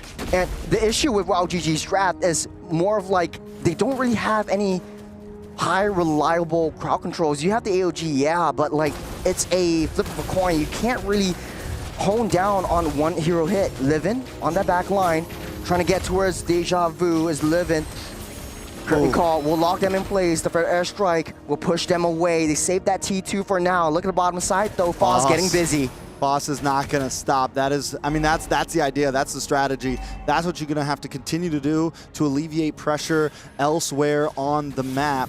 Foss is gonna stay playing this bot side, stay playing. Oh! Underneath the turret, Mike Wazowski gets blown up to smithereens. Meow will be the next to fall. It's a 1-to-1 trade yet again. Blow for blow, tit for tat. They might be able to wait out for this Lord now. It's 8 minutes. I mean, even though Twisted Minds is making the flashy plays right now, WowGG is still very much in this game. Gunning everyone down, trapped underneath the wall. Revitalize will keep her safe for now as they counter-engage. AOG will stop the engage from Twisted Minds just for now. Lord already spawned up. They're waiting for Foss to come online and get in position before they do anything. That tier 2 in the bot side did finally fall as well. Long lane, or bot lane, looking very good in the hands of WowGG. Gold has now come back to only 1,000 lead for Twisted, and it's dropping pretty quickly. WowGG still very much in this game and taking advantage of the fact that Twisted Minds has to stick together, and maybe Hide knows this as well, so we're starting to see Hide kind of branch away. First Lord, we've seen Foss do so well in the turtle pits, even at Death's Door, able to get the steals. Can Foss do it again? Lyrics already zoning out Foss. Might not be able to get into the Lord pit in time. A Prism Wrap already committed though. Hide secures the Lord for themselves as Foss running for the hills and back to safety. All they can do is play on that defense. Twisted Minds doesn't seem like they want to go for any other kills, but Lunar is coming online. Look at that damage that Death Rhapsody is actually dealing. Lyrics did such a good job at keeping Foss away from that Lord as long as possible. They know that Foss does well there. They know every time we come into these fights, it seems like they know the objective on how to support it. Ayame. Revitalize already popped up. A little bit of a no-no from there as Twisted Minds. They take what they can, testing a little bit more damage. Better airstrike to stop everything in place. Let it goes deep into the turret, and she falls. Huge sacrifice. It might be a turnaround for WowGG. AOG onto Lunar though. The Goon Squad is targeting onto Lunar as Lyrics tries to stop the engage. They are on her. The Thorn Rose will finish up that job as WowGG trying to find ways to come back. Foss with a double. Can she do it here? Making up for a triple, but Lyrics is a tough thick girl to take down. That's a triple for Foss. Where was this Foss yesterday? Why would they put her in Export Jungle? This girl is a monster right now, just puncturing through the back line time after time. Let's watch it from the beginning now real quick. Nope, this is a replay of their reactions. No, here it is. So Foss gets the kill on to Hide, chases him down. Just does not stop at all. Good positioning from Ayame to slow the approach from Lyrics, starting things off and down onto that back line. I like the target prioritization now. The adjustments coming in from WowGG is more targeted towards a key player, and they know that they need to take Lunar down before the Sky Piercer stacks get out of control. I mean, it's definitely going to start getting out of control majorly. But I got to say, WowGG now with a 2,000 gold lead. That is huge. The gold has substantially shifted, and the thing that adds up on top of that is even when WowGG was losing, they were still causing a lot of pressure on the map. That bot lane is looking rough right now. They broke through the mid-tier 3. The map is very much in their favor. Watch out for Ayame. She saved AOG yet again, bringing her out to safety, but I like the fact that you pointed out pressure. Yesterday, WoW GG was just playing turtled, huddled up underneath their base, underneath all the turrets, playing really, really scared. But now Foss has a lot more mobility with the Lancelot. She can do so much more around that map. Look at that top side, already balanced out. She might be able to push that in before the Lord comes out in the next 30. And this is what I mean when I say the meta's in a place where so many different compositions can work. No team is, nailed down and forced to play one type of thing. And right now we have a Fredrin and a Lancelot on the field, and both have performed well. Both have performed well in the event so far in all of MWI. And that just goes to show what is possible right now to all of these girls. What is limitless in terms of draft, in terms of composition, and WoW GG just performing the way they need to. And it seems like it's been very much so sometimes performance over draft. Foss tries to go in for Livin. Nice fist crack to push them all away, but from the back line, Lyrics tries to go on to Mike Wazowski. Thick girl, taking all the damage, getting that tickles, and getting out of the way. The Lord is spawned up. They're getting into position right now. Yame tries to taunt Hide, try to get that damage in. Feather Airstrike to push them all away. AOG will not hit the mark as Rika finds a target onto Lunar, taking down the Granger. And they sound the alarm, sound the horns as WoW GG wants to fight their way through. We'll watch for Lyrics. Lyrics in the tri-bush, maybe not the best spot overall. Not gonna be able to do much damage to Deja Vu. Lyrics, it's a 1v2. She'll be able to take all that damage as WoW GG needs to find a way to quickly burst this down before Lunar actually comes up. As Twisted Minds just buying time for Lunar to spawn back up. And it feels like the Bedang right now, even when the fist cracks do land, WoW GG is just able to answer it so well. She hasn't been able to get any major targets. Mike Wazowski's always been at a decent position. Rika, 1-0-3 right now, always able to kite around. Probably one of the best games we've seen on Aerithal in a while. A lot of teams haven't been able to perform as well as others with this hero, and Rika just really being one of the game changers here. And speaking of Rika, she is always well protected on that back line, already getting that power spike. 1-0-3, difficult to get, and always finding the right flanks onto the right targets. The only issue is for the side of WoW GG, Deja Vu doesn't really seem to have a lot of value. Yeah, she wants to try to go towards that back line, try to get away the damage dealers from that main skirmish area, and try to push them all away, try to play a front-to-back composition. Now, this is where things get spicy. They see Farsa down on the bottom side. Twisted Minds might be able to pull the alarm now. All right, so both teams still taking their time. WoW GG with a 3K gold lead. Willing to dance, right? They don't want to push the envelope. Both teams know what's on the line. This is a death match, a best of 3 where somebody's going to go home. And this is the type of Mobile Legends we like to see. You don't need to rush it. You don't need to jump in exactly. And even though WoW GG has his 3K gold lead, there's still a lot of play potential on the side of Twisted Minds to turn a fight around. Lyrics will take a lot of damage, but Foss, risky play, but big risk, big reward as Foss gets out of the way. Deja Vu taking a lot of damage, Vengeance already popped up. Hide doesn't have the Praise's Wrath, goes down by the hands of Foss, gets in for that re-engage as Lyrics falls as well. 2 down for Twisted Minds. Does look like WoW GG making a beeline towards that Lord. They might be able to blitz this down. WoW GG layered that attack so well. Foss starts it off, and you think that Foss is like exactly going in to get kills? No. I'm going in to shred you down just a bit. Bait out every then the single AOG thing. Comes in, and then Rika comes in with the heavy crossbow to clean things up. Very well done by the side of WoW GG. Now, WoW GG needs to play it safe. Yame is half health. Lord will spawn up in the next second. Marching down that bottom side. What's the play for Twisted Minds? Will they be able to overturn this? They don't really have necessary good high ground. I mean, they do have the ability to play passive here. Like it or not, Granger can do some decent damage to the Lord. They do have, when it comes down to that bottleneck of trying to get into the base, it will still be tough. The big problem, once again, is Mike Wazowski is going to be able to kind of just siege down here and push them away from these base towers and not give them the opportunity to defend. Lord already pushing down on that bottom side, T3. Mike Wazowski taking a huge brunt of the damage from the Feather Airstrike AOG to stop the approach and try to take down that T3. But Deja Vu's down low. They try to go in deep. Foss down in deep with offensive execution. Thought Rose to seal the deal. That's 3 members down. While GG focusing on the throne and finally able to take down Mena. Not yet. The base finally does, Charles. I thought maybe we'd have the big turnaround there for a second. Maybe. Possibly. But wow, GG. I think a lot of us came into this match thinking that it was definitely in the favor of the opposing team, but wow, GG took a little time. Foss finally comes online. Rika finally comes online, and they played some amazing MLBB there. Look, Foss is in her element. She looks so comfortable with the assassin. She looks so comfortable with the Lancelot. The way she baits everyone out, the way that she dives in, it was all calculated. It was so clinical that the way she played it. Honestly, though, I was a little bit surprised because if she played this well with the Lancelot, why not yesterday just go out ham with the Lancelot and play it like she is doing today? Maybe the adjustments are coming in through. They have the assassins to maybe alleviate some of the pressure on the side lanes, especially.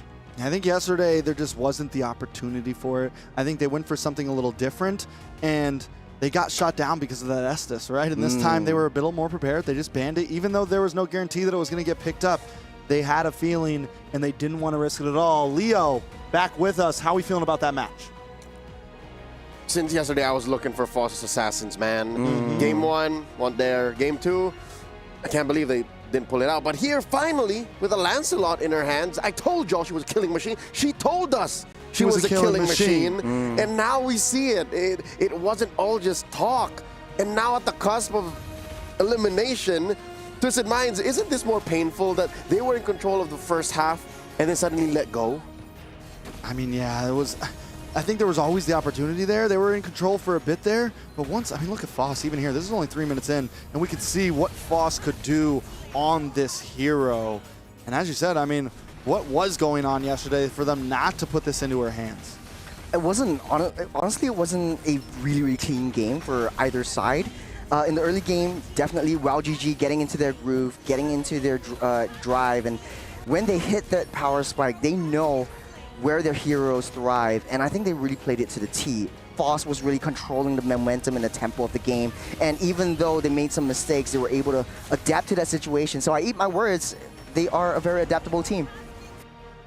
And more than just being adaptable, I think they were just comfortable. This draft that they came in with, especially the first pick CC, we were questioning what it was. And even halfway through the match, even towards the late game, you were like, you know, we're not really seeing the value of a Deja Vu just yet. But I think the true value of Deja Vu is not in the kills nor the assists. It's the fact that there's backup. There's a reason why Twisted Minds have to heed Foss's attacks, forward attacks. There is a secondary peel to Ayame's Gatot Kacha. It's not just because there's no real payoff, but the possibility of payoff alone makes the CC in the hands of Deja Vu such a great pick. 7 to 15. You'll see here, she got quite a handful of assists, like 7 assists on Deja Vu. I mean, she picks up the Hunter Strike as well to make sure that she's able to move around in these team fights a bit.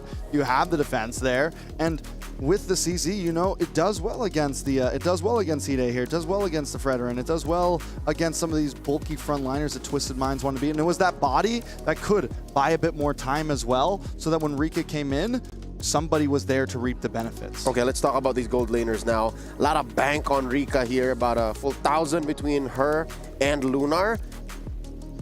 She had more kills, had more assists, and here's the main difference. When it came to the major objectives, Rika made it count. While Lunar was, I guess, just waiting more for kills. Rika was cashing in on the turtles, cashing in the Lord's turrets, pushing in lanes, minions. I think overall on the map, just kind of present there. To be honest, though, I think Lunar played a good game in the early part, but WoW GG was able to identify where her positioning always is. I remember in the middle of the cast, I was saying, like, man, the Sky Piercer stacks are going to grow. They're going to skyrocket out of control. They didn't. And they didn't. It didn't. Because WoW GG adapted to the situation. Foss knew the main target was getting that Granger and taking her out before things really go south. Yeah, she had solid damage per minute. She was dealing the damage, it's just it wasn't resulting to much. Like, they couldn't finish the job. Lyrics took a lot of damage to be able to make that happen, but at the end of the day, 764 gold per minute on Foss.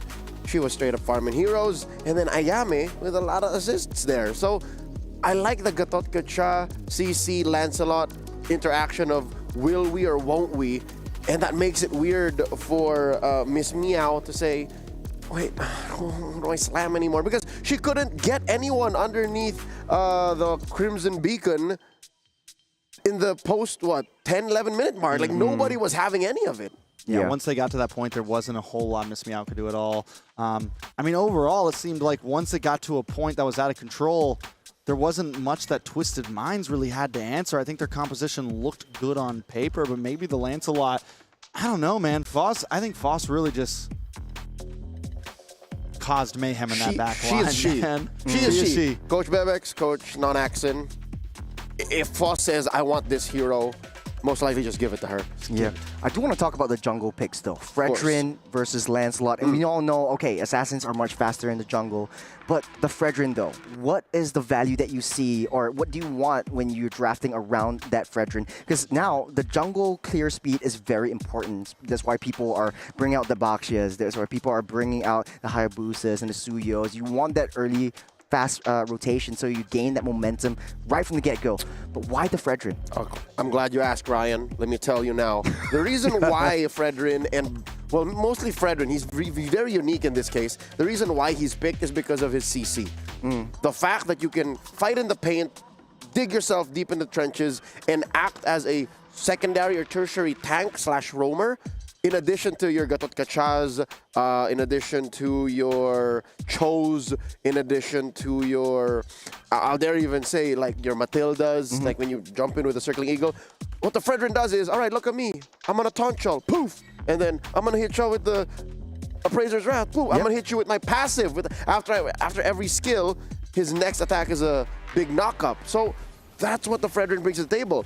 But given the combo, especially when they got full control, wow, GG, they denied the Fredrin that because of all the CC and the peeling from Ayame, from Deja Vu, and then the damage from Mike Wazowski, from Rika, not to mention Foss wreaking havoc in the backline. They couldn't do anything. I think the Fredrin is still a very solid pick, but the problem with this composition that we have is not.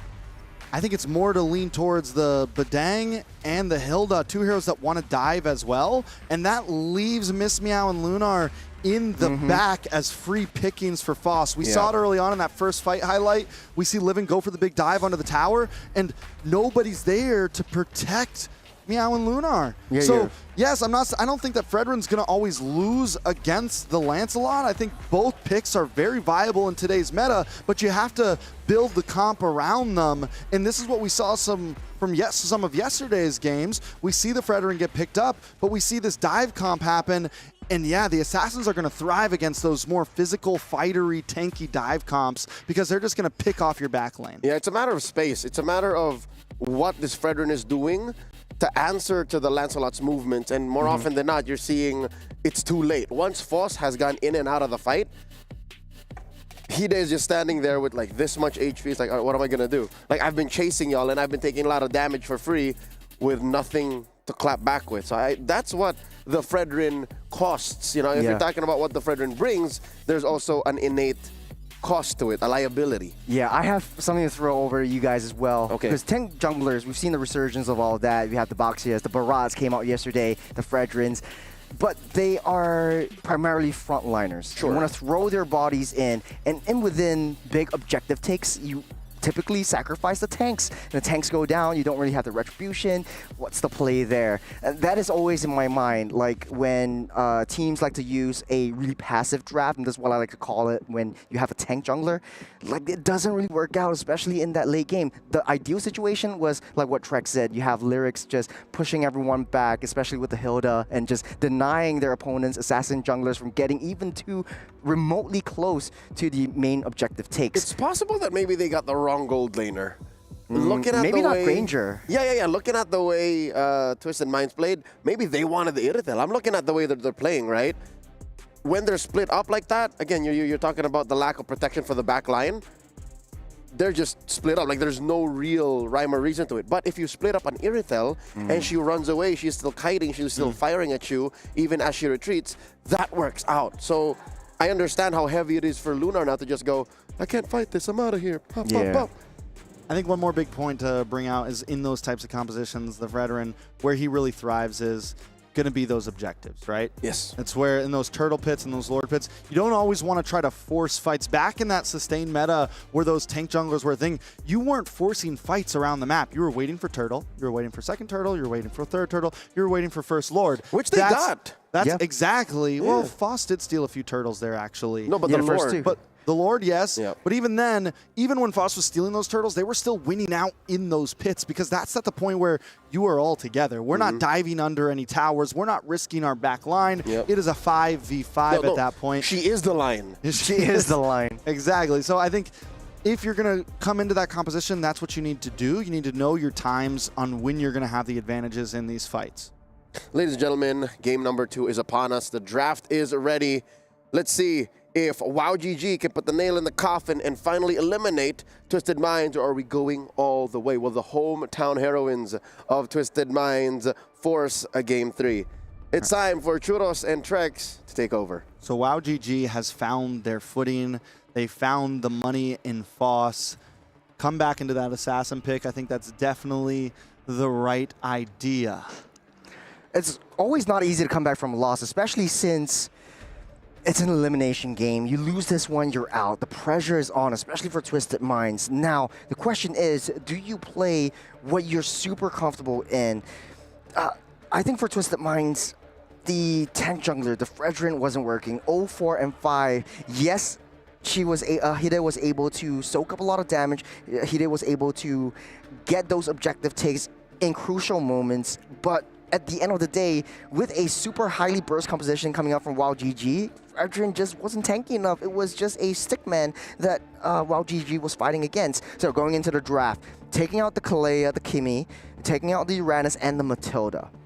Yeah, I mean, overall bans, I think it's going to be more about what happens after this. WoW GG, do they go for something similar to last game? I don't think they have to switch anything up. And again, I don't think Twisted Minds, I don't think the Fredrin was a bad idea. I will hold and stand tall on that. It's about what they put around it. And if they're going to go up against that assassin pick, everyone needs to be a bit more on the same page, not have too much distance between each other. Like, Falcons Vega Mena, they did it correctly yesterday. When they picked those tank picks, they had the Estus with them. They had something to kind of hold everything together. Maybe they planned, maybe Twisted Minds planned to lock that in the second phase. It got banned out. But either way, even with it getting banned out, they could have still picked something a little bit closer to home, something that's not too front to back. Because if you're going to go for the dives, you need everyone else to dive in with you.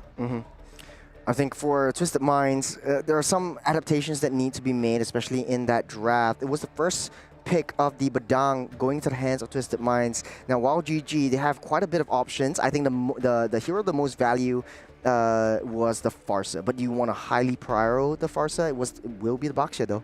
Okay, so they ban out the Fredrin though, and that's what I was expecting is you ban out the Fredrin. You pick up the So now Baksha do you for pick up yourself. the Basha? It's a little questionable though because Foss, we just liked her so much on this assassin pick. I feel like they could have maybe left the Fredrin open, but they are on first pick side, blue side this time, so they got to change something out. Twisted Minds though, taking a page out of their book. We're going to take the Gata in the CC this time. I like the interaction coming out from these two heroes, especially like what Leo says.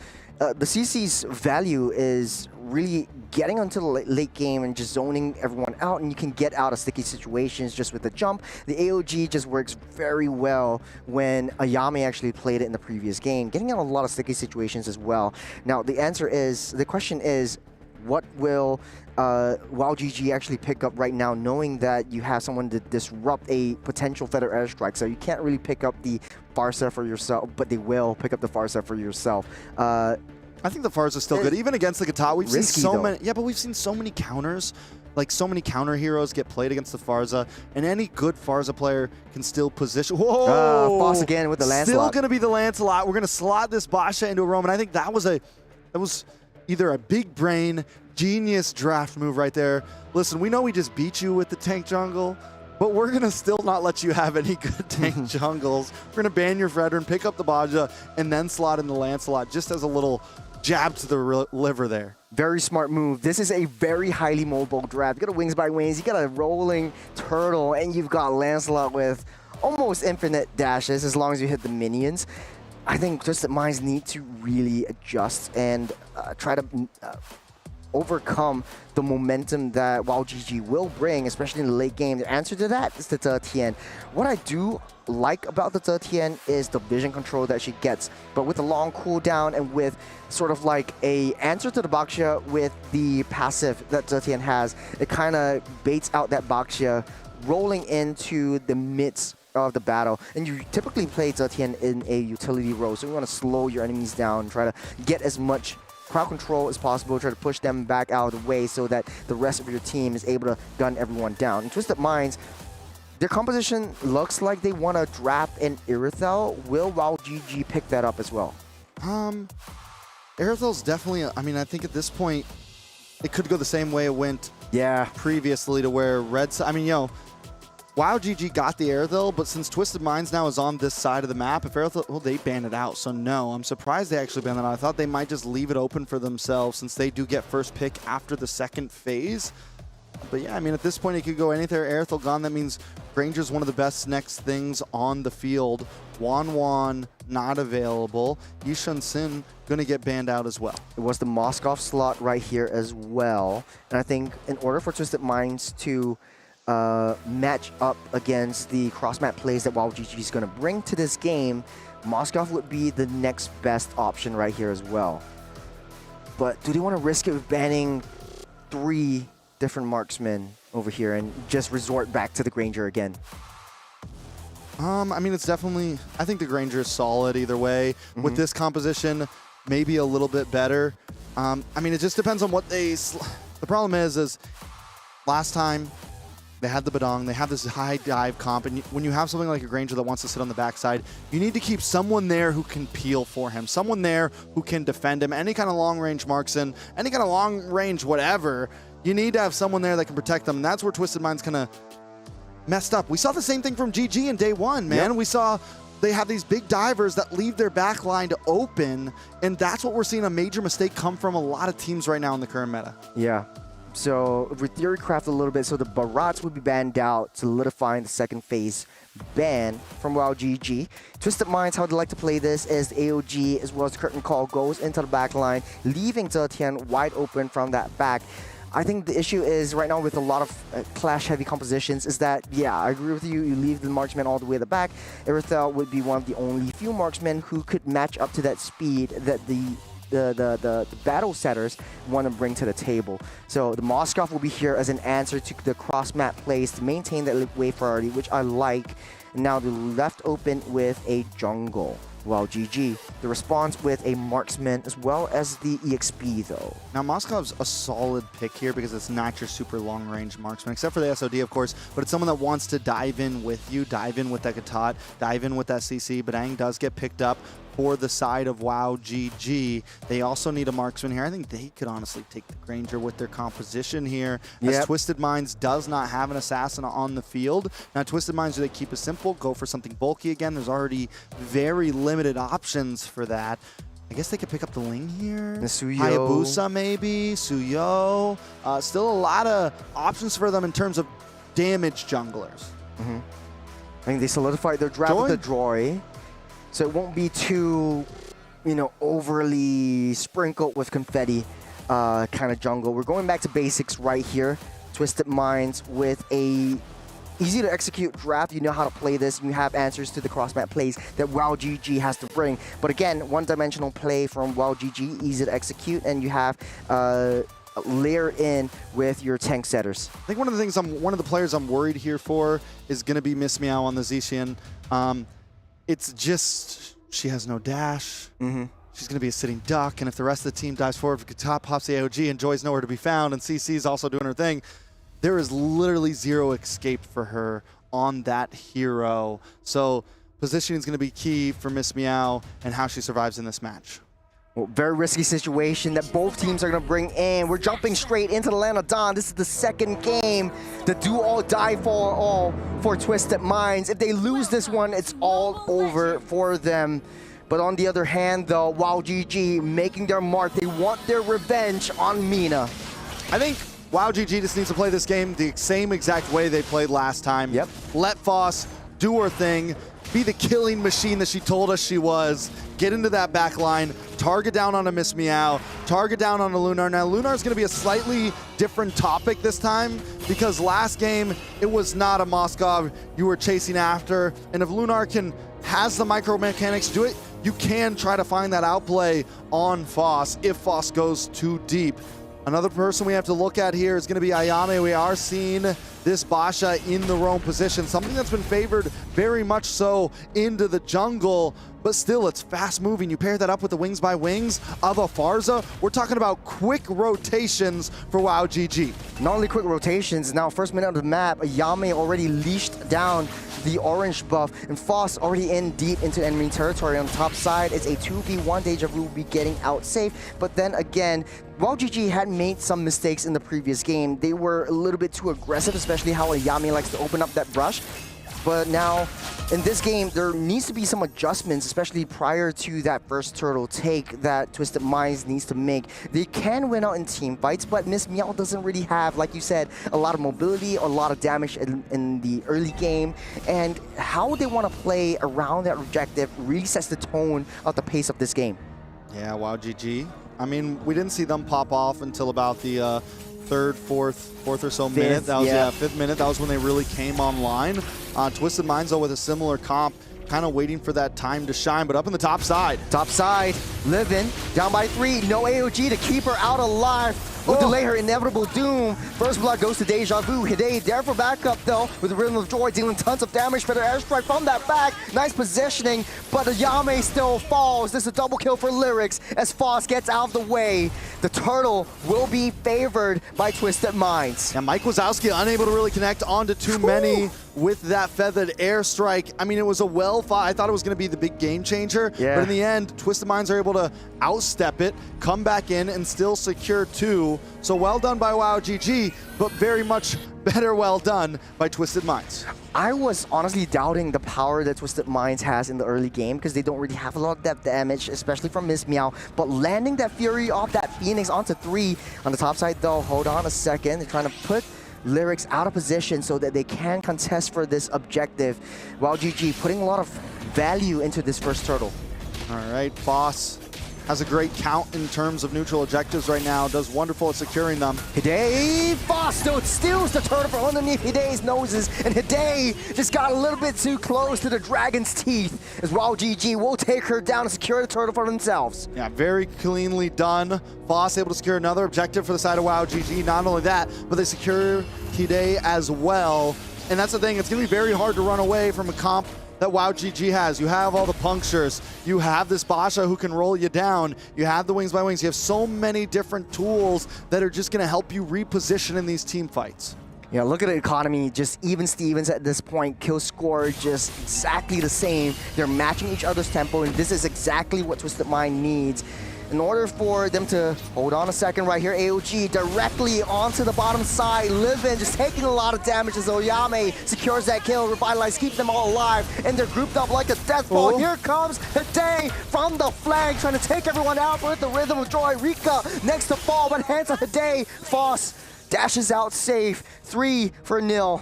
Once again, Twisted Minds turn the fight around. WoW GG continues to look for these pickoffs, but Twisted Minds comes out on top in them. Taking a look at some of the items, Joy still waiting on that first. Same thing with Foss. Hunter Strike has been locked in for Rika. And on the other side, Corrosion Scythe locked in for Lunar. Things still pretty even on the board. It's a standstill game. It's a 2-0-1 for Lunar. That kills down the bottom side really push her up into priority, especially in the lane. So Rika has to claw her way back up. As WoW GG, they thrive in the late game when Foss really comes online. But now the changes that they made with the Moskov will be much harder in the late game. When you come even remotely close to this Moskov, you get shredded down to smithereens. So now Turtle spawns up in 7 seconds. They're zoning everyone out of the way. AOG to try to reach all of them, taunting up. The fair airstrike will do not a lot of damage as Livin just walks out safe. A lot of key resources already used up by WoW GG as Twisted Minds tries to secure this turtle. And Deja Vu still doesn't have retribution. It's 6 seconds. They need to try to buy a little bit of time. I mean, Foss still doesn't have that retribution. Now it's finally up. They have claimed position over this turtle. Twisted Minds decides to back off. Smart move. Twisted Minds want to reset that turtle, but while GG just take into position. Speaking of position, though, Hide diving in from the backline once again. Miss Meow playing with death. Foss doesn't get the kill and goes down to Graveyard herself. This time, Twisted Minds is doing a much better job at keeping things tight and not letting Foss just have her way with their team. Every time she comes in, she's unable to secure the final blow, and then she gets chased down and taken out. Twisted Minds have turned that standstill game into a 1K gold lead. They haven't secured any turtles on top of that, but they are securing map space and kills. What I like about both these two teams is that they are very methodical in getting these turrets taken down. Now Twisted Minds up in terms of kills, but it's still pretty much into the mid game at any one point of time. Like we see in the first game, while GG can overturn the situation, they just need to buy some time for Foss to really come online, for Rika to have that damage burst. But the longer they wait, Lunar is slowly pushing down all that side waves and maintaining that lane priority. So the major objectives coming in, especially that Lord, will be so much harder for Wild to take down. All right, Foss in a bad spot. Twisted Minds, how much are they going to commit to trying to get this kill? Take a look at the top side, though. Wow, GG should be able to close in on this turret as so many resources of Twisted Minds are down on the bot, all 5 members. And Foss should actually be able to clear this wave and maybe even save this tower from being taken. It's a 2v1. Thorn Rose Keeper is safe, able to dash out. Hide tries to dive in underneath the turret. Foss trying to outplay. She might be able to buy some time before she eventually falls, but their team is actually pushing through on that top. I mean, Foss does all of that and still, I mean, I think that was totally worth it. You save the tier 3 on the bottom, and your team is able to secure 2 objectives up top. Twisted Minds at least find something in all of that, most likely taking this tower?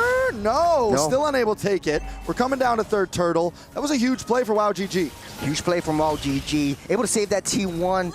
Will do a lot. Hide secures that turtle, living trapped in between the walk and a hard place. AOG lands, both popping a flicker. Mike Wazowski goes down, but hands of Lyrics make it 2 as Lunar will take Deja Vu out. The rolling Boxia won't be able to get out of the way, so Yami takes too much damage. Miss Meow will secure that kill as Twisted Minds takes one after another, and they're having such a huge game this time around. I gotta say, Twisted Minds continues to win out in all of these team fights. It's a statement that WoW GG is still handling themselves so well on the map, and it's the only thing really keeping them alive in this game currently.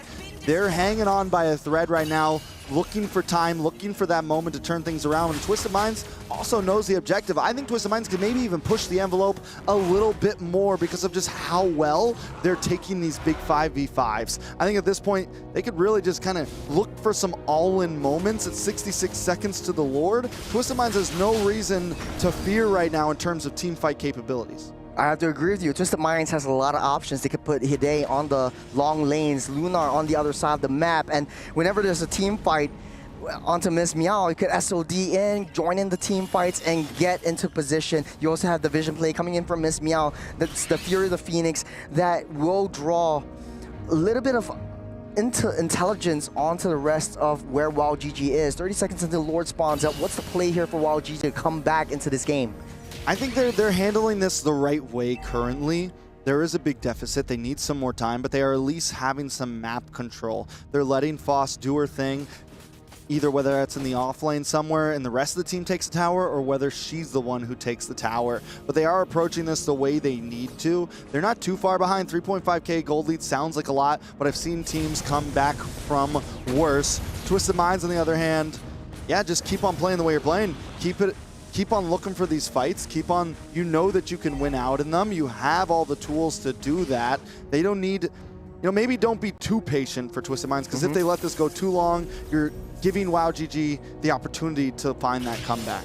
It's like a seesaw. You see Moskov on one side of the map, and then you see Hide on one side of the map, and WoW GG is just reacting to all of this pushes from the lanes. Check it now, Lunar's on the bottom side already, 3-0-3, and this Moskov just farming the entire game. We're starting things off with that Lord as WoW GG. 5 members are already in position. Twisted Minds, you want to try to find an angle to target onto the main damage dealers of the team, waiting for the Fred airstrike to fall. SOD already lands. AOG calls it down as Hide tries to find Ayami, will be the next to fall. 2 members down for the side of Wild GG. As Twisted Minds, they find angles after angles. The SOD was just bait. Look at the bottom side. Moskov already taken down the T2. Yeah, I mean, The flicker in and the kill secured onto Foss. Lunar is just not having it today. 4-0-3. Lunar just a monster currently. And I liked it, yeah, the SOD, it was a possibility. We even saw the AOG land right where that shadow was, Yeah. so giving Lunar the opportunity to make a choice there. Didn't need to, though. Took tower, so not only do they get the Lord, but they get some huge objectives on the bot side. Lord spawning up in the next couple seconds. Wild GG on the defensive. Lyrics just zoning everyone out of the way. You do have, or Twisted Minds per se has that vision play that Wild GG doesn't. Wild GG doesn't know where Twisted Minds is. I think they need to play it in their base. Just wait for the Lord to come in. Just give up that T2 and Twisted Minds. If they see their prey in the jungle, that's then when they'll strike. Athena's shield comes in for Ayame. I don't know if that's the best choice here. I was thinking maybe more inside of Radiant Armor. I don't know. Could be a little wrong about that. Feel free, anyone in the world, to connect me if I'm wrong. But Ayame does go for it. It gives you a little bit more survivability, I guess, in terms. You get that shield. On the side of WoW GG, they need to do something. Rika gets another item locked in as well. Lord connecting. Lord marching on the bottom side. AOG will start things rolling out. Phantom execution and the Fear of the Phoenix. Miss Meow makes a huge play, starting up all members of WoW GG. 3 goes down. They're looking for more as they take down that Lord. Mike Wazowski nowhere to be found as Rika falls as well. It's a full wipeout as Twisted Minds responds. And the score is settled. 1-1 right now. Could go either way. Just when anyone is counting Twisted Minds out, they pull it together, come in game number 2 and tie things up. Yesterday was a day full of sweeps. Today, we got some best of 3s on our plate to eat. Hey, it's elimination day. No one wants to go out just like that. You want to have really close games. You want to show that you're playing your best. And the adaptations, and we talked about adaptations a lot. For both of these two teams, they understand how they want to play around their power spikes. But for the adjustments that Twisted Minds made, especially with the Moskov draft, it was just too much for WoW GG to handle. Do you go up onto the top side? Moskov is right there, and then Hide comes in from the bottom side and tries to push in that lane as well. So they're splitting their heads into different lanes, and I think that pretty much is the nail in that coffin. Yeah, I mean, it's definitely, I think overall, we saw WoW GG adapt from yesterday. This time we see Twisted Minds adapt from game number 1, and both teams just evolving as we're watching these series go forward. And this time, when we come into Draft 3 later, we can talk about it a bit more later, but I feel like now WoW GG once again has to kind of, all right, now you need to move the chess piece. It's your turn now to change something up, because Twisted Minds had a beautiful answer to the way they played that game, and they just did it well. Yeah. And now both these two teams has to go back to the drawing board. Man, both these two teams really locking in. Going to the replay, we've analyzed this in the game, but man, we need another perspective. Leo, what do you have for us? I'll tell you now, it seems like whoever has the Granger is not doing so well. Yeah, because again, the play style of these two teams, after a larger sample size of 2 games so far, when it comes down to it, when their damage dealers, where their cores are compromised, then all the more they find it difficult. Not to mention the auto counter on the Feathered Airstrike, right? Miss Meow, as soon as she hears or sees that Feathered Airstrike is on, all right, Fear of the Phoenix, let's go. We're done. No more. No free hits. And not to mention, again, Lunar, who can reposition. Literally, she has the kit. It's in her SOD, and she has a flicker. How many times did she flicker forward to try and get the kill? I at least counted 2. It's just at least twice. With the shadows, with the dash, and then the flicker. At least twice. So, amazing work here by Twisted Minds. They are really pushing the boundaries here to show us exactly what Mana is capable of. Because as it is, Team Falcons, the other team representing the region, is facing off against quite the opponent that they're facing Vitality on Stream A. So I don't know what happened over there. We're still locked in here. Let's take a look at the post-game stats. WoW GG 4-19 on Twisted. Oh my God. Man. Wait. But it wasn't really that dominant until the late game. I mean, I don't know. No, Twisted Minds just played a good game. I mean, WoW GG only really had, I think, a few moments of glory in the early on stages of that game. And even some of those moments were overshadowed by Twisted Minds turning things around in a lot of those fights. At the cost of Hide, Lyrics, and Miss Meow performed out of their minds. Like, yes. Hide had to play a hybrid of scrambler / formation breaker type of joy, not just kamikaze. Yeah, not just pure assassin. But she was like, all right, I'm gonna put him over here. I'm gonna bother this so you can shoot over here, all right? And then the rest is history, dude. And honestly, in the draft, we were doubting the Zetian. Why? Why you guys keep doubting stuff? Because sometimes it just does. I mean, we just haven't good, seen a 2-0-15 ZTN yet. Let's just say that. It's just sus. It's a little sus. It hasn't really fully come out of its shell just yet. But taking a look at the head-to-head here, Lunar and Rika. Lunar this time just had a really clean game. 0 deaths as well. Lunar, Miss Meow, and Lyrics all completely going untouchable in that series. Taking a look at the gold spread, Lunar left behind those minions a little bit early on, but was willing to, but out of that, gets more turrets, gets more turtles, gets more kills and assists, becomes a member of the team much, much faster. Yep, she's had it with this small town. She wanted to join these fights. Big city. And be a big star in the big city. And she did. What is that? A difference of 900 in just one avenue of gold. And then you still have better gains on turtle. Lord, better gains on turrets. About the same everywhere else except for minions, less jungle creeps. And that's bad. When your gold laner gets a lot on jungle creeps, that means she's cannibalizing the your Lancelot, jungle. right? Yeah.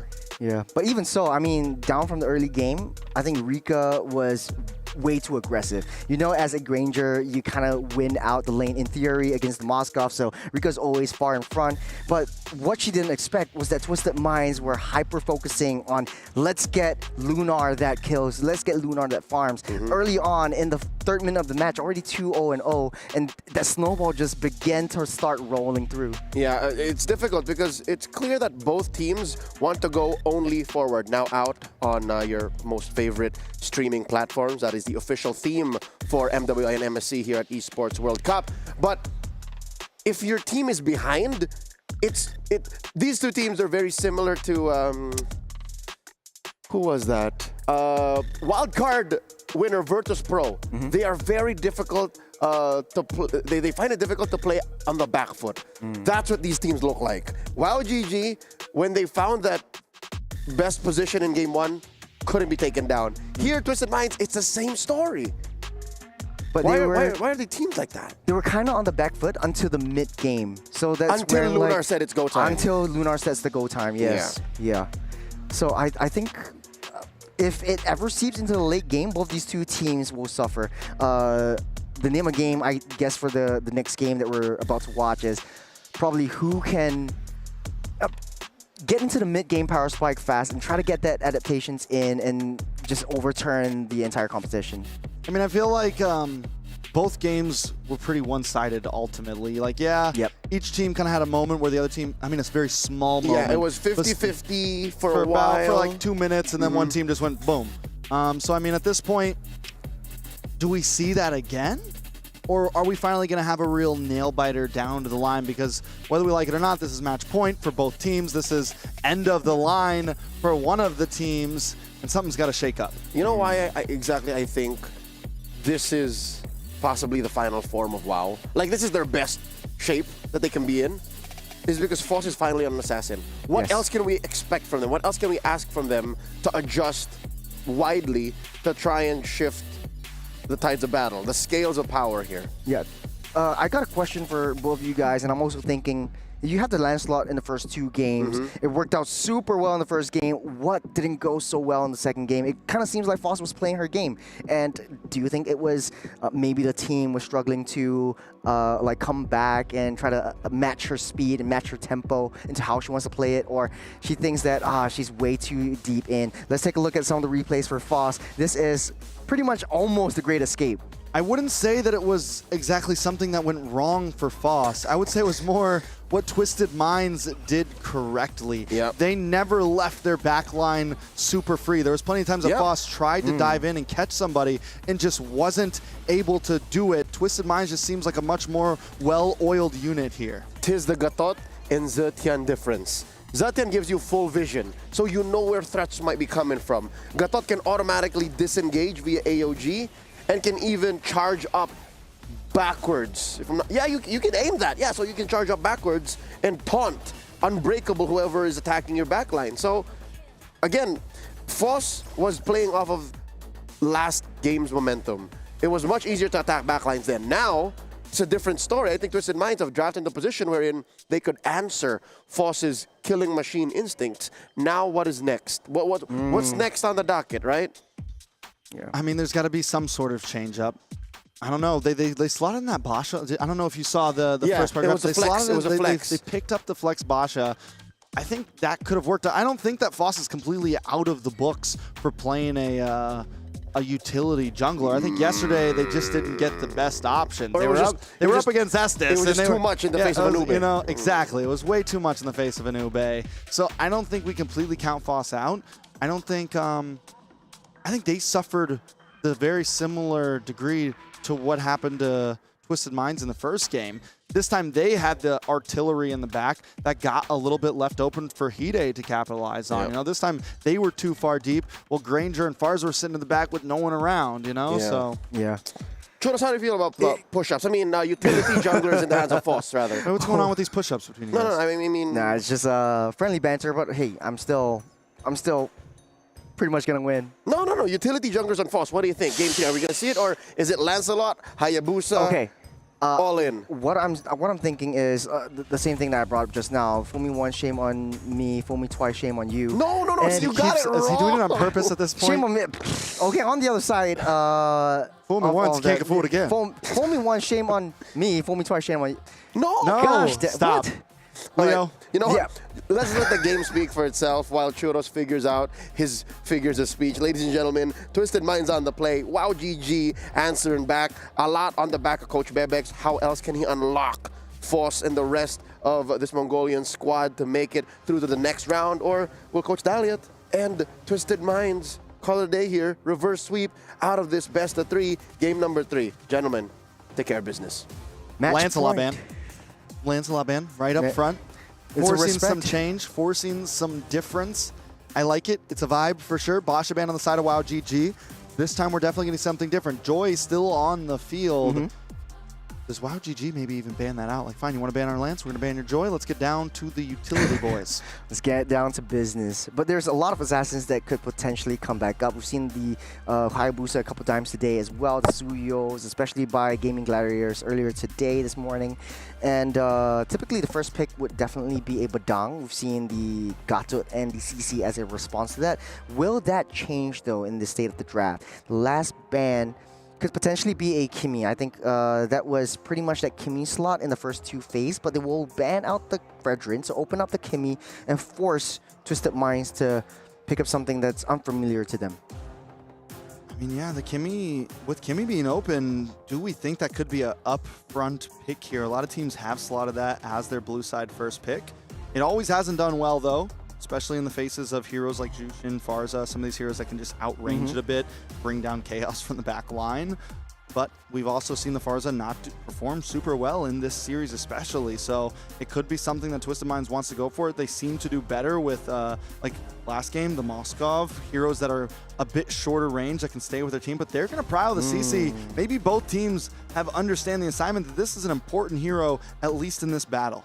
Yeah, just zoning the back lane out of the way, and also in the early game, setting that momentum and aggressing into the jungles is what Twisted Mind wants to do with the CC. And I guess both these EXP laners are kind of, they want to win that lane first to try to get that early prio. On the other hand, now these 2 picks are typically the Gatot and the CC. And the first pick was the Badang. Do you think that would be the Badang and the Gatot in one sitting, then you can flex it Badang and EXP or vice versa.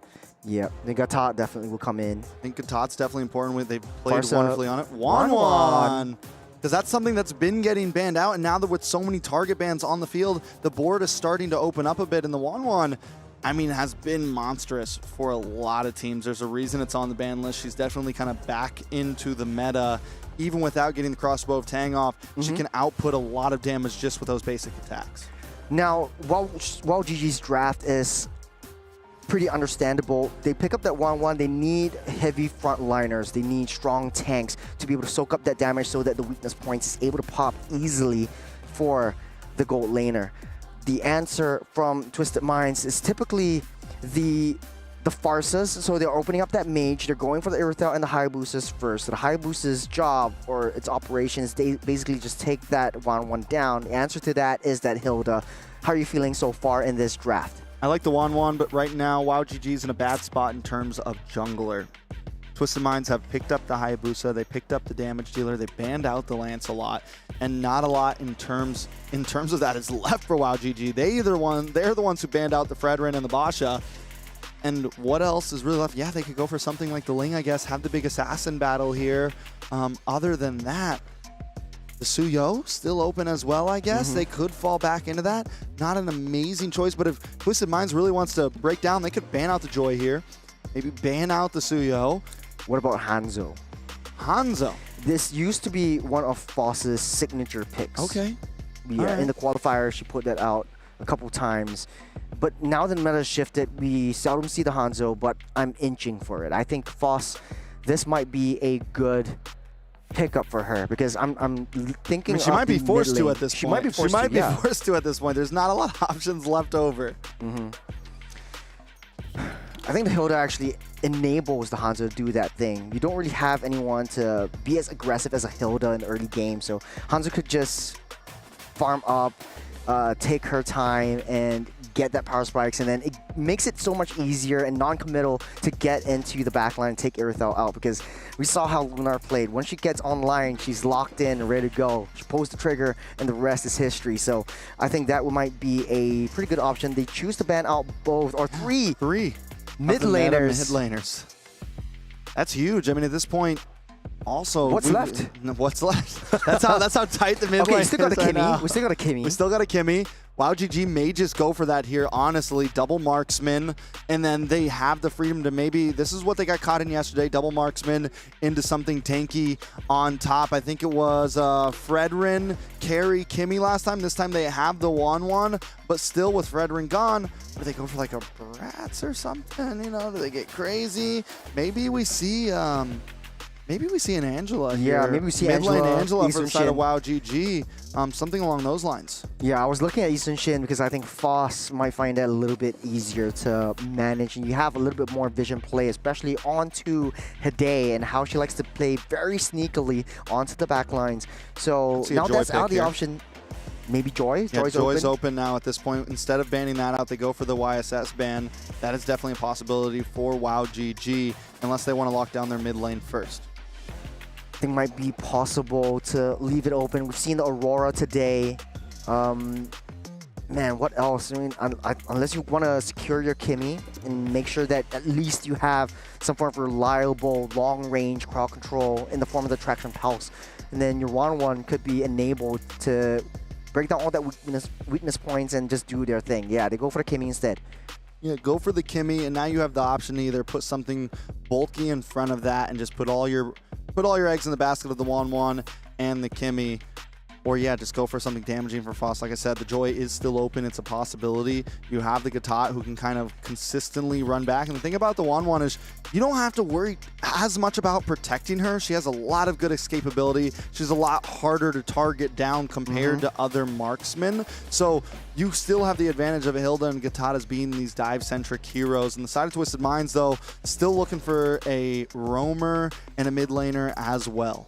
I think name of the game for WoWGG is repositioning. I think 1-1 eliminate. Oh, ho, ho. We're seeing something new here. Lolita Faramis.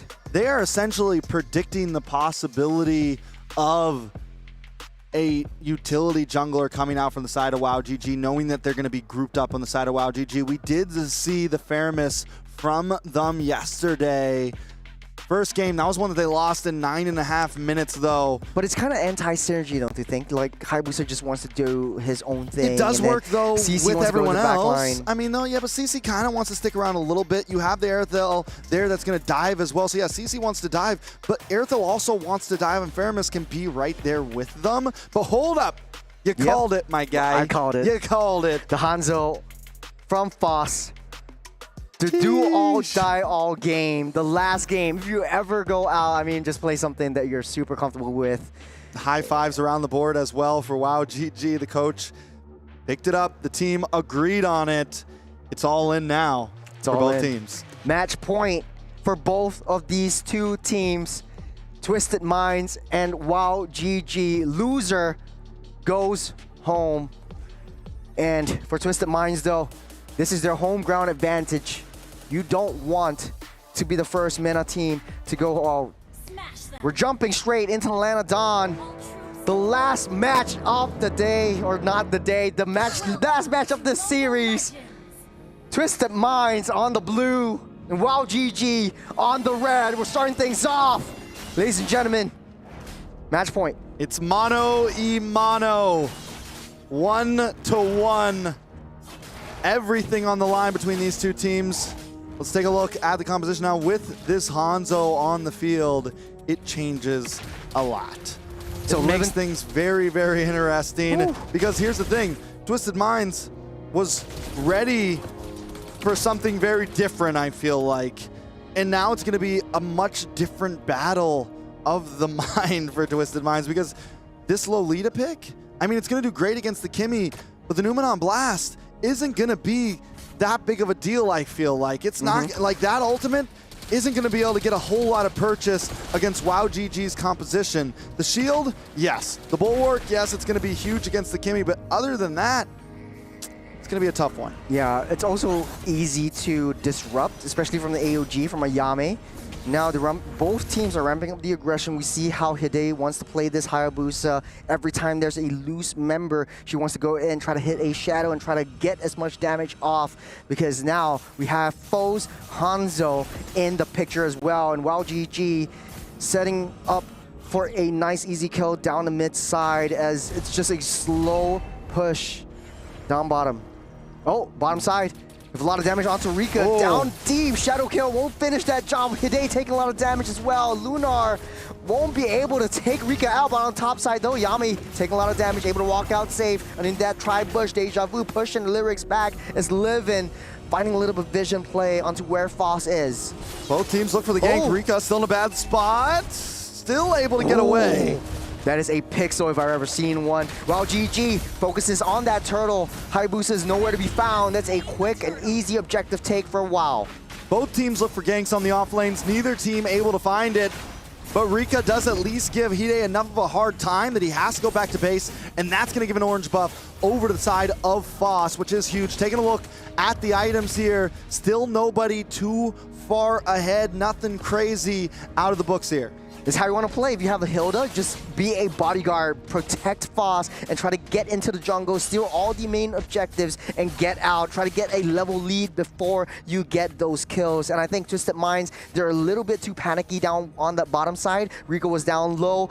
Luna was taking the brunt of the turret damage. It didn't pan out well. But look at the top side, though. Lyrics proxying that wave, able to get out safe, but Foss already win that shadow. Snap and first blood goes to Foss. Signature hero, signature pick and round on mid side. Numenon Blast will not land as AOG will bring Yami out to safety.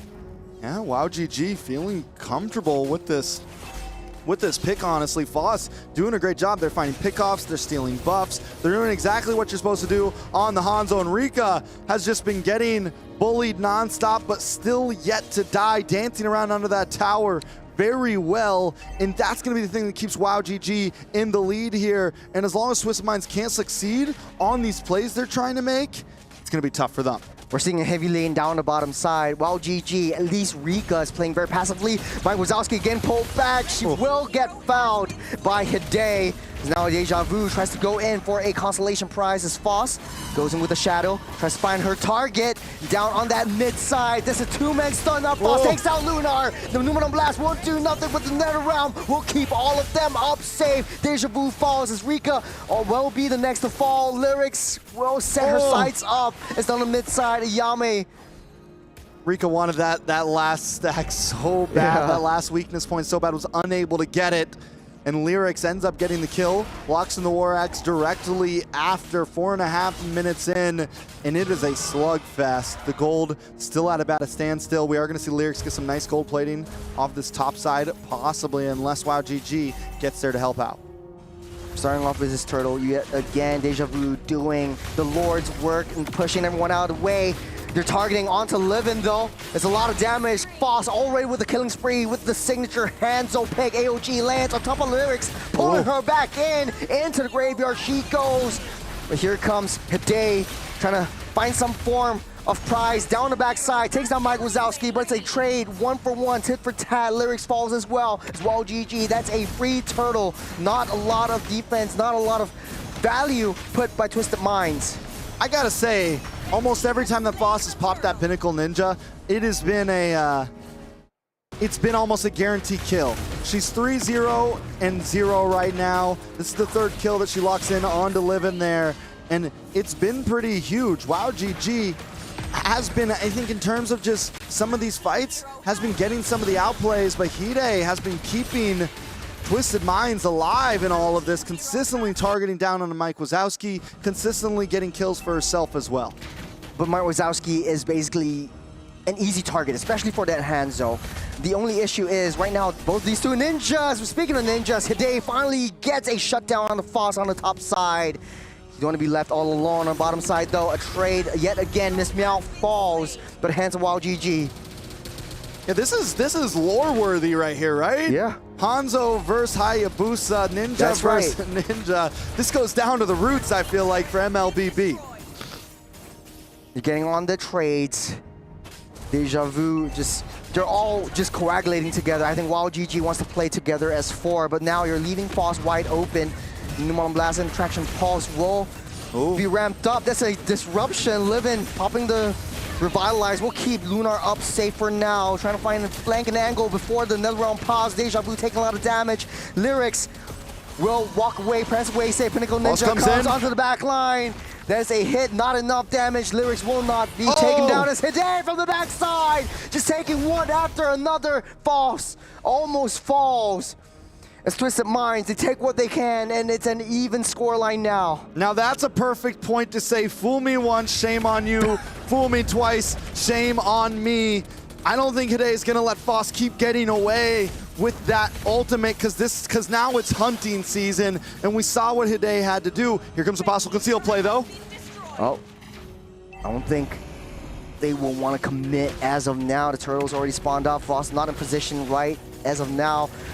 Twisted Minds just need a little bit more vision. It will be a free turtle over the side of Twisted Minds. WoW GG tries to go for a re-engage. Here comes Foss, tries to get into the back line, but not enough damage. Will get taken out by Deja Vu, however, as Twisted Minds try to go on the counter re-engage as Luna takes down 1, make it 2, and Deja Vu running for the hills. WoW GG had a great start with Foss just getting kills after kills, but Twisted Minds already coming back. This is the mid-game pivot point that we've been talking about pre-game. The problem is Hanzo is starting to look less and less as good as we go through this game. The damage isn't what it used to be, and the problem with that is we're only at 8 minutes. This is not the time for damage to be falling off, to whereas Hide on the Hayabusa, the damage is scaling upwards. It doesn't matter who he gets the shadow kill onto, he is shredding them down right now, and you add that up with the fact that Miss Meow can save Lunar at any point and help this dive push even farther.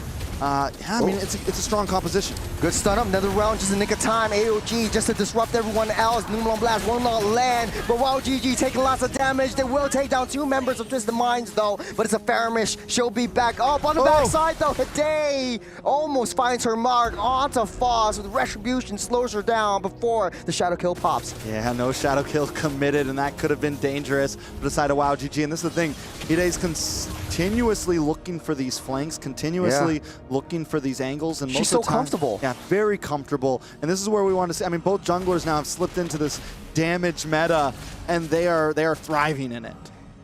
Twisted Minds just pulling in with the Faramis, Miss Meow doing her job, and then just layering in all those crowd control ultimates that they have. Today always trying to find flanks and angles. She's not with her team, and that's where the concealed play coming in. Ayame trapped in between. She will be safe. She does also have the AOG as Attraction Pulse already committed as well. Foss looking for a target, looking for a prey, smelling fear in the eyes of Twisted Minds, but they won't want to commit as of now. Both teams lost their T1s, and the Lord already spawned up. It's Twisted Minds and Wild GG. It's a balanced play.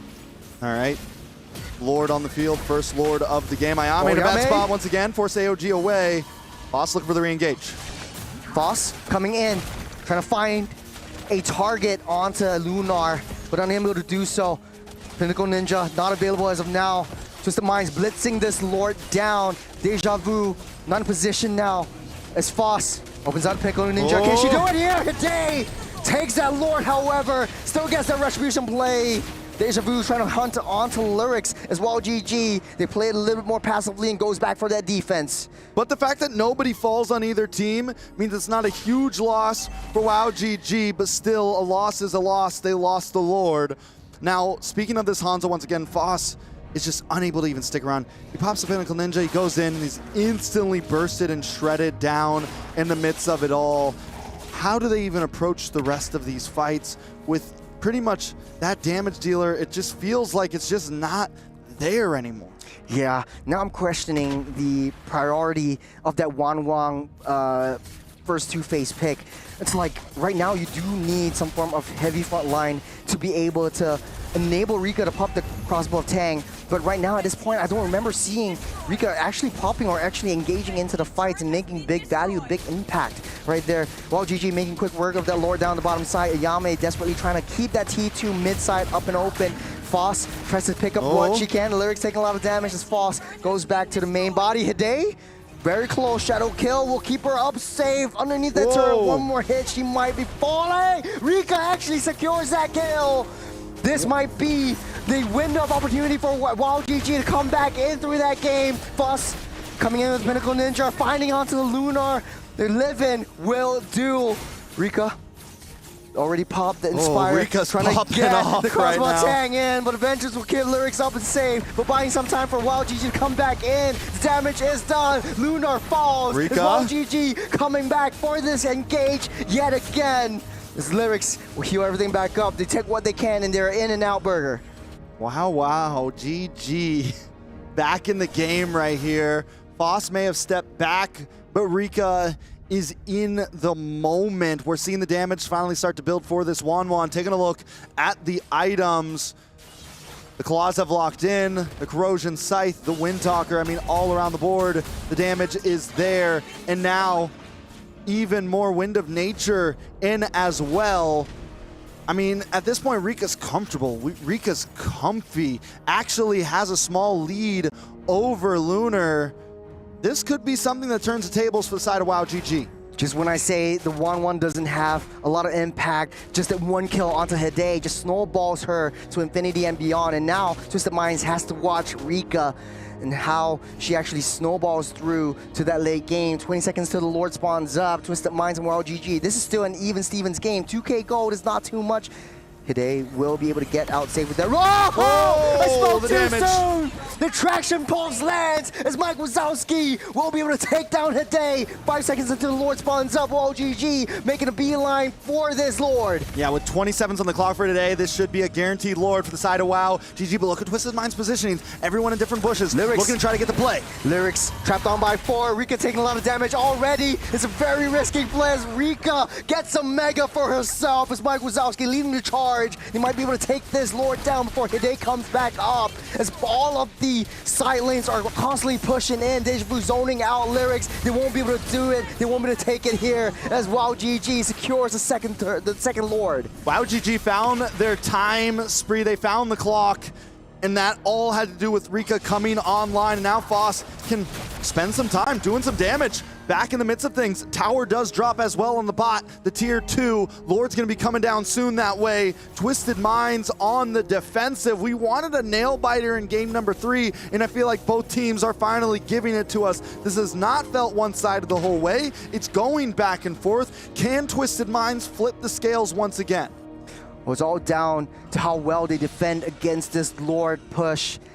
As Twisted Minds, I think the best play here is just turtle up in their base, give up that T2 mid side as well. GG, they have a lot more gold advantage. That's 4,000 gold advantage and a full item and a half as Rika coming online. They need to be able to find a way to break through Rika as Foss.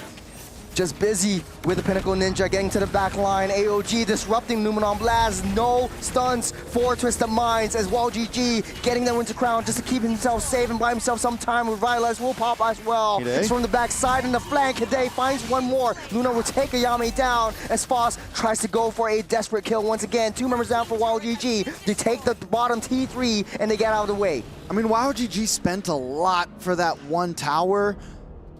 I could argue it was worth it. 2 members do drop, but still, that was a little scary. Don't go too deep. You didn't get any enemies on Twisted Minds. I feel like the tower was already possibly a guarantee, but now they're on the back foot, and Twisted Minds knows this. They're going to try to capitalize and get a tower for themselves as Deja Vu and Ayame are still in the death clock. Twisted Minds wants to cycle this, though, but it's a lot of damage. It's a 3-man traction pulse just to stop them and slow them down. Look at the bottom and the top side wave pushing through into Twisted Minds' base as well. GG still has some time left until Lord spawns up. We'll take the tempo slow down a little bit. Twisted Minds and Wild GG, it's anyone's game at this point. Yeah, valiant effort by Twisted Minds to keep themselves in this game. Wild GG maybe overextending a little bit on the boss side. Now they're forced to reset. They do still have a 3.5K gold lead. And the way that gold is right now is that lead does still matter a little bit. It's going to be another 5 minutes or so till things are at full items for everyone. So this lead does help a lot in terms of this fight. Good traction pulse, baiting out the Nether Realm, so that's a huge resource not available for Twisted Minds as well. GG able to take control of this entire game so far. The jungle is all theirs. Foss is always there taking up that jungle creeps, the neutral objectives, picking up all the scraps that Twisted Mind left behind. They're also going to take that purple buff there, right? So with Lord coming up in about 10 seconds, long lane is going to be on the bot side.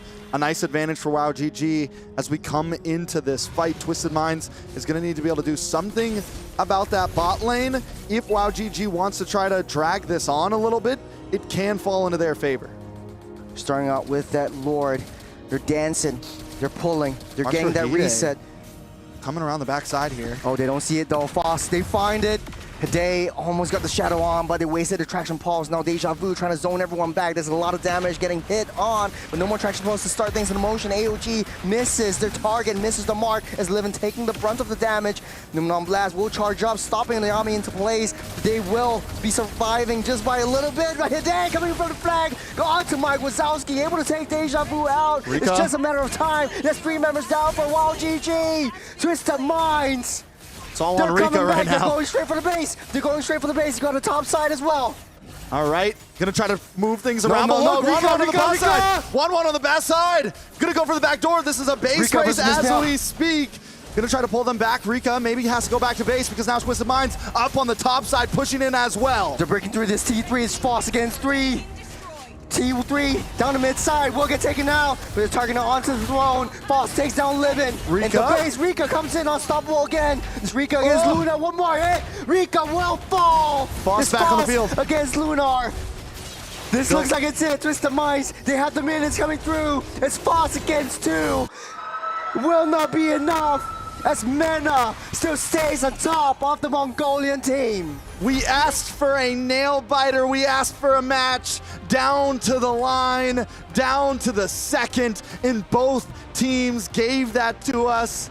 But today, Twisted Minds comes out on top in that one.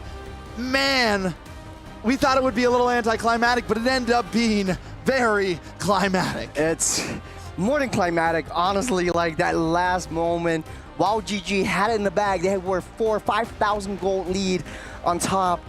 They had control of the Lord Pit. They had control of the entire game the whole time. Rika being unstoppable as well. But unfortunately though, Twisted Minds just played it one at a time. one kill at a time, slowly but surely seeping into their final victory.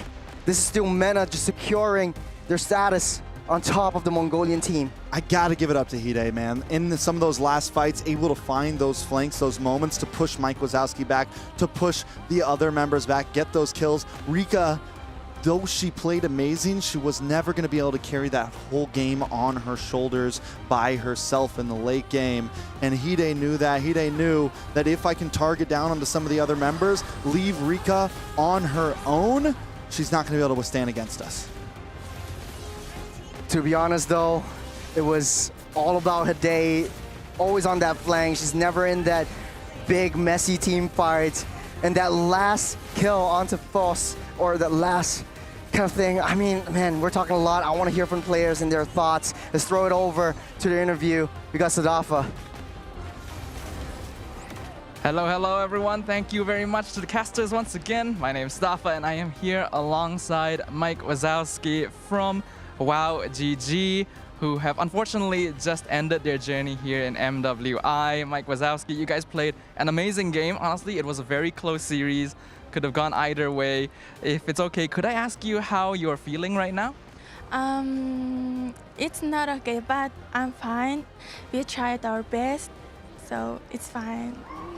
You guys did try your best, and it's great to see that you're still keeping your spirits up, right? I think this has been a great experience for you guys as well.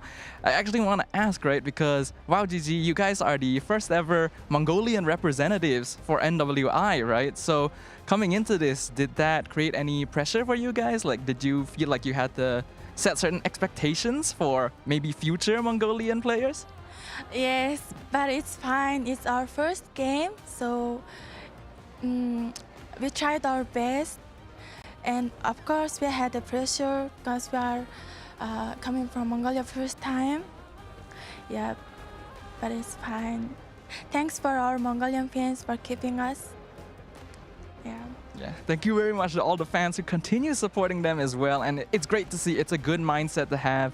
It's you guys' first time here. Of course, the goal would have been to make it further, but I think you guys can be very proud of your achievements. You guys did an amazing job. This game was very, very close as well. So now that you guys have ended your journey here in MWI, what are your plans for the future? Like, what's next for WoW GG? We will come back. You guys will come back? You guys think next year, how well will you guys do? We will be very good. Very good. Do you have a specific goal in mind for maybe the next MWI? Yeah, we will be try to be champions maybe. Ooh. All right. I think that would be amazing to see. You guys have already done an incredible job, actually. So I gotta give you guys kudos for that. In fact, after you guys lost game number 1, things look a little bit shaky. After you guys won game number 1 and then lost game number 2, things look a little bit shaky in game number 3. What was going through your mind during game number 3, since it was very, very close? It's a do or die. So, yeah, do or die. It's a do or die. All right, that sounds great. So, one last question for you, or maybe one last request of you. Is there anything more you want to say to all your fans out there watching from Mongolia or even from other countries? Anything you want to say for their support? Can I say it in Mongolians? Oh yeah, sure. Okay. За ингээд энэ тэмцээнийг үзэж байгаа дэлхийн аврах шалралт тэмцээнд WoW GG багаас манай баг анх удаа амжилттай оролцоод энэ хүрээ дуусгалаа. Гэтэ зүгээрээ бид нэр дахиад илүү хүчтэйгээр ирнэ. Та нарын одоо хүртэл тэнцэн та бүхэндээ маш их баярлалаа. All right, amazing. You guys did great. I'm really hoping to see more from you guys in the future as well. I think this is only the beginning for WoW GG. Beginning. So we will become back, guys. So keep us. Yay! Yay, great. Amazing. Such a positive energy, and I really hope we get to see you guys back on stage once again. So we'll go ahead and throw it back over to the casters once again. Take it away, guys. Thank you so much for such an amazing farewell interview. That's the type of energy we love to see right there. WoW GG put up an amazing fight, especially in these 3 matches right here. And I think she knew that. She knew that the team gave it their best and was all smiles, all happiness, knowing that there's still possibilities for more battles to come. Honestly, though, for a first-timer into the region and into this international tournament, they played a heck of a game. First game, dominant performance. Last game, showing off the Hanzo signature pick by Foss, and all the rest of the members actually played to the T until the very last second. And man, as much of a dominant performance they had, it was some mistakes that they truly had to fix. But hopefully we'll see them again next year. Leo, were you watching on the sidelines? Any different perspectives that you want to bring in? I was more than just watching on the sidelines. I was fully invested in this match, and I am utterly entertained, and I'm in love with Mike Wazowski's energy. Like, she's a sweetheart. Like, this makes me want to follow WoW GG now, and I will. All right, let's toss it back over to the interview on the floor for the winning team. All right, hello everyone once again. Staffa here alongside with Lunar from the side of Twisted Minds. Congratulations on your victory. It was a very hard fought, very close match. Like, how are you feeling right now? Oh, so nervous. We thought we were gonna lose that, especially because of the huge wave at bot. But yeah, thankfully it worked out. Yeah, thankfully it worked out indeed, but you know, I think it's also because you guys played super well. It was a very close match, could have gone either way, but you guys managed to push it all the way into the end. So I gotta ask, right, you guys lost game number 1. What changed? What was the spark that happened between game 1 and game 2 that made you guys suddenly lock in? Well, in the first game we were surprised with the draft. I'm gonna say it, Lance wasn't really expected on our side, so I would say that's the reason. But after that, it's all went to according to plan somewhat. So it was only the landslide that you guys weren't prepared for? Yes. Ah, okay. Well, once you guys figured that out, you guys were able to figure out how to win game number 2, and it looked pretty clean. But then in game number 3, right? You guys were leading quite a bit early, and then suddenly WoW GG started fighting back. What was the thought process at that time? Just like we tried to keep calm as best as we can, even though I wouldn't say we succeeded. But yeah, try to keep calm and like reset and come back into the game, and we did that. Yay! Yay, indeed. That's always the goal, right? You gotta keep calm, reset, make sure that your head is in the game every single time so that you guys can make it all the way through. And that's exactly what happened. You guys were able to finish up the series in the end. So congratulations for that. Now, as Twisted Minds, right, you guys are the local representatives as well. So that means you guys have a lot of fans watching you here, a lot of support. Do you think that's a good thing? Does it push you to do better, or would it be maybe a little bit distracting sometimes? No, not distracting at all. We all appreciate it. It's something that we're really grateful for, that we have people who support us here locally. And yeah, it's really a pleasure for us to have someone supporting us. You guys heard it from Lunar. The next time you come and support Twisted Minds, cheer as loud as you can so that the players can hear you and your support can translate into a victory. So one last thing from you, Lunar. Anything you want to say to your fans watching the stream right now and your win? Thank you for watching, and hopefully we'll be cleaner next game. Well, I think it was already pretty clean. You know, it was pretty fun. It was great. Once again, congratulations, Lunar. Thank you for your time as well. So I hope that you guys will have good luck in your next game as well. And once again, let us throw it back over to the caster Des to finish up the rest of the details. Guys, take it away. We will catch and take, as you say, Staffa. Thank you so much, Lunar, and a belated happy birthday to Livin, who celebrated her birthday yesterday in the best way possible, competing on a world-class MLBB tournament and experiencing the highs and the lows of this beautiful esport. Looking back at that matchup, again, Game 3 went the distance, 50-50 up until the very last moment, 14-17. Twisted Minds won, but they were down on kills. They were down on kills, and that was the story we saw even early on in the game. Foss was able to come through and get some great kills in general, but Twisted Minds continued to come out on top. Taking a look at the board, I mean, nobody really completely shining through, but for me, Hide, even with the 2 deaths, was the one that changed that game in the end. Everyone was role players for Twisted Minds, and this is not to speak ill of WoW GG. Yes, their stats don't really tell the whole story. But look at Foss. This is that Hanzo that Churro gushed over pre-draft, saying, "Oh, we were looking forward to this." She was 5-on-5 for the victory lap, and she was on her way. She built her Swift Trinity. Rightly so. She built her Swift Trinity, so she was a legit threat. And Twisted Minds were throwing so many resources just to pop that ghost, pop that little pinnacle ninja, you know? So, wow, GG, there definitely is a potential. We must follow their adventures through and through to see exactly where they end up and if MWI 2026 will be in the cards for them to perform in. But for now, it's GG well played for WOW GG, and we wish the well for the Mongolian MLBB esports ecosystem. But for now, how about we prep up for the final match of today's broadcast? Final match, final team possibly going home. Very excited for it myself. We got here Rising Rage from the ECA facing off against DMX Girls. This is the ECA versus Latam. We'll be right back after a short break. When we come back, it's that best of 3. We'll see you when we get around.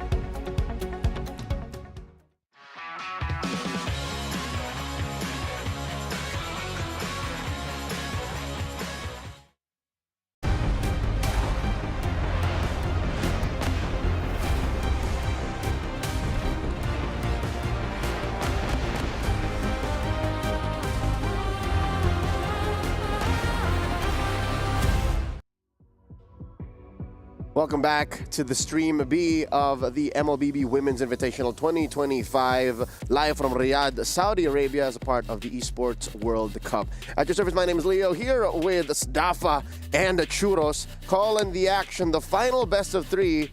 Here, another elimination match. It's the battle in the West, or in this case, the North. The ECA's finest, Rising Rage, going up against DreamMax Girls from Latam. Gentlemen, one of these teams we're meeting for the first time here in Stream B. What have you heard about DreamMax Girls? I haven't heard much, honestly.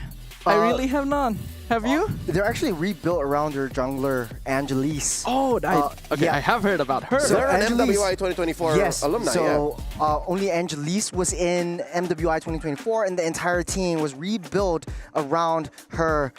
In this case, we have Day, Lucy, Angelise, Pick Me High, Blasky, and Camise. I don't know if I'm butchering one. I think that's Black's Kitty. Black's Kitty. That's Black's Kitty. Black's Kitty. Yeah, we can see it right there. So this is a squad that comes from a very well-developed region. Last year, it wasn't as good for DreamHack's girls. Again, they are a returning squad. One of the few, actually, from last year, because that's right. Some of the teams that have had players and representing their countries changed banners, but DreamHack's girls stand strong. This is a team that honestly has been through quite a lot throughout their journey before MWI, although they were able to win out the Latam MWI qualifiers by winning 3-1 against Alpha 7 Female. They apparently struggled in the beginning because they were dropped to the lower bracket instantly by Influence Rage before climbing all the way back up. This is honestly the best team that Latam is able to produce, especially around the captain, Angelise. I've heard great things about her as well, especially the hero picks. But, you know, after yesterday's loss against Onyx Philippines, Onyx Pertiwi from Indonesia. Yes. I think it's not the best kind of measure of their speed, because some of them, they're just getting adjusted to the international stage. It's their first time on the big stage and the global scene, so adjusting to the meta. And I've seen some of their plays before. They have kind of, I wouldn't say weird picks, but like the cleanse coming out and stuff like that. So will we see that this time around? I'll do you one better. They also debuted a Leslie yesterday and played the mythical Uranus Jungle. So that is in the cards for DreamHack's girls as they throw this kind of MLBB into Rising Rage, the finest of EECA. We've met these ladies yesterday, and one thing I can say about Rising Rage is they like to fight. They are a scrappy set of professional athletes out of the cold north. They are Zaza, Evridian, Evry, Asuna, and Bondi. They draft lineups that like to fight, so to speak. They have a Tigreal, and they were able to throw an X-Borg into the hands of Evridian, but even those felt like diamonds in the rough. I wonder if today they've sharpened those diamonds enough to try and quell DreamHack's girls, because this is a fight for tournament life. And we have to note as well that Rising Rage hasn't actually been given the opportunity to show their most notable secret weapon, right? Zaza's Freya was specifically respect banned a 5-foot esports in both games yesterday, because I think a lot of the players by now know that Zaza is actually a top global Freya player. I think for most of these girls, being a newcomer in the scene, this really takes some time and effort to get used to how fast-paced the games are going to be. And I think for Foot Esports and the Foot fans out there, you know how great and how they're built on momentum, that I think Rising Rage really needs to be able to match coming into the match against the Latam girls. So what are you trying to say? That yesterday Rising Rage was just warming up and Foot Esports caught him off guard? I would say so. They have some notable hero picks as well, so I'm looking forward to see, like, you know, strange picks coming up for both teams. That's one hell of a warm-up. About 40 minutes worth, because yesterday they played 21:30 and 19:42. All the while, DreamHack's girls played a total of 25 minutes between their two matches, 12:26 and 13:55. That 12-minute match was where they got savaged by Yippee, the Claude of Onyx Pertiwi. So now, this is weird for me to say, it's a match between resets. These two teams need to find a way to use that experience, that defeat that they got yesterday, to try and clap back here now, because momentum is against you. You got savaged. You lost 2 matches, 2 games that you could have won. How do you use that today? Yeah, being able to reset the mentality, being able to decide, okay, what do we need to change? What needs practice? What can we adjust in the very short amount of time that we have here? Because you're not going to be able to make a lot of major changes to your lineup, to your overall gameplay style. It's about the small things. What worked, what didn't, and what is capable of changing without putting you too far out of your identity. I think also, like, just adding on to your point, the teams, remember we had power rankings for both these two teams, and you see like Onyx Palatiwi is like S tier, and then you see these like are in B. And these are in B tier, so definitely the underdogs for us. They could show us really crazy things that we really hope that we've seen in, you know, in matches. It's just unfortunate that they've matched up. They only have the chance to match up right now. Yeah. I'm bracing myself, and I hope all the fans watching at home would do the same, because if anything, as dire as it is, this being an elimination match, we can at least expect entertaining MLBB.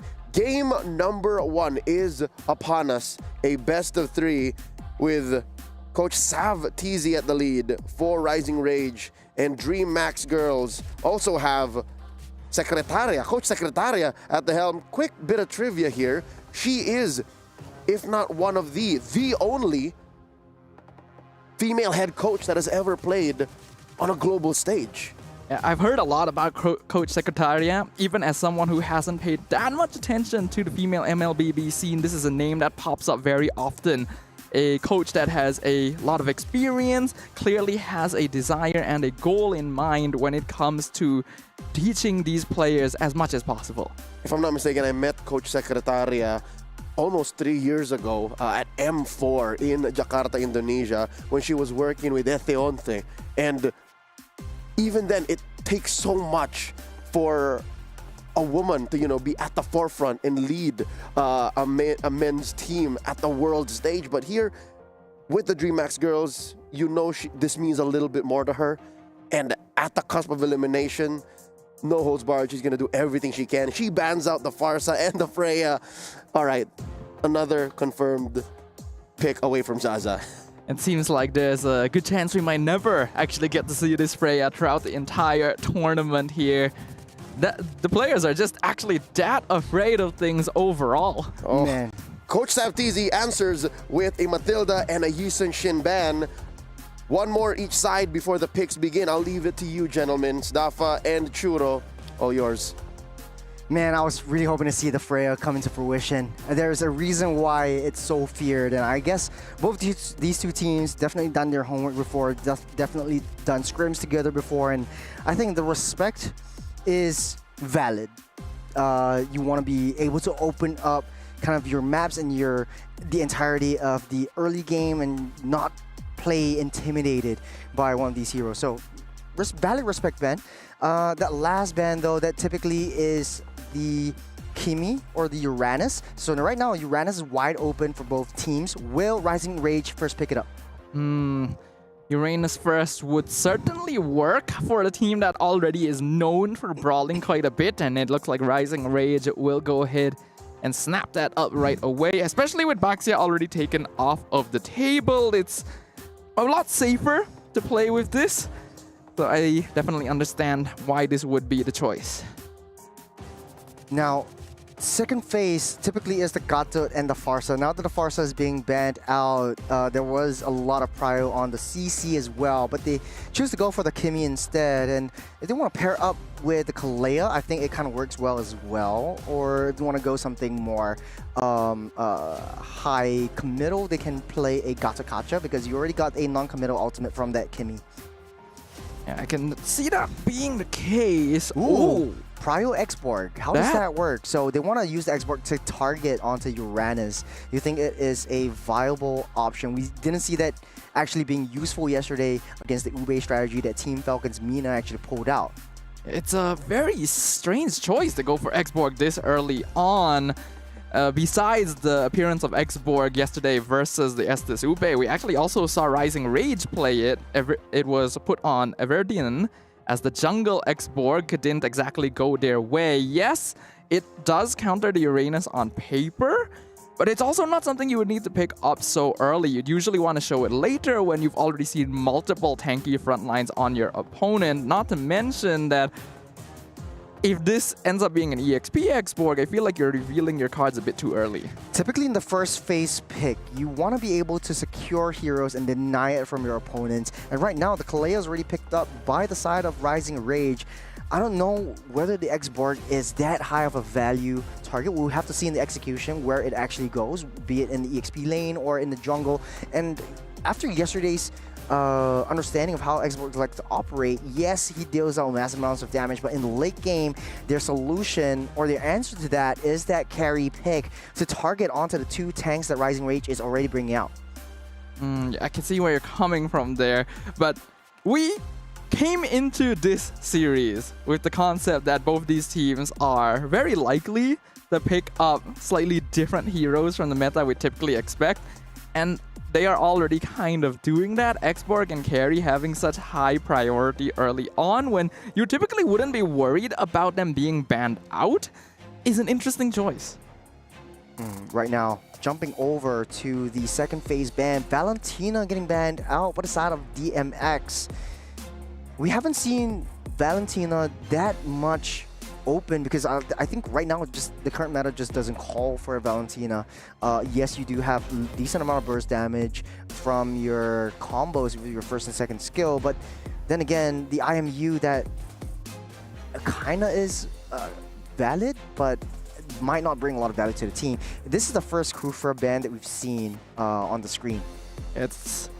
It's surprising that it's the first Kufra ban, actually. Considering how many high mobility heroes are in the meta right now, you would think we'd see more of it. But here, because Rising Rage have the 1-1, it's pretty obvious why they decide to go for it specifically. And well, DreamHack has already shown that they're willing to bring up a slightly off-meta pick, so it's just something Rising Rage doesn't want to have to deal with.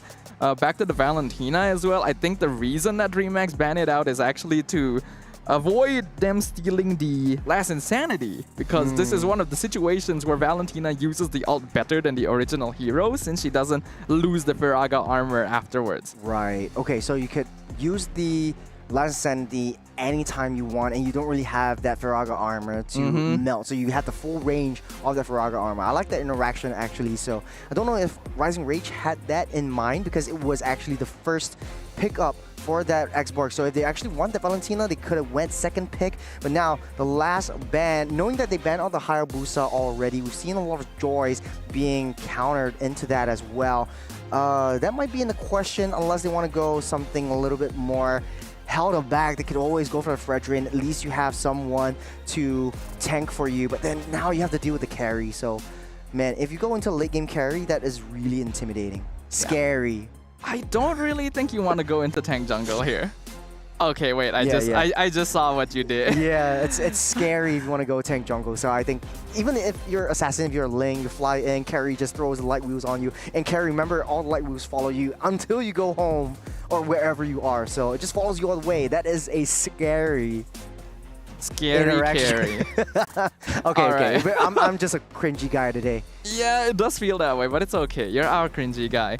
I don't think a tank jungler is the right call for Rising Rage because there's already an Xborg and a carry on the opposite side, like you pointed out. Unless you ran as jungle and then they open up another EXP lane. Because right now it's the focus getting picked up. Impossible, actually, but still not very good since he is also weak to Xborg and carry. If you want to get early game pressure, you want your jungler to be capable of ganking the side lanes, and he's weak to both side laners. Yeah. Better not do that. Go for an assassin instead. Burst down carry, burst down the Firaga armor. We've already seen that the most successful counterplays against Xborg is when you have enough damage to just poke out his armor before the fight even starts. Yeah, that's right. But they actually go for the Hanzo instead, so it will be the EXP Uranus. Go for the Hanzo again, the second time we've seen Hanzo today. And the Juicin to secure things up for Rising Rage. I think the draft here is kind of straightforward. You jump in with the Kalea, hope for a pickoff, and then try to gain enough damage for with the Juicin as well as the 1-1 in the late game. You also have slight lane split pressure and insurance with the Uranus as well as the Hanzo, so you can go tit for that, this or that for Rising Rage. So kind of understandable, one-dimensional, but then again, pretty squishy if you ask me. Yeah, Rising Rage have a very good dive composition, and they have a lot of tools that are able to go in, pick someone off, and then back off. But because of that, they end up being kind of squishy. They're not particularly good at 1v1 duels, and they don't have a lot of early game damage outside of the Hanzo. So with the final pick, Gatot Kacha coming in, I do like DreamHack's draft a little better. I have to agree with you. They have zonal potential. And in this meta, it's all about zoning your opponents out and trying to get the objective or trying to get into the back line. And Gato Kacha actually makes it so that much more easier. At least you also have the X-Borg to get the last insanity, ignore some of the damage that you have, go straight to the back lines as well. So there's a lot of backline divers onto the marksmen themselves. Well, this is going to be an interesting game for sure. Both of these teams eager to prove that their previous losses were simply the luck of the draw and that they have grown past their flaws. It is going to be game number 1 of our final match of day number 2 here at MWI Stream B, Rising Rage versus DreamHack. No. Quick thing I'm looking at is usually when you have a Juicin, you kind of zone out your opponents. Lucy already popping the Revitalize, trying to get back up to safety. We've always seen that 1-for-1 trade down the mid side as well. So far, I think Rising Rage having a easier time in that lane-to-lane matchup. On the top side though, Blaze Kitty forced to use a flicker out. All weakness points already popped in by that Wan. That's not ideal. Yes, Carry will have a difficult time in lane against a Wan, but it's precisely because of that you really shouldn't try to force the challenge. Losing Flicker this early is not ideal, but also not the worst thing in the world. Looking at both sides, we can see that this is going to be a weakness finder Camille as well. So Camille is intending to be more of a late game carry to try and match up and overpower the Uranus in the late game. Oh, that's very, very deep in. Bondi. Lucy is just there in question. Camis wants to get Bondi's head, but unable to do so. It's a very risky play, forcing Asuna to use that flicker as well. But man, oh man, I think that could have went so much more worse for Rising Rage. Yeah, it could have also been a lot cleaner from both teams, actually. We're already seeing a little bit of that chaos that both these squads are known for. Oh, last insanity popped, but Zaza still won't stand tall. As the Uranus is still valid. And that is why Gideon doesn't like this hero. The fact that literally no other hero would have survived that situation. It's just annoying. Nobody likes playing against Uranus, but everyone likes to play with Uranus. But now, not necessarily. You know, because in the end, Uranus is just a big body. You're just a one-man team or he doesn't really offer all that much crowd control, so you gotta have the right lineup to use him as well. Fair. But speaking of lineup, though, now that the turtle is being spawned out, you typically see Uranus being that loose member of Rising Rage and typically just pushing down that wave, trying to push that wave in and trying to get that aggression down. Traction pulse into the Juicin, and Every forced to use that flicker out of the way again. Last Insanity will not touch Every as the Crimson Beacon also pops up. The Pinnacle Ninja will hit that back mark. The Tsunami Slam into the wall, and first blood goes to Zaza as Asuna next to fall. But man, one more hit, Kamis will finish that job. Day is next up in line as Zaza coagulated down, grouped up by 3. Will she be able to survive this skirmish? Yes, she will, as Bondi making a small prance and pop down onto that mid side. Both teams 2 for 2, and it does look like Rising Rage still up ahead in terms of gold just because of that Hanzo gold farm. Another 1v1 down bot, but Everin just gonna pop the ultimate and fly away in Hanekage form. We can already see that both these teams like the skirmish. There's a very chaotic, well, just as I say it. On the backside, Lucy taking a lot of damage. Traction Pulse will not land onto Jaja, able to heal everything back up. Turtle down onto 1/3 of its health. As Jaja giving a little bit more information, but not enough for a Viridian to go in. Zaza finally falls by the hands of Angelise, so a trade for a turtle and a hero. DreamHack girls, they're coming back. I really don't feel like Zaza needed to be there in the first place. We could see that Evridian was on the opposite side of the map, so it's clear Rising Rage didn't intend to actually contest the turtle, and if they actually wanted to try and force the reset, then Evri and Asuna could have tried walking up a little bit more to back her up, but it just felt a little miscoordinated, so DreamHack could just run down the Uranus and actually get that pick off. But just as I'm saying, we see in the top lane. Oh, Everidian with the Pinnacle Ninja, non-committal. She flies back to a real body as Every comes here as well. So on the top side, they touch and they go, but Bondi is down low comparatively to Blaze Kitty. So it's not a very good mid-game spike that Bondi could able to latch on. I think she's falling far behind just because that huge heavy lane. Kamis pops a flicker, pulled back by the Juice, and Bondi finishes that kill. 3 members chasing down the mid laner, another 2 chasing down the EXP laner. They should be okay here, yes. Yeah. Is able to burst down Hanekage, but Rising Rage is not giving she up. goes in, Day! Infernal Pursuit down into the heart of the battle, taking down 3 before members will be too much for Day to handle, as Asuna will be next to fall. But she gets out safe just before the last Insanity pops as well. Zaza will pick up another kill to herself as the top lane, getting a trade T1 for a couple of kills in the hands of DreamHack girls. I'm gonna be honest here, Chiros. I really don't know what to say about what just happened there. It's honestly a brawl. I have to imagine that it was a mistake by Day, just spam pressing the Infernal Pursuit and ended up putting herself way out of position by jumping onto Everidian's real body. Because there's no way that was intentional. There's no reason to force that out when your team is still so far behind. And then Angelis comes in after. A little bit too late. Her EXP lane is dead and still full commits all of her abilities. I really feel like there needs to be better survival prioritization on DreamHack's girls, because they're really just throwing themselves at Rising Rage and hoping it works. Yeah, Zaza getting caught out as well. No, it's Every though. They took down the Juice in. Here comes the Pinnacle Ninja. Everidian tries to get another consolation prize, but Blessed Kitty picks up that turtle and Rising Rage. They couldn't get anything else as DMX girls. I think to answer your, I mean, to have this little discussion with you, I think DreamHack girls are very held back, very passive. They waited for Rising Rage to come in before they actually make any kills. Rising Rage does decide to go in again, so it's just as a bit of a cheeky poke, maybe try and steal that jungle camp back, because DreamHack girls ended up rotating all 5 members to the turtle pit.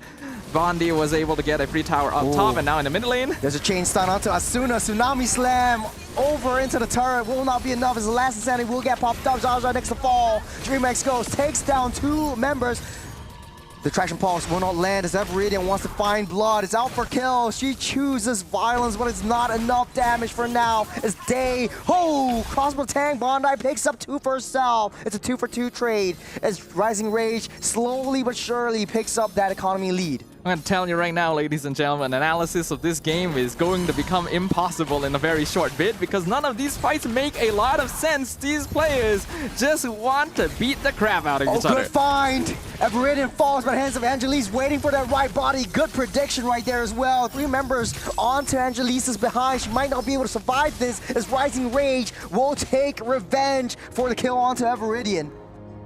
I mean, it's not bad, actually, the 1-for-1 trade, though they did lose Lucy as well, so it ends up being a little bit more beneficial for Rising Rage. But these fights are constantly being taken when the whole team is not ready. This does not feel like coordinated team fights. I am not seeing shot calling happening. It really feels like these players are individually saying, I am going to take this fight. If you're here, it doesn't matter. Speaking of the devil, you got the nice little Tsunami Slam converted into a T1 as Rising Rage constantly going for the macro plays. Look at that, the Baron T1 turrets over onto DMX girls. Rising Rage, they get the kills, they get the objectives, but DreamHack girls, they don't really have an answer for all of this, or they're going for kills just without reason. Yeah, basically the answer for this is to just tone it down a little bit. Yeah. Take a step back, look at the map with a bit more of a bird's eye view, decide where you need to attack rather than just constantly either grouping up for a 5-man gank or not really doing anything on the map, right? It's very strange. I'm not really seeing a rotational logic. 4-member gang onto Angelis. Last Insanity, a last-ditch effort, get out of the way, getting that boost in, but AOG lands and taunted in. Zaza taking too much damage, will fall, got a little bit too close to the sun. Both these teams are something else, Chiros. I'll just say that, you know? Rising Rage actually did a pretty good job of pressuring there, but then Zaza walked up too far forward. DreamHack girls actually had their players close enough to back up this time, so they end up taking kill. We are 9 minutes into the game, and we already have 18 total kills. Rising Rage still slightly in the lead, because DreamHack girls have been playing a little bit more Renegade so far. Bondi actually coming in a little bit too close, trying to pop all the weakness points, has the crossbow tang ready. That's 1 kill, but 2, Camise able to flicker out of the way. Angelis, we're gonna get pulled back. Ferraga armor popped. Next to fall, Bondi picks up 2. 7-0-1 for this 1-1. And you see Rising Rage. I was saying they have a macro game. Yes, they're taking on turrets, but the way that Jaja plays this Uranus is sort of like that body guard kind of thing where Bondi is right there. Uranus just soaks up that damage to try to pulls it back from you. But like you said, doesn't have a lot of CC. So if you're playing with Uranus, would you rather do this or would you rather try to push the situation, especially in the long lanes, and try to get that priority? Yeah, it just so happens though that in this game, Uranus actually works surprisingly well because it gives Rising Rage a lot of space to play with. You don't really need a lot of crowd control when DreamHack themselves are throwing their bodies at you. And that's allowing Bondi to pick up very easy kills and crossbow of tank stacks. So DreamHack goes again. Needs to tone it down a little bit. That previous fight in the... Oh, never mind. They're not listening to you with the AOG landing down. All members collapsing onto Asuna. It's Havoc right here. DreamHack Zero split up the team fight. Blast Kitty takes down Rivalry. Zaza's next to fall, and their target prioritization comes in strong. They're not listening to you at all. And somehow it's working. Okay, so the difference between this fight and all the previous fights that they've taken is that they are actually running down Rising Rage as a 5-man. They're actually ignoring Zaza, not letting her make space. Tsunami Slam onto Lucy, but able to split up that fight. DreamHack Girls picks up that Lord, but Bondi getting that legendary status with the crossbow tag. Takes down 1, takes down 2. That's a maniac for Bondi. As Rising Rage overturns this situation. DreamHack Girls just wasted all their resources, Sadafa. I have nothing but shock and confusion in my eyes right now, but very well done to Bondi on this 1-1. 11-0-1. Honestly, I was about to judge Rising Rage for deciding to take that fight when they're clearly at a number disadvantage, but nope. Bondi takes to the skies, picks up a maniac. And I feel like my analysis is just all going out the window. To be honest, that was a very easy pop. Lucy was right in the mix, pulled back by Every, and she just runs circles around that That's what I said earlier, isn't it? Yeah, and then it was just a free crossbow tang. So very easy for her to pick it up. Now we know how Rising Rage likes to play around Bondi, which is carrying this game. 11-0-1, one of the highest scores, and still a perfect game so far. Already full builds, just left 1. And that is like 4,000 gold ahead of DreamHack Girls. I was scared of the carry, but now carry's just way too far behind. You got Traction Pulse onto Zaza, but they're just pushing the situation down the bottom side. They're trying to find constellation prizes with Blast Kitty taking down the T2 bot. Well, some macro play is definitely a good idea here for DreamHack Girls. It's good to see that they are going for some structures across the map. If they can pull some bodies over as well, they can actually try and force the fight, but Ivridian was more than enough in order to clear up that push in the bot lane. Looking at the gold distribution right now, very heavy gold lead from minions, jungle creeps, and of course from kills and assists. Nearly a 2,000 difference thanks to the maniac that Bondi has been able to pick up before this, and of course not dying yet throughout the entire game. The goal for DreamHack right now is to find a way to catch this 1-1, but it's a bit difficult for them to do so when they don't have enough solid crowd control. Yeah, not a lot of solid and reliable crowd controls. The Gacha really needs to be able to sort of like zone everyone out with the AOG, but hold on a second, there's a concealed play. They find Camise, that's a jump in the pop. She will fall as Camise gets taken down. Day finds herself in a bad position as well as a 3-man collapse onto that as well. As DreamHack Girls, they're losing their minds, they're losing their players, and they're losing their composure. Why were they there? Like, Camise would have seen them coming. Yes, there's a good chance she wouldn't have been able to escape anyway, but she still had her skill 1, she still had a flicker. She could have at least bought some time. And then after that happened, Day was on the other side of the river for some reason. I really do not understand the logic of this team's positioning, because sometimes they actually take fights really, really well. Yeah. But other times, it's that. Honestly, just now what I saw was red on the blue side and blue on the red side. They were like swapping positions, and that was where Rising Rage was able to capitalize on that. They had no means of escape, and they're so far ahead. They got that Lord, and right now DMX goes back on that defense. The only silver lining is they kind of have decent wave clear on that high ground. Lucy take a lot of damage. Pinnacle Ninja will not hit. The AOG lands just in nick of time, but Tsunami Slam into the wall. Asuna will still stay alive. Traction Pulse. touches no one to Dafa. Day takes a brunt of the damage. Winter Crown will bide some time. Camise will fall. The Lancer will pull her in. Crossbow. And another crossbow tang as Bondi picks up another one for herself.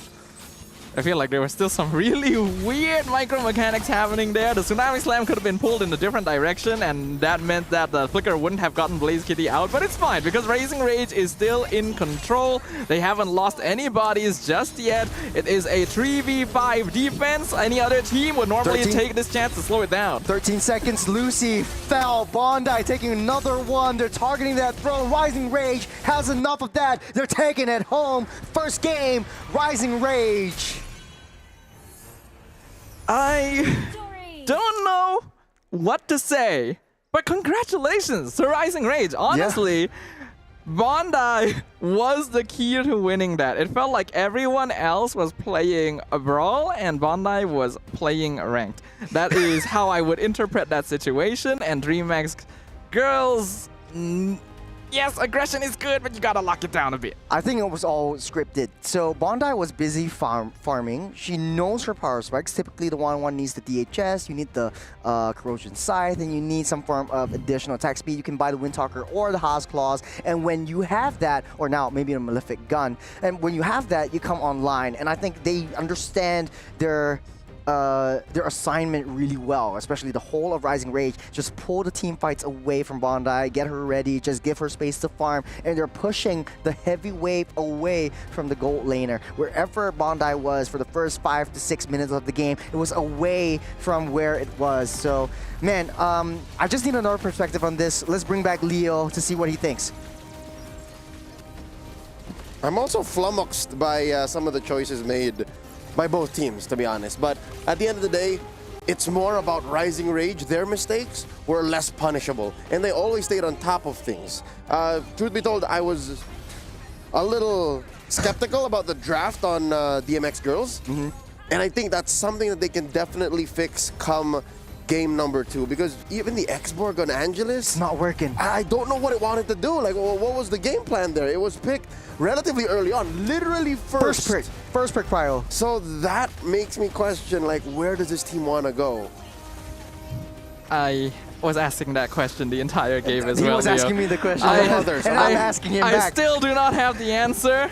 But the funny thing is, both of us actually thought that DreamHack's girls ended up with the slightly better draft in general, right? There were a little more tools to play with, good front line, good late game scaling, as long as they avoid giving away too much early on, but they did the opposite of that, so... Yeah.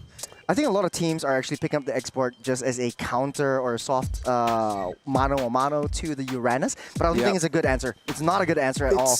It's not an answer that you want to present so early. Yes. There were so many other opportunities to answer the Uranus, and I get it. It's very rare that Uranus shows up first pick because it's usually banned out, but this might be a lesson for DreamHack's girls going into game number 2. And looking at Rising Rage, again, Bondi just... What even was Bondi on today? I mean, some girls wake up with kindness. She woke up and chose violence. This is different. This is different. This is different. I don't even think Bondi chose violence, honestly. I feel like DreamHack chose violence and Bondi just responded. Bondi did not like violence.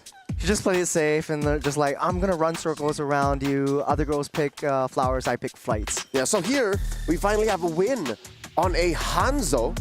Evredian, again, the kill line won't tell you everything, but actually, the rest of her team, I think that's where a majority of Rising Rage's action came in from. I like the Hanzo pick because it kind of is a response to, we talked about this yesterday and earlier on today, which was the fighter and tank jungler meta. And the assassins are genuinely farming much faster than what you have for tank and fighters. And Hanzo brings it to a whole new level. In the previous game that we saw earlier on, I think it was the... never mind. It was Hanzo and the Baksha being one team, and the Baksha actually leashing the creeps. But with the Hanzo skill, you're able to eat up the jungle buff, so you're farming effectively twice as fast. And you see, like, if you have Hanzo walking fine and dandy into your own jungle, you know something's wrong. And Hanzo's actually not too bad a pick here because as an assassin, he's very non-committal, right? He doesn't really need to be present in most of the team fights to make stuff happen. He can burn down Firaga armor. He can ignore Phoveus and Gatot to jump the back line. So I think that's the idea they were going for. Yeah, I'm looking at exactly why they couldn't stop Bondi. I'm trying to break it down. If not in-game, then at least maybe in the post-game stats. I'm looking at Day. Day just played a totally passive Phoveus game. She was one of the few ways that maybe Bondi could be punished, but she went full tank, which I get because Lucy is also trying to fight a fight of her own. The X-Borg is usually popped at half.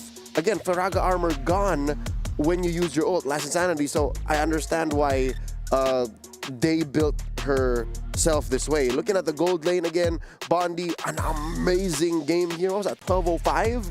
Unkilled, double digits on the death, on the kills, and then Blaz Kitty.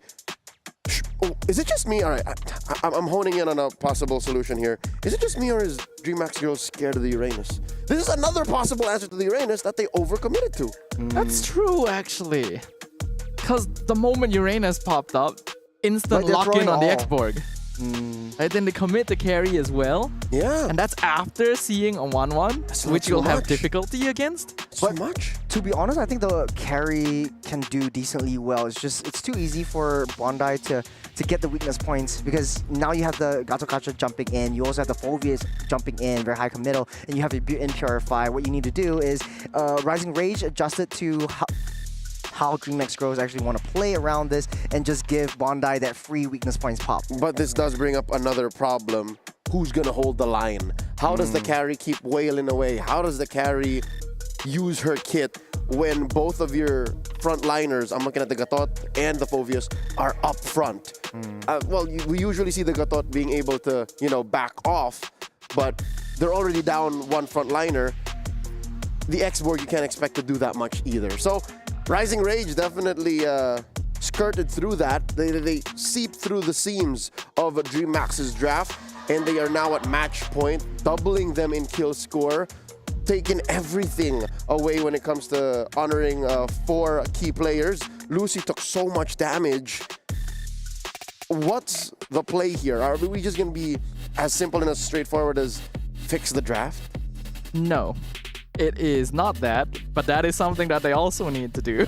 I think the draft was fine. The Xbox draft, the Xbox first pick, red, was definitely questionable, but for me, it's just execution. Like, why keep brawling when you know that you don't really have your power specs and you keep throwing your body? It's not like you brawl and you get a pick off and you and basically you just snowball out of control. It's like you throw in someone, sacrifice someone for another player, and you just leave your opponent's gold laner wide and open.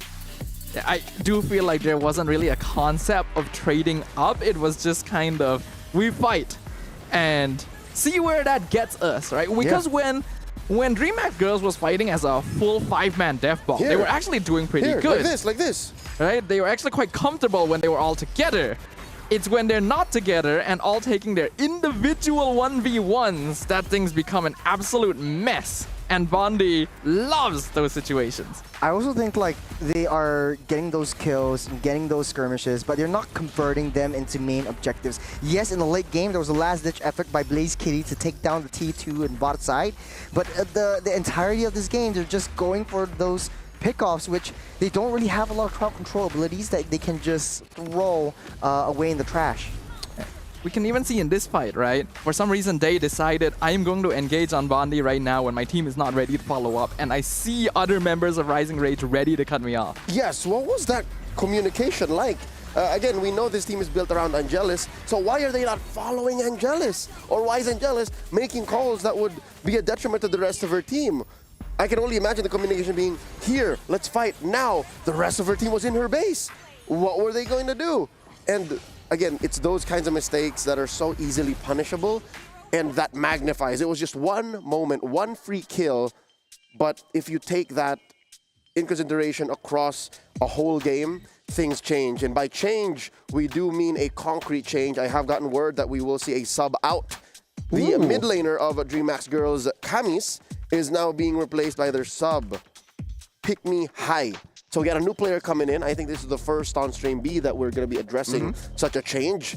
And I think when you're up against the wall like this, with clear miscommunications and disconnects happening, again, whatever works. Like if anything, just take every single out you have. And what did we see in Camis? What did we see in that mid lane Kimmy? Weird positioning. I think she was in the brush. I remember me and Sadafa was just really questioning where she was going, where her rotations is, and her pathing was kind of a little bit iffy, but I think it should be, you know, it makes sense because it's kind of the first game, and then I don't know if she done that badly to deserve a, you know, a full sub. But yeah, if you ask me, yes, Camis didn't play the most cleanly, but Yeah. it's not only her problem. But maybe they want to try something different. But is this the Possibly. right time to try something different? Because I know like different players have different play styles. Maybe Camis is more artillery based, and then you have Pick Me High having a different kind of play style to her. They're down on match point.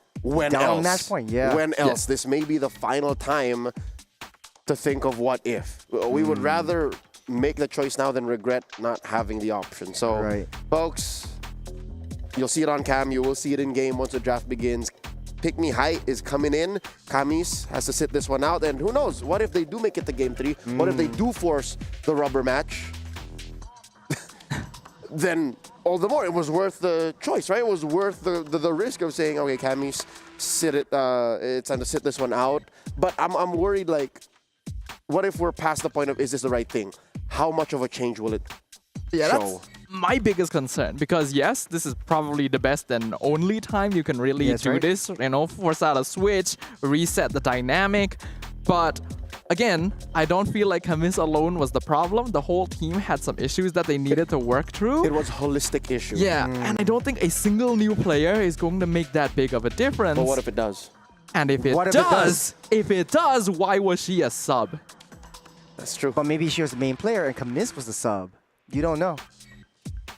Coulda, woulda, shoulda. Coulda, woulda, shoulda is what I like to say. But to be honest, though, okay, what I want to see in the mid lane changes now that Pick Me High is coming in is better positionings, more zonal control. And whenever they play like, you know, Gato Kacha, you play like an export, you really want to push away that back line. But still, you have to have some frontline insurance, especially around your own gold laner, your own damage dealer. And that's what I'm not seeing from Rising Rage. Throw all your resources and then basically you're a sitting duck. Rising Rage just walks all over you. Yeah, Rising Rage here come in from the shadows of last year's breakout stars, finishing in the 3rd and 4th place of MWI 2024 overall VSG. They were just out of nowhere sweethearts. Like, none of us expected the ECA to bring that much of a fight in the MWI. So can Rising Rage climb up to that expectations? Again, this is a team rebuilt, or a new team rebuilt from the ashes of the ECA's ever-moving scene. Again, they're in flux. So I'm hoping that here in game number 2, they fix those issues so that they truly test this mid lane swap out for DreamHack Girls. Pick Me High confirmed to be joining the roster now as we go into game number 2 proper. The analyst for DreamHack Girls, Gabro, assisting Coach Secretaria, playing a game of chess against Coach Savtizi. Let's get into it. Gentlemen, all you.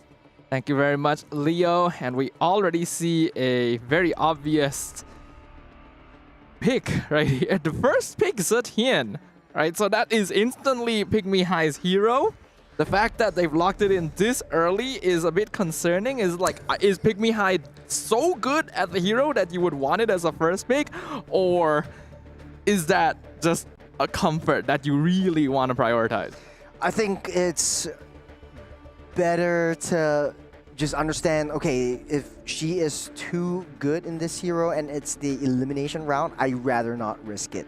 So let's just ban out the Freya anyways. The Farsa being banned out, Isun Shin taken out by the side of DMX. You got Rising Rage taking out Wan, Baksha, and the Uranus, which is weird because wasn't Bandai the one who you know, was more comfortable on the 1-1 in the previous game? Now you don't want to change anymore. You have the Minotaur getting its debut right here for the side of DreamHack.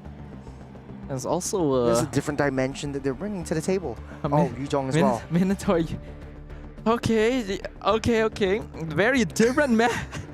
Churros, I am being overwhelmed here, sir. Get it together, Sadafa. I am overwhelmed by the underwhelmingness of this situation.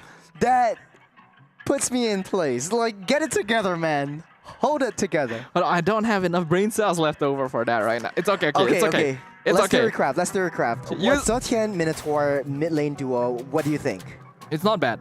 Zetian clears wave pretty fast. Minotaur with Concussive Blast is also quite good actually. Provides healing, a bit of a mix there, so it's able to respond to the Matilda actually fairly evenly.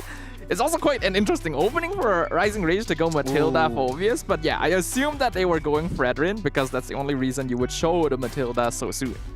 Yeah. I think Freddy Matilda definitely a strong combo in the early game, able to just pull the Fredrin down and just maximize your farm before the first turtle spawns up. So I think these two teams having that first objective take in the turtle pit would definitely be one of these snowbally factors. And now that Rising Rage has the Fredrin in hand, they should be getting and securing or looking to secure more of the main objectives. The only issue right now, and then the thing that I like more about Rising Rage in previous game is that they are macro focused as well, macro centric. You get a kill, you get an objective, you convert them into more objectives like your turret takes, like your jungle clears and your neutral creeps. And right now, going into the second phase of that bans of export will be taken out by Zapteezy from Rising Rage. DMX, do you think export right now makes sense as a ban because now you have a direct counter to the Fredrin? Yeah, when you have a Fredrin on your side, then yeah, you may as well get rid of the Xborg, especially since it's a hero that DreamHack picked up so early previously. It shows that they are somewhat comfortable with the hero. And when you have a Matilda Fredrin, you don't want to have a hero on the opposite side that is able to slow down the team fight. So that is what Rising Rage is prioritizing. They want control over the skirmishes. Control from the Fredrin and control from the Fulvius, dictating the pace of the battle. And right now with the Matilda, it's easy for Fulvius to be non-committal with the Infernal Pursuit, and you're able to drag that out, and you have faster movements and rotations around the entirety of the map, especially in the early game. You know, second phase of the bans, I think there's a graphical issue right there, but I think definitely DMX, Rising Rage looking to ban out all the gold laners. Previously, I think if Bondi did so well at 1-1 and we see her do exceedingly well in maybe the Harith and other gold lane heroes, I think Moskov would be a viable option for either side, especially for Rising Rage because you want that cross-map plays. You want to avoid giving Rising Rage gold laners that are capable of taking care of themselves at this point. Because Yuzong's goal is going to be to dive the backline, preferably 1v1 the mage or the gold lane, and just remove them from the equation entirely. We've already seen previously that Yuzong is actually a pretty strong hero in the early to mid game, but falls off quite hard. So gold lane is going to be quite important to think about for DreamHack. I know that there is signature picks coming up from both teams. I know DMX likes to play off-meta gold laners. Would it be the Leslies coming out? Would it be the Clint's that will see the light of day? Would it be the Claudes that are coming back into motion? And I think for Rising Rage, it kind of looks like, okay, Irithel might look like the best option here, or even the Moskov, very meta-centric. But for DMX, they could go wild. They could go, like, you have backline support, you have the heals and the sustains. And I think you have options here if you're a DMX. If you want to go out, you want to go into this last game, or potential last game, you want to go out with a bang. I can see where you're coming from. It's actually funny that you would bring up the possibility of a weird marksman pick like a Leslie for the side of DreamHack, because previously we have seen one Leslie, yeah, and that was played by Rising Rage. Yeah, it was played by Bondi, actually. Right. So, if anything, Rising Rage is more likely to pick it up, but I don't think this is the right comp to play it, because I think Leslie's pretty vulnerable to the Yuzong. What I'm hoping is really for crazy marksman pick this time.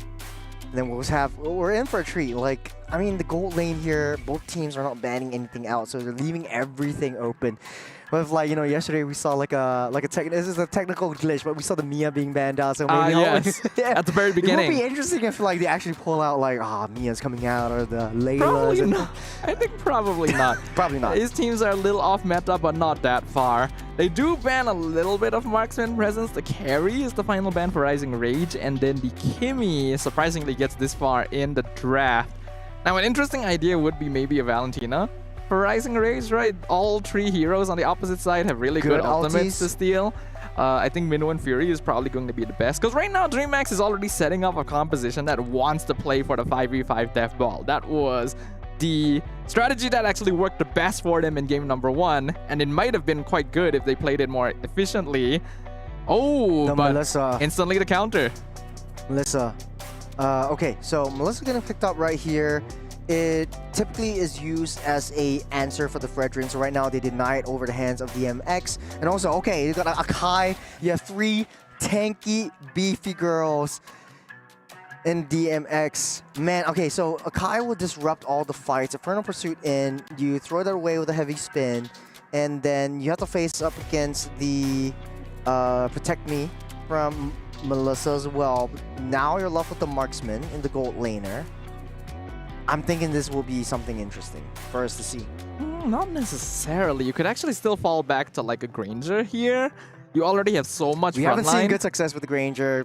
I personally don't like it, especially for what we've seen today. It's not... Sometimes... Oh! That's what I'm saying. That's what I'm saying. Whoa! Ixia versus the Melissa in the gold lane. Is We're this seeing full something 5v5? different. This is the death ball composition, if I've ever seen one. I actually really like Ixia. After the recent buff, her laning phase is actually really oppressive. She trades incredibly well, but Melissa has for a long time been one of the most oppressive level 1 gold laners as well. So this is actually a pretty 50-50 matchup. I'm still leaning a little bit more towards Vondi in that sense. Okay, last pick in the mid lane. There's not a lot of mages left open. The Sicilian will see the light of day. You're right, Sadafa. It's a 4-on-5v5 brawl. No one's going to the side lanes. No one's going to play macro. We're going to play in mid lane only, Sadafa. We are playing in Brawl mode, ladies and gentlemen. I know there's a lot of y'all out there who play a lot of Brawl. And this is going to be fun. I'm hoping that the gameplay at least is a little bit cleaner, because genuinely both of these compositions can provide a very entertaining experience for us as long as it's not too chaotic. To be honest, I like what DMX is pulling out, right? I'm picking up what they're putting down. With the Minotaur, with the Yuzhong, creating space, protecting the Ixia from harm's way. Whenever you get too close, you try to split them up with the Yuzhong, and then the sort of like the Akai comes back in and gets the heavy spin, pushes everyone away from the Ixia. And I think it's a good matchup with the Melissa. I always see it as a very balanced matchup, especially in the gold lane, where you have that models. But yeah. All right, we are jumping into game number 2, ladies and gentlemen. This could potentially be the final game for DreamHack girls if they're not able to figure out the winning strategy against Rising Rage. Who will be the final team eliminated in day 2 of MWI?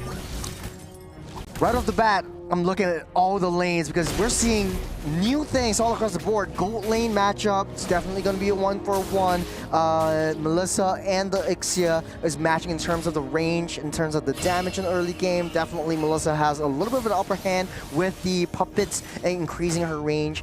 But now DreamHack girls having a mid lane duo with the Zetian and the Minotaur, getting that early rotations together. I think they're playing it pretty safe, but then aggressive at the same time. Okay, getting pulled back from Crimson Claws, Sanguine Claws.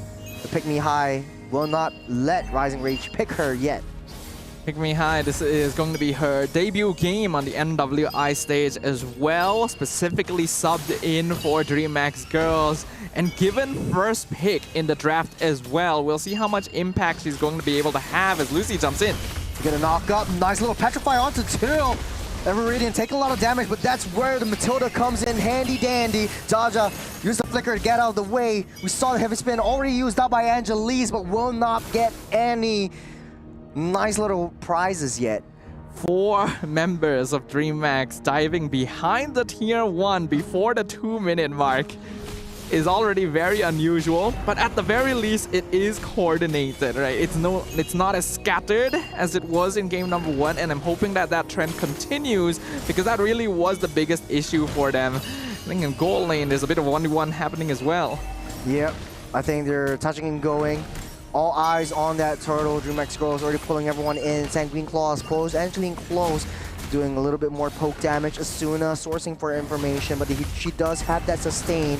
They might not be able to collect into this turtle as the Yuzhong zones everyone out with the Black Dragon. Asuna taking a lot of damage. We'll get that blood seeped up. Day picks up first blood. Rising Rage pinned onto the wall. Zaja will come in with the Inferno Pursuit as well. Pick Me High picks up yet another one as Rising Rage are losing control in the early game. I think after the initial stages, Rising Rage should have recognized that they would not be able to contest that turtle. There's still so many ultimates available for DreamHack, and a lot of them are very high impact at level 4. In comparison, Rising Rage really doesn't have all that much early game damage with a mid-Sicilian and Matilda. So they gotta be aware that they're going to be the ones playing on the back foot for a short while. Yeah, you got a lot more rotations, energy eruption onto Day. Nice little reaction with the Fury of the Phoenix to stop everyone in place. Bondi taking a hell of a lot of damage as well. You got the long reach, the full barrage won't connect onto Bondi, able to dash out safe as Every comes in, but there's one member on 3. They don't want to push the situation. They don't know where the rest of the members of DMX are, and they touch and they go yet again. DMX, they're trading all of this for turrets. They're trying to take the fights and they're trying to convert them into objectives. The adjustment that we need, we're seeing. Yeah, DreamHack girls have drafted a lineup that specifically allows them to keep running at Rising Rage in the first few minutes, and they're doing a good job of it so far.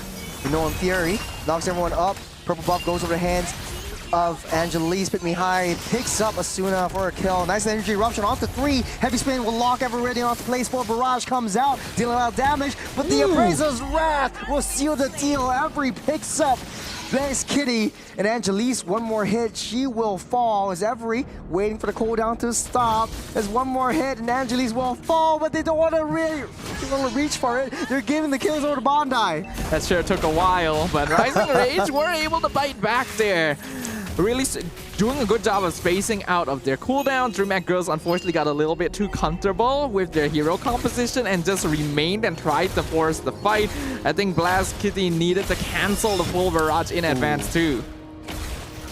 Good hit with the Fury of the Phoenix, but here comes the Black Dragon. Onto the back line they go. Bondi is the next one in target. Nice little Petrify and a knock-up from Day, but she's healing everything back up. The puppet will deal a lot of damage, and he goes down together with Bondi, taking on the marksman. They're going with the heavy spin, but Angelise doesn't want to force that situation. DMX girls coming in, Minoan Fury won't connect onto anyone. Rising Rage protecting their turret as DMX girls opens up that opportunity to take that turtle for themselves. Girls, just because you have buttons doesn't mean you need to press them. Please hold on to your abilities a little bit smarter. DreamHack girls able to turn things around yet again because their composition is still stronger at this particular stage of the game. Rising Rage needs to avoid team fighting. I think they put themselves a little bit too far forward. They actually responded to okay, they responded to the Yuzhong pretty well, actually, previously. If Bondi didn't walk up that far forward into range, they would have actually picked up Day with no counterattack. Yeah, I think that was a huge resource of the Circling Eagle getting utilized as well. DMX is still up ahead in terms of gold. It's very, very negligible, but it's still enough for them to get a advantage. Blaze Kitty taking a lot of damage from Bondi as well. Pick Me High next on a chopping block. Asuna wants to go in close but doesn't have that reach for now. Rising Rage should set their sights up for him taking this turtle and go back playing passively. I don't want to get both these teams forcing that situation. It's a brawl match. Again, turtle goes over the hands of Viridian. But for the first time, one of these teams actually decides, okay, we are not going to contest the turtle now. We do not have the resources necessary. Though that's a good improvement from DreamHack girls. We can actually... Oh, that's a lot of damage. The Bondi's dishing out. Down goes Lucy. Why?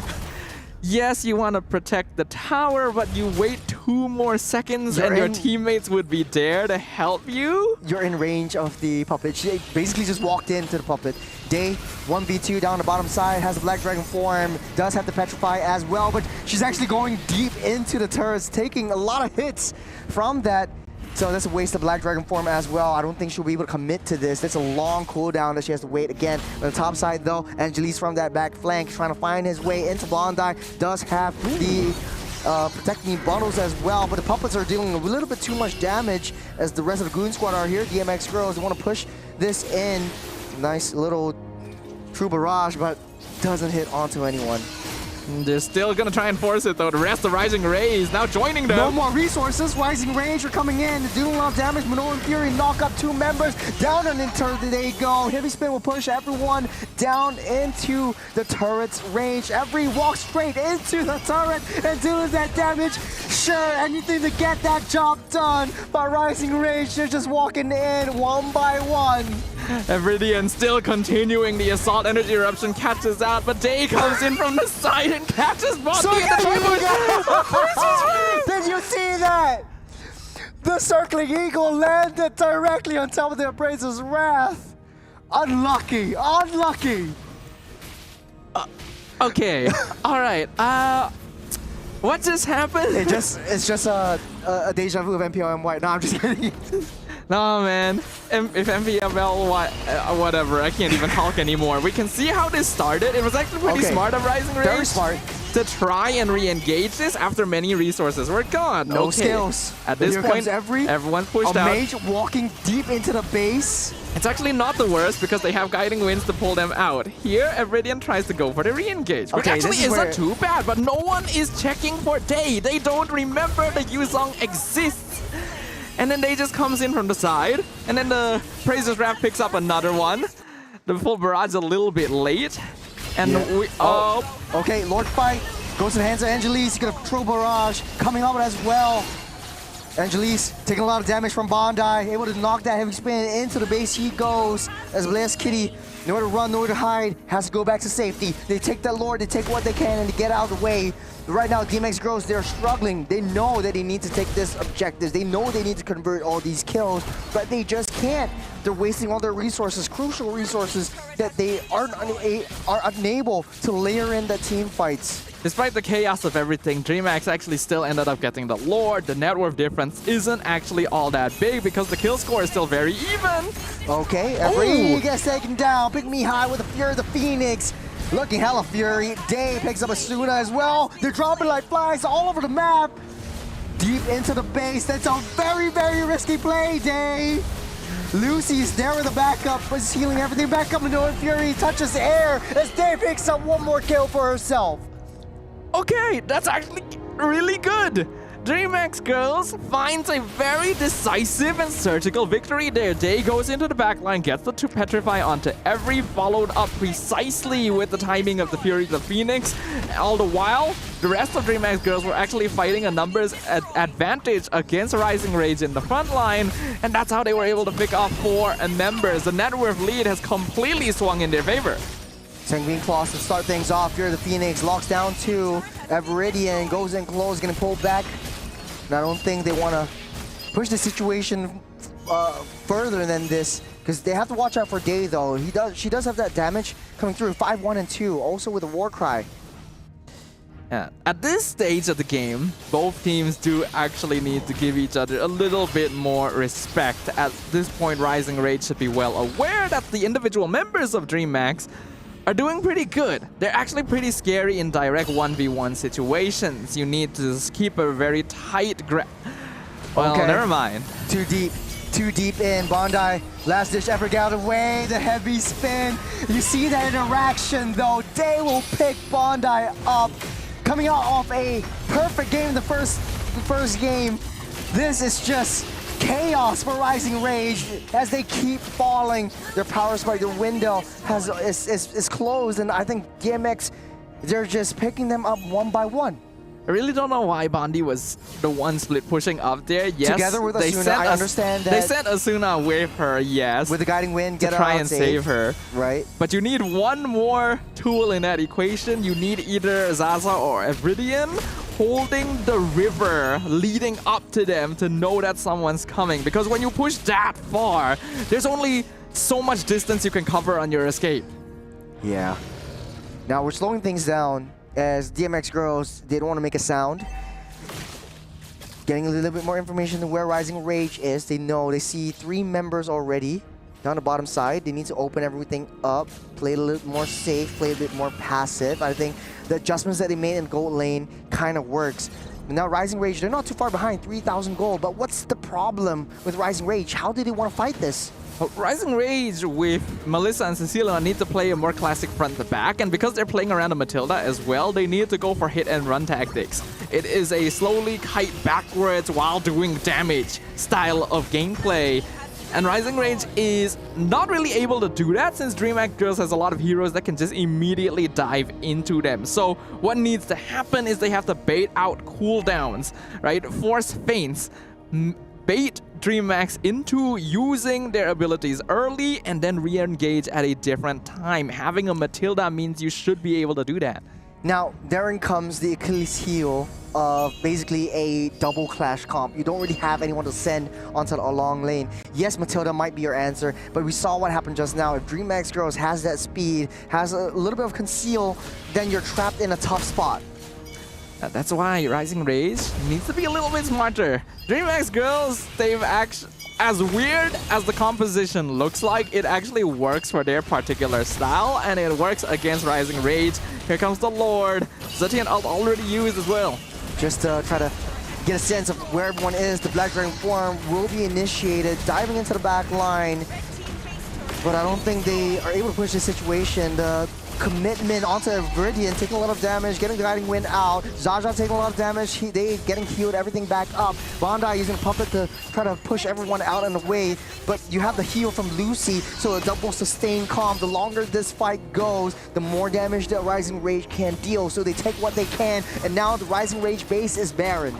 This is such a weird game, Churros, but I am quite happy that DreamHack decided not to full commit onto the crystal there. There is a good chance that would have turned around on them since Rising Rage were slowly healing up in the fountain. We're looking at a 6k gold lead for DreamHack, a very sizable lead that they've managed to build up, and nice little catch. Minoan Fury will knock Bandai up. They found the goal later. Pick Me High takes her home. And now Zaza in further pursuit, but I don't think it's enough to get taken down by the hands of Blitz Kitty. The Sky Piercer will hit its mark, and it's a 3v5. DMX Girls are coming out to play. We're almost going to a game 3 as DMX, they're taking down Viridian. The damage is too much to bear. Blast Kitty, one after another. They're targeting the throne, they're targeting the crystal, and DMX brings us to another game 3. What a game we are looking at here, and not necessarily in the most positive interpretation of the word, but congratulations to DreamHack. They were able to find a composition that worked for them, something that they were confident in playing and would work well with their particular style of gameplay, and that means we are going to a full series yet again. Man, I think both teams drafted how they want to draft, and I think for the macro-centric approach, I think the Yuzhong was used as an answer for DMX, and that's why they were able to get wave pressure pushed in, and that's why they had more control of the map than what Rising Rage had. And I know they're super happy about all of this. I think whatever Leo said just now, where what if, you know, Pick Me High didn't play and they wouldn't have won, and now we have an answer to that. Pick Me High was a right answer, right choice to how they want to play game number 2. I do agree that Pick Me High was a little bit more active. I imagine there were probably some shot calls happening where she was telling them to hold back just a little bit and wait for the right time to use their ultimates. Because if Rising Rage had just played it a little bit smarter and made use of their late game scaling, there's a chance they could have just overpowered DreamHack in this game. But that is unfortunately not what happened, and the slow build-up, slow snowball, pushing them back into their base, allowed DreamHack to finally take the victory here. Let's go ahead and bring Leo back onto the desk right now, sir. What did you think of that game? I think there was a major blunder committed by Rising Rage. Sure, it was a little bit more proactive coming from the mid. Day was just finding the best entries on the Black Dragon form, and they made the Ixia work. But here's the thing, gentlemen. When you're looking at a Melissa and Sicilian lineup, you want to deny those fights. Yes. You want to extend the game up to the point wherein you have at least 2 or 3 core items, and then that's when you decisively fight. And you know what hurts the most? The fact that they had the Matilda. They had all of the tools to do it. Yeah. They could just hold objectives and then, you know, just keep DreamHack Girls hostage with the Fredrin. You could feed, legitimately, you could feed Zaza to the wolves. Just give Dream Maskers, all right, you want to kill something? Kill Zaza, we're out of here. Or kill Evridian, we're out of here. But no, they kept throwing Bondi and Every into these weird positions we're in. No, you're supposed to get farm on them first. What? A fight being taken at 2-3 minutes? Yeah. That's not how you want to do it, not with a lineup like this. 4-5-1 for this Melissa. This is not what you want to see if you're a gold laner. And I think, adding on to your point, Leo, if you're going to get a split push insurance, just to push that pressure, you don't want to send your most valuable resources. You don't want to send your gold laner. I know what you're talking about. That was that moment up top. But no, I think it was less of it was less of those moments and more of just as a mindset. Like, as a mindset, accept the fact that you're going to have to play inside your base. That makes the difference sometimes between victory and defeat. And here, they tasted bitter defeat. Rising Rage were one game away from knocking out DreamHack. And now they have to do it all over again. Back to square one. Like, you have to be able to understand. You just look at the hero lineups and you know that you are playing the kiting composition and they are the dive composition. Do not give them room. You want them to jump into Evridian and Zaza instead, but Bondi and Every kept walking up forward to do damage, and that's not what these heroes are meant for. Yeah, DreamHack isn't even really that hard of a dive. Like, the only ones who really dive here are Day and Angelus. And Angelus is more of a counter reaction. Like, all right, you're running away or you're going a certain way. This is what I'm gonna do. Look at the gold on these two gold laners. Blazkitty blasted Bondi. Weirdly enough, she's the one who's less mobile. There's not a single dash in Ixia's kit. So it makes you wonder how bad really was Rising Rage's positioning for this to have happened. It was literally Rising Rage walking into the line of fire. Blazkitty was, popping Glocks, bringing out the max, and I don't know what Bondi was thinking, bringing a doll to this whole affair.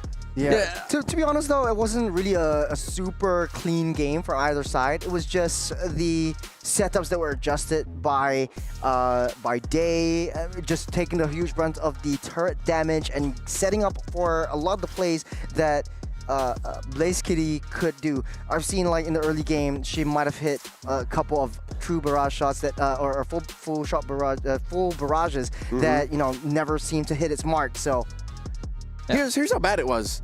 The highest GPM was the XP laner, was Day. So she was farming heroes. That just exacerbates the fact that Rising Rage were literally throwing themselves to the wolves. Yeah, I'm not surprised that Day has the highest GPM because she's the only one that's actually positively affecting the map in some way. You have a Cecilion and you are not farming.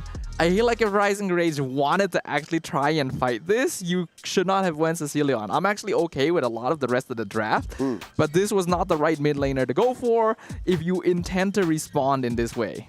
Yeah, no, it was the right mid laner, I reckon, because Every knows how to play it. It's just she did not know how to play it to the tempo that DreamHack was allowing her to. Actually, I think like on the other side of the table, I don't think she was playing to the tempo that Rising Rage was allowing her to. Every single fight that was taken, Rising Rage just wanted to force the situation. They want to be in that fight. They want to be in that clash, and they want to get a kill. Exactly. It wasn't very disciplined. So yeah. It's counterintuitive for a fast-paced game like MLBB to play that way. It's very against the momentum of a game to say, all right, I'm going to hold back. I will play defensively. I will hide underneath my turret, and I will wait for the 10, 11-minute mark. But here, look, they're picking fights, and I get it. You're looking at your opponent's life bars. They're very low, but they got mad punished. They got thrown under the turret, and they went too deep. And they're just walking into the turrets. Yeah, onto 4. So it's a 3v4. They lose the manpower advantage, but they're still walking direct headfirst into the turrets. There's a bit of tunnel vision happening because they should have been able to see as well that Day was clearing minions in the mid lane. Yeah. Right? You notice Yuzong is there and you're still diving. When you're this low, it is not worth it at that point. And then afterwards, there's still a consistent forcing of team fighting when it really isn't necessary. You have drafted a late game front to back on. You have a Matilda and Fredrin. It's so easy to force resources out from them first. They fell prey to their own rage. It's in the name. It's in the name, but to be able to move on to the next round, to survive this elimination match, they have to control that rage. How do they do that? I don't know. It's not up to me. It's up to their coach. So can Sav TZ get that into his girls? Can they get the talk in about controlling that rage and playing to a tempo that's acceptable to the draft they so decide? Because I'm not going to tell them the draft bad, because I think there's a very real way to make this draft work. It's just you got to play the right way too. It needs some finesse, basically, and I will say that both of these teams approach the game in a very specific way. They like to brawl, they like to win through team fighting. It's precisely because of that that DreamHack girls changed up their draft to heroes that would facilitate this, whereas Rising Rage did the exact opposite and went for a farming draft and decided to fight with it. So if you're going to stick to this style, just pick the heroes that let you fight. All right, so here's what's going to happen. We're going to go into game 3. We're waiting for the draft. But before that, let's get to know the girls who just suddenly stole away the momentum from Rising Rage. Here's a little bit on DreamHack girls. Let's watch this.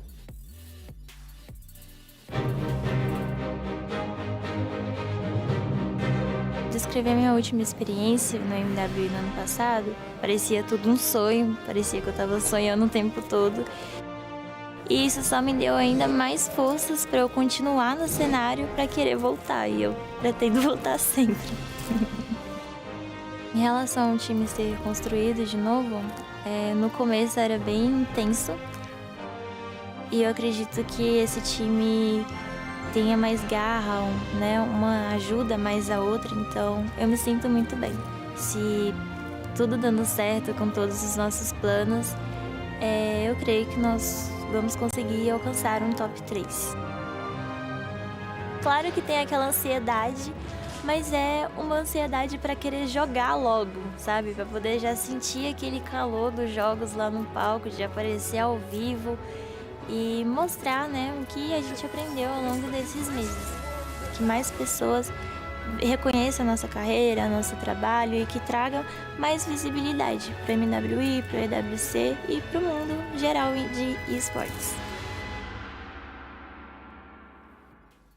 We hear you and we see you, Angelus, and it's nice to throw back to your debut in MWI 2024, and now here you are stealing the thunder from out of Rising Rage, and again, it's match point.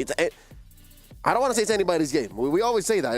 It's one of those phrases that you just fall onto, but right now I think the onus is on Rising Rage. They have this colossal responsibility to control their urges and to draft and play a certain way where it's their turn to make DreamHack uncomfortable. Because if we're just talking fighting, right? If we're just talking just straight up brawling, boxing in a back alley with bare knuckles, it's like DreamHack has the advantage. Little bit, but again, I think it actually just comes down to the hero drafts, right? Both of these teams are actually similar in more ways than they're different.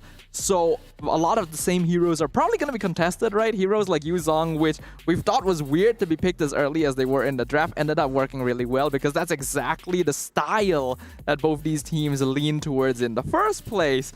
So hopefully a bit of a shift in the draft. And if they're not able to do so, hopefully adaptation in-game itself, because if you stick to one singular style the whole time, your journey here in MWI is still going to be very difficult. Yeah, I want to say it's not about the team fights. And yes, I know team fights are exciting and all that, but I want to see a bit more calculated clashes, calculated skirmishes that convert into these objectives and play the macro game, because right now it's just a full-on 5v5. Let's see if a refocus on the macro will get the team the dub here.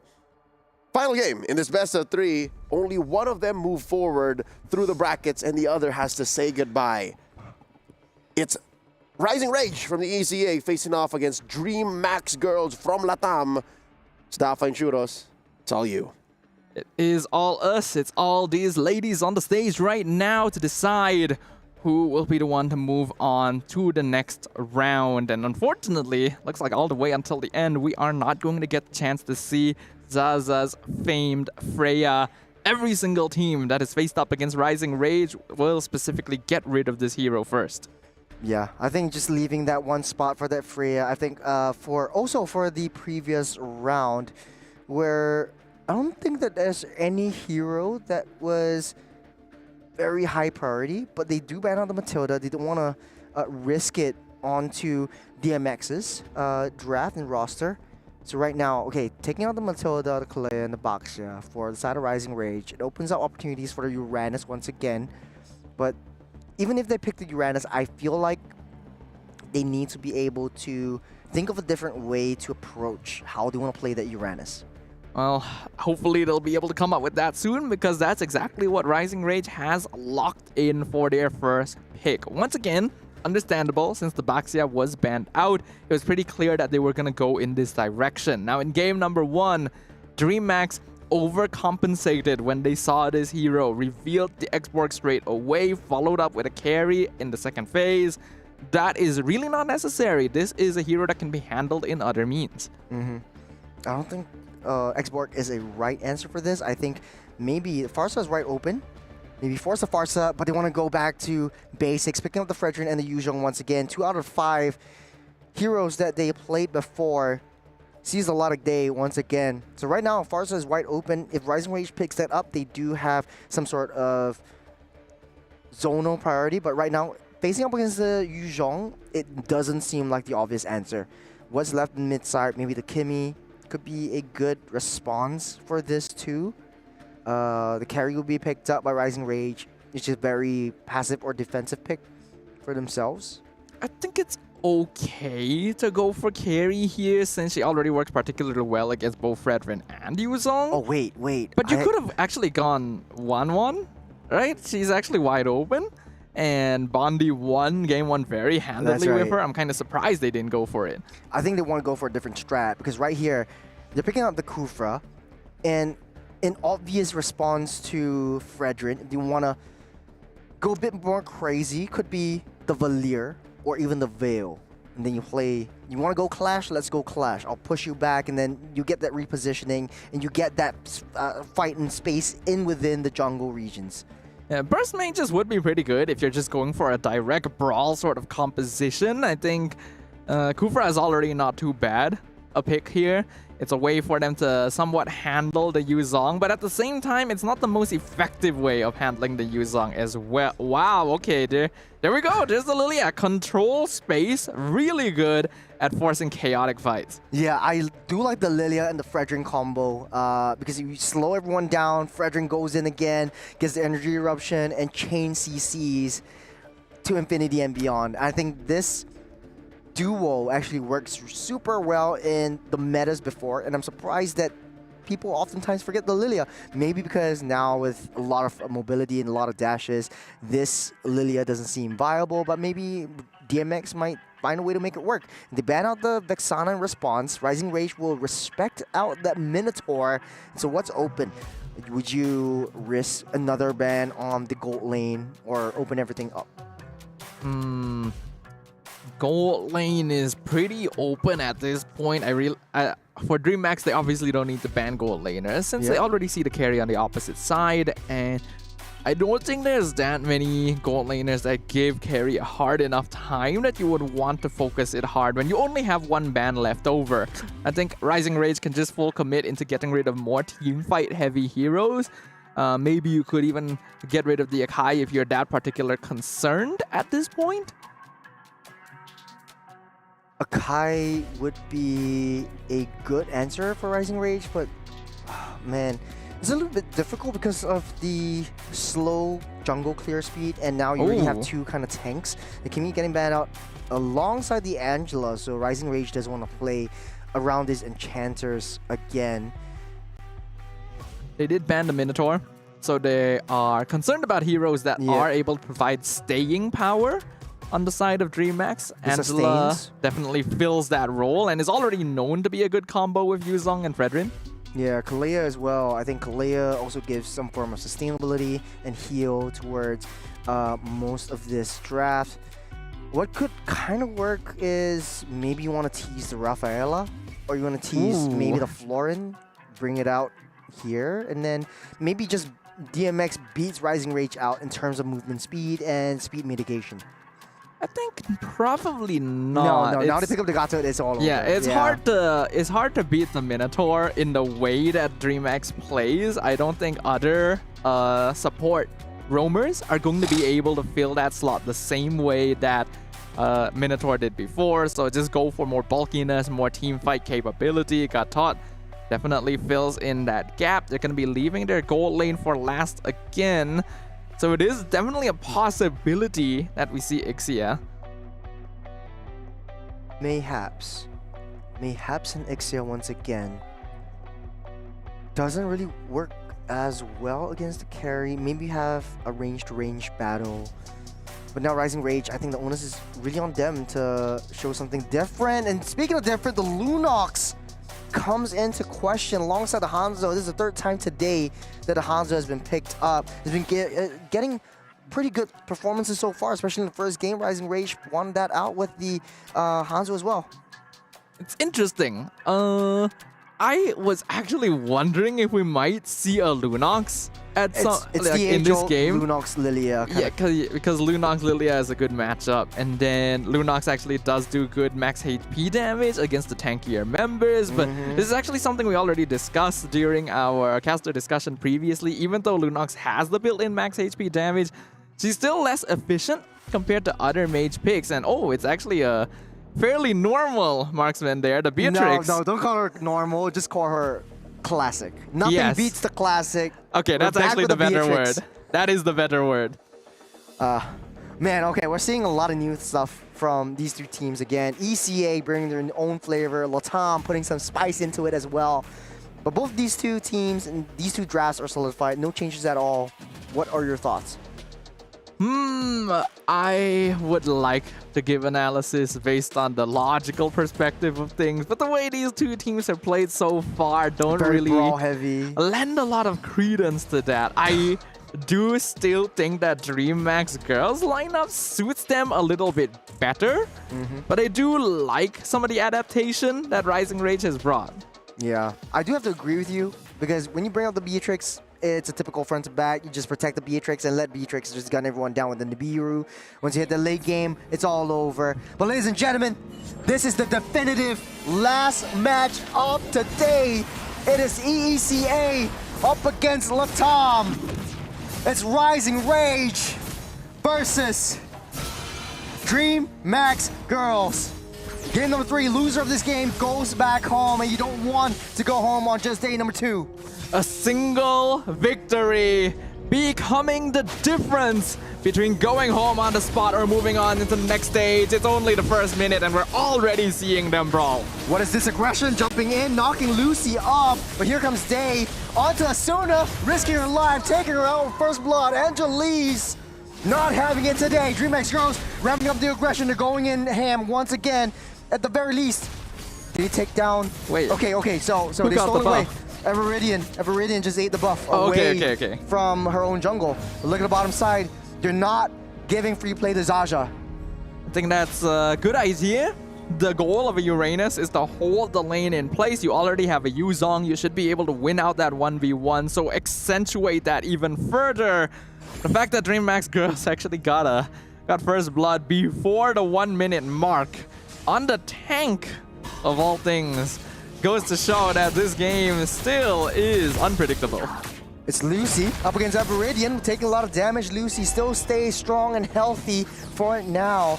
As the turtle spawns up in the next 10 seconds, Rising Rage making a beeline towards the EXP side to try to get a zonal control over this major objective of the game. Rising Rage right now in control of the turtle. Looks like Everidian gonna try and blitz it down without going for that next buff. So they're not level 5, but at the same time, Lucy is not level 4. And perhaps that is the timing Rising Rage is trying to play for. You want to give that up day with the Black Dragon form. They want to push the commitment, but won't be able to find anything as Zaja hops and dashes out of the way. Lucy takes a lot of damage, but Angelise deep into enemy territory right now. Bondi trying to look for a flank. Every does have the flicker play, but take a lot of damage with the Petrify, getting the Brilliance out. But in the midst of battle, Asuna takes down Lucy. Angelise, one more to fall. Expect me high, just free hitting. Shots after shots, orbs after orbs from that back line, getting a double for herself. An absolute mess as both teams collide in the river once again. DreamHack girls coming out on top just barely because Rising Rage used a good number of their resources earlier, especially that darkening on Every. If the Lunox had that available during the fight, it would have gone very, very differently. But it was a great start initially with them engaging into the mid lane. Blast Kitty as well, largely ignored throughout the fight, able to do a lot of damage from afar, and a very well-placed Nibiru able to pick off Zaza. Very, very greedy. How their playstyle is looking like. If you have very small slivers of health, they're forcing that situation. Exhibit A, Lucy goes down by the hands of Every. They see a kill, they force that situation, and they go for it. I definitely like the initiative. I like the aggression from Rising Rage. If all of their gangs were as clean as that. Oh, hold on! Oh, nice little zone from Pick Me High to push her into the hands of Angelise. Asuna getting stopped in her tracks. Bondi goes down by the hands of Angelise. Next to fall, Asuna able to flick her out of the way. And back to safety. DreamHack girls really, really playing with death right here as they proxy that way. But look at the Goon Squad. They're coming in. They're targeting the purple buff. They want to fight onto Everidian. Unable to get that purple buff. And it goes over the hands of DreamHack girls.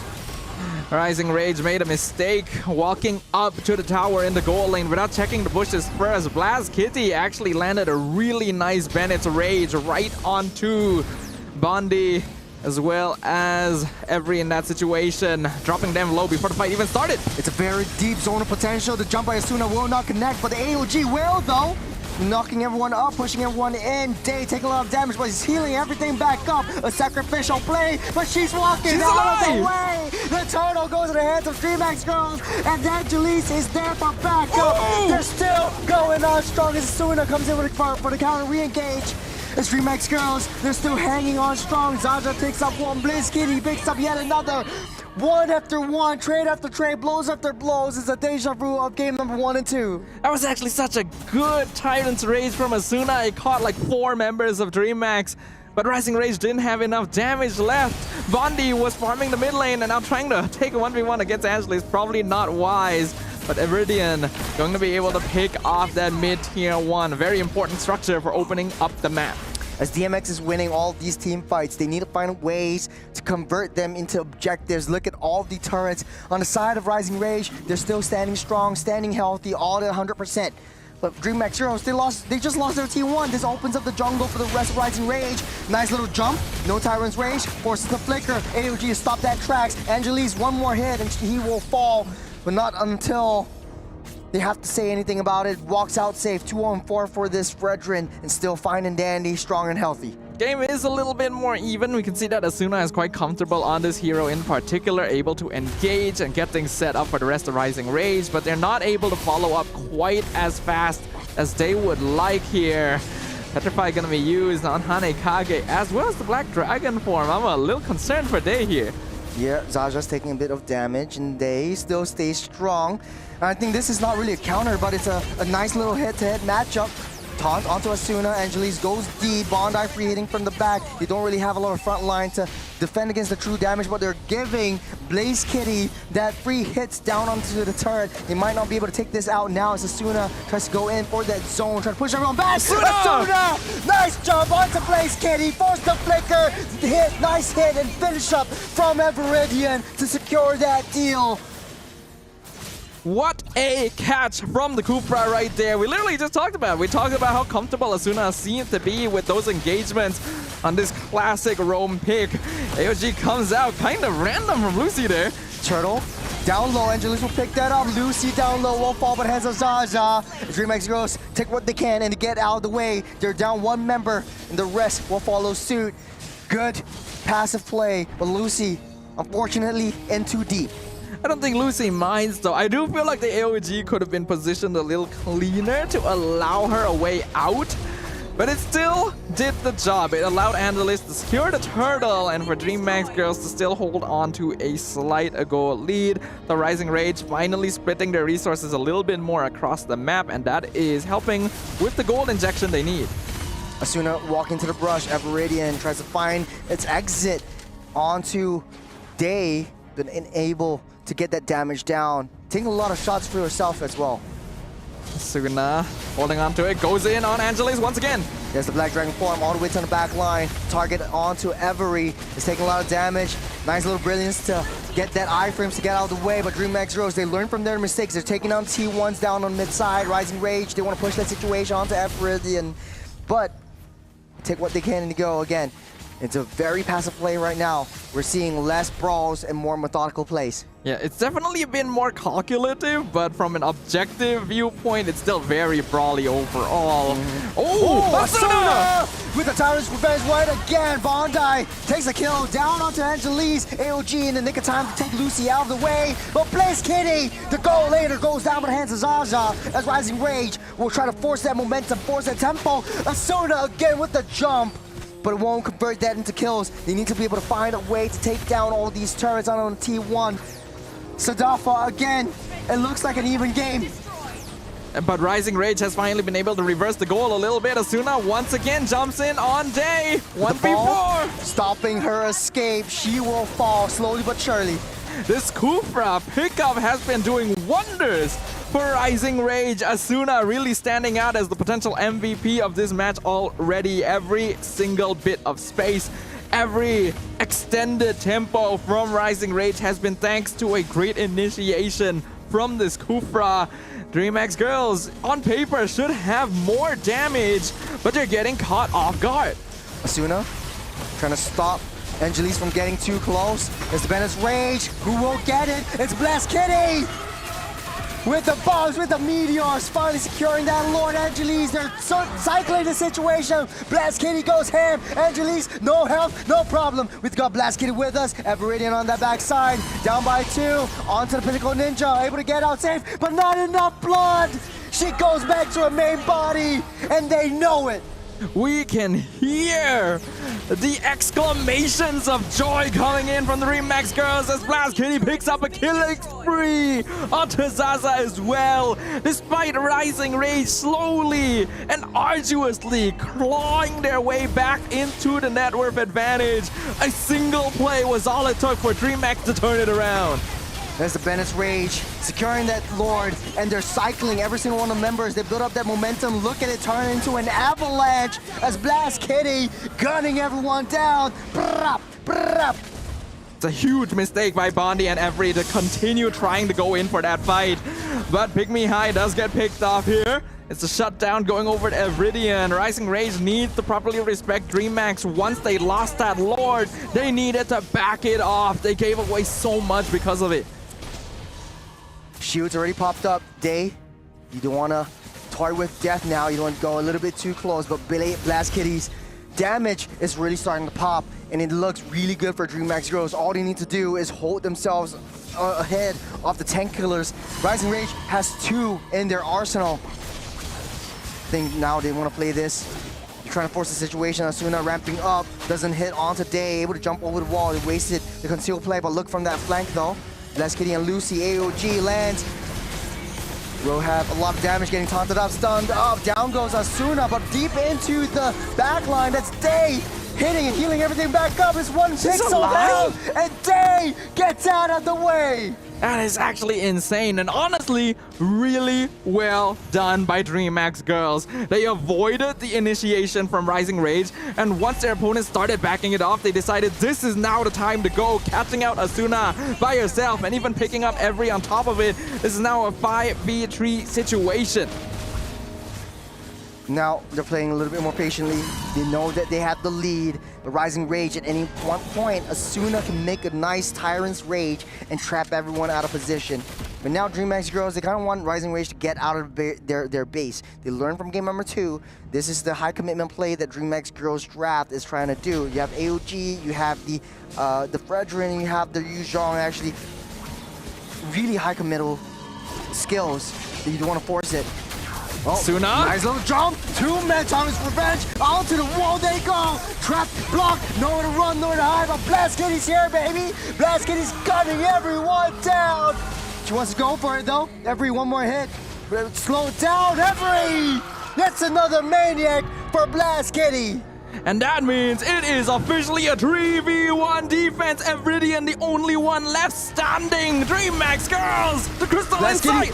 They're going for it, targeting onto the throws. They have the minutes, they have the members, and it's all over. ECA getting sent home by the Latam girls. And we can hear the screams of joy happening in the background. DreamHack hugging each other. They have defied the odds. They have been able to find the victory they so desire. They will keep themselves in the competition. And unfortunately, that means the end of the road for Rising Rage. Emotions running high, and we heard Angelise saying in the video, we really want to make it into top 3. We've come a long way. I want to hear from their journey though. They've come in, rebuilt their squad around Angelise, and this is their first victory, but it's a huge milestone for them. A massive milestone, a massive achievement. The gameplay still definitely could have been cleaner, but DreamHack were a team that understood better the style they wanted to play, the preferences they had in the hero pickup and the lineup overall, and that is what allowed them to secure this series. I mean, the replays don't really matter at this point. It's really one of the last plays. Yes, they won, but it wasn't an easy matchup. Right from the get-go, they knew their power spikes. The first game, shaky start, and they adjusted to their victory in the very end.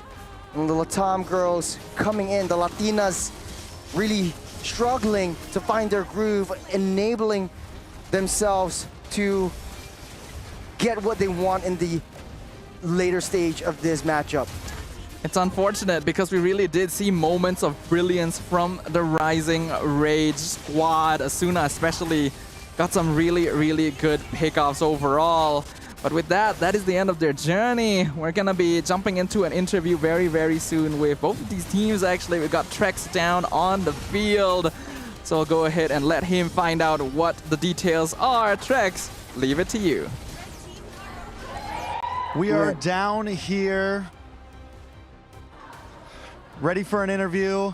I know to be hard exactly what happened, but either way, you guys have earned the respect of a lot of us watching you. You guys played amazing today. And a question that a lot of us have on our minds is, you know, what have you learned so far here at MWI? What are you going to take home with you? Мы понимаем, что было нелегко, но вы заработали сегодня уважение, и мы хотим узнать, что вы сегодня выучили, чего мы научились сегодня. Тебе все нужно будет переводить. Да.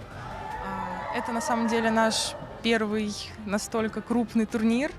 Это наш первый опыт, ценный опыт. Да, может быть, не так все прошло, как хотелось бы, но мы благодарны за это. Спасибо всем нашим зрителям и тем, кто нас поддерживал. Вот. Yeah, really, that is our first time at this big scene, and it's very important for us, and we are thankful for this experience. It's really valuable, and we're gonna show the best next time. I appreciate that, and I think we're all very happy to see you guys here. Next question. What is the future of the team? Do you guys plan on staying together? Can we possibly see you guys again at the next MWI? Какие у вас дальнейшие планы? Вы собираетесь остаться вместе и прийти снова еще раз на эту сцену? Я думаю, да, мы вернемся сильнее. Yes, I think so. I think yes, we're gonna come back stronger. We love to hear that. Last question. Anything to say to the fans at home? We know ECA has always been a very supportive region for their team. So any family back home, fans back home, any players here at MWI that you want to give a shout out to? Что хотите передать тем, кто за вас болел? Мы знаем, что ваш регион очень поддерживает вас. И что-то хотите сказать семьям, фанам? Спасибо большое всем тем, кто нас поддерживал, за поддержку. Повторюсь, всем хейтерам, которые нас хейтили. Естественно, родным, близким, тем, кто находились рядом с нами. Непосредственно моей команде, тренеру. Это было классно. Yes, thank you all for your support, especially to haters, and thank you for families and to our team and our coach. Well, I appreciate it so much. It was a pleasure watching you. We hope to see you again in the future, all right? Thank you. Back over to the casters. We'll see you guys soon. Honestly, it's never easy to interview or to have an exit interview with a team that lost this matchup. And it's also never easy as a team that lost to have a strong front and in front of the camera to say all of this. I mean, this is the beauty of esports, right? It's always competitive. It's always emotional. Yeah, but we gotta give them props, right? This team is still very new to the international scene. They've shown us something very, very impressive. It's difficult, right? MWI has grown so much, every single team, every single region, bringing more of their A game with every subsequent tournament, that the level of gameplay is just getting higher every single time. You got to be able to adapt on the fly, and in this case, I feel like Rising Rage was just a little bit short. Hey, it wasn't an easy win for DMX That's either. true. First game, we saw a lot of emotions from the other side of the stage, and I think Rising Rage were very happy, very proud of themselves. I think this was one of their first wins or in a game-to-game matchup as well. So props to them. They didn't give up without a fight. A fight. They really put up a fight. Like, there were so many good plays. There were so many brawls. Yeah, right? So many brawls, so many fights. But either way, we have another interview prepared. So once again, Trex, what do you have for us? Back here on the main stage, right here with us, we have Lucy from Dream Max Girls. You guys did an amazing job today. Now, yesterday, it was a rough day, and I have to know what clicked, what changed, you know, who hit the switch for you guys to play so well today and come out with this win? Lucy, primeiramente, a gente quer parabenizar você e o time inteiro. E o que aconteceu, qual foi o clique que deu em vocês, para vocês virem tão fortes assim nessa partida e ganhar desse jeito? Agradeço pelas palavras e a gente se reuniu a cada partida que acaba, a gente coloca a cabeça no lugar, tenta resetar o máximo possível e a gente se coloca para cima. A gente nunca pode duvidar do nosso potencial, a gente sabe que a gente consegue fazer isso e é isso, basicamente. Have to thank everyone. I'm very grateful for the support, and every time we finish a match, we reset our mindset, we come back stronger for the next one, and we try our best. And we do our best with the whole team. That's how we win that way. Well, that's what we like to hear. On to the next question. Tomorrow, we've got the scores in. You will be going up against Foot Esports, the same team that was just able to beat Rising Rage. Do you have any words for them? Anything you're preparing for? But mainly we want to know, is there anything you have to say to them before your match? Vocês vão jogar contra a Foot agora, que eliminou a Rising Stars. E vocês têm alguma coisa a dizer para eles? Como é que vocês estão para esse jogo? Nós estávamos estudando o time da FUT, eu acredito que elas são oponentes muito fortes, mas estamos sim preparadas para lidar com elas. We study foot a lot and we're well prepared to face them. It's going to be a nice match and best of luck. All right, keep it calm, keep it chill, nothing spicy. Anything to say to your fans back home? I don't think we've gotten to hear from you guys in an interview just yet. Anything to the fans, to friends, family, anyone you want to shout out? Você tem alguma coisa a dizer para sua família, para os seus fãs, para os seus amigos? O que você quer dizer para eles nesse momento? Eu quero agradecer todo mundo que torce por mim, pela DreamHack, agradecer minha família que sempre me apoia e também agradecer ao meu time, são companheiros de equipe incríveis, a minha coach, toda a staff. Eu amo muito vocês e sem vocês nada disso seria possível. I'm very thankful for my family, for all the support, for my team, for everyone, and I'm very grateful for my teammates and my coach that they could make everything happen. Well, I love to hear that, and we're excited to see you play tomorrow. Thank you so much for the interview. Congratulations once again. And we're going to throw it back over to our casters. You know, it's very brutal the way this competition format is. Even though they won one, they're still, they need to prepare for the next day because one loss is all it takes for everything to crumble for them. One more loss, and they're out of here. And to think they are going the roundabout way to take on those who failed their competitors tonight. Foot Esports is going to be next up on the docket for DreamHack Girls. I wonder how that's going to go because even Foot has quite the interesting draft. Yeah, Foot Esports was also a team that actually enjoyed brawling quite a bit. That's why their matchup against Rising Rage during day one, ended up with such high kill scores overall, which means that against DreamHack, which now I think we can arguably say is even more battle-oriented, that series is going to be worth watching. I think, don't know what to expect from all of this because right now Latam is showing me something new, but let's take a look at the Group A statistics or the brackets so far on the match, on the screen. That's right. Group A already has one team advancing to the playoffs. That is Team Vitality after sweeping Team Falcons, and that means they drop down to the lower bracket, the last chance to qualify as they face off against a familiar foe. It is Twisted Minds standing in their way for that last slot into the playoffs. Group B, on the other hand, should be interesting as well. That is confirmed to be a slot taken by Team Liquid.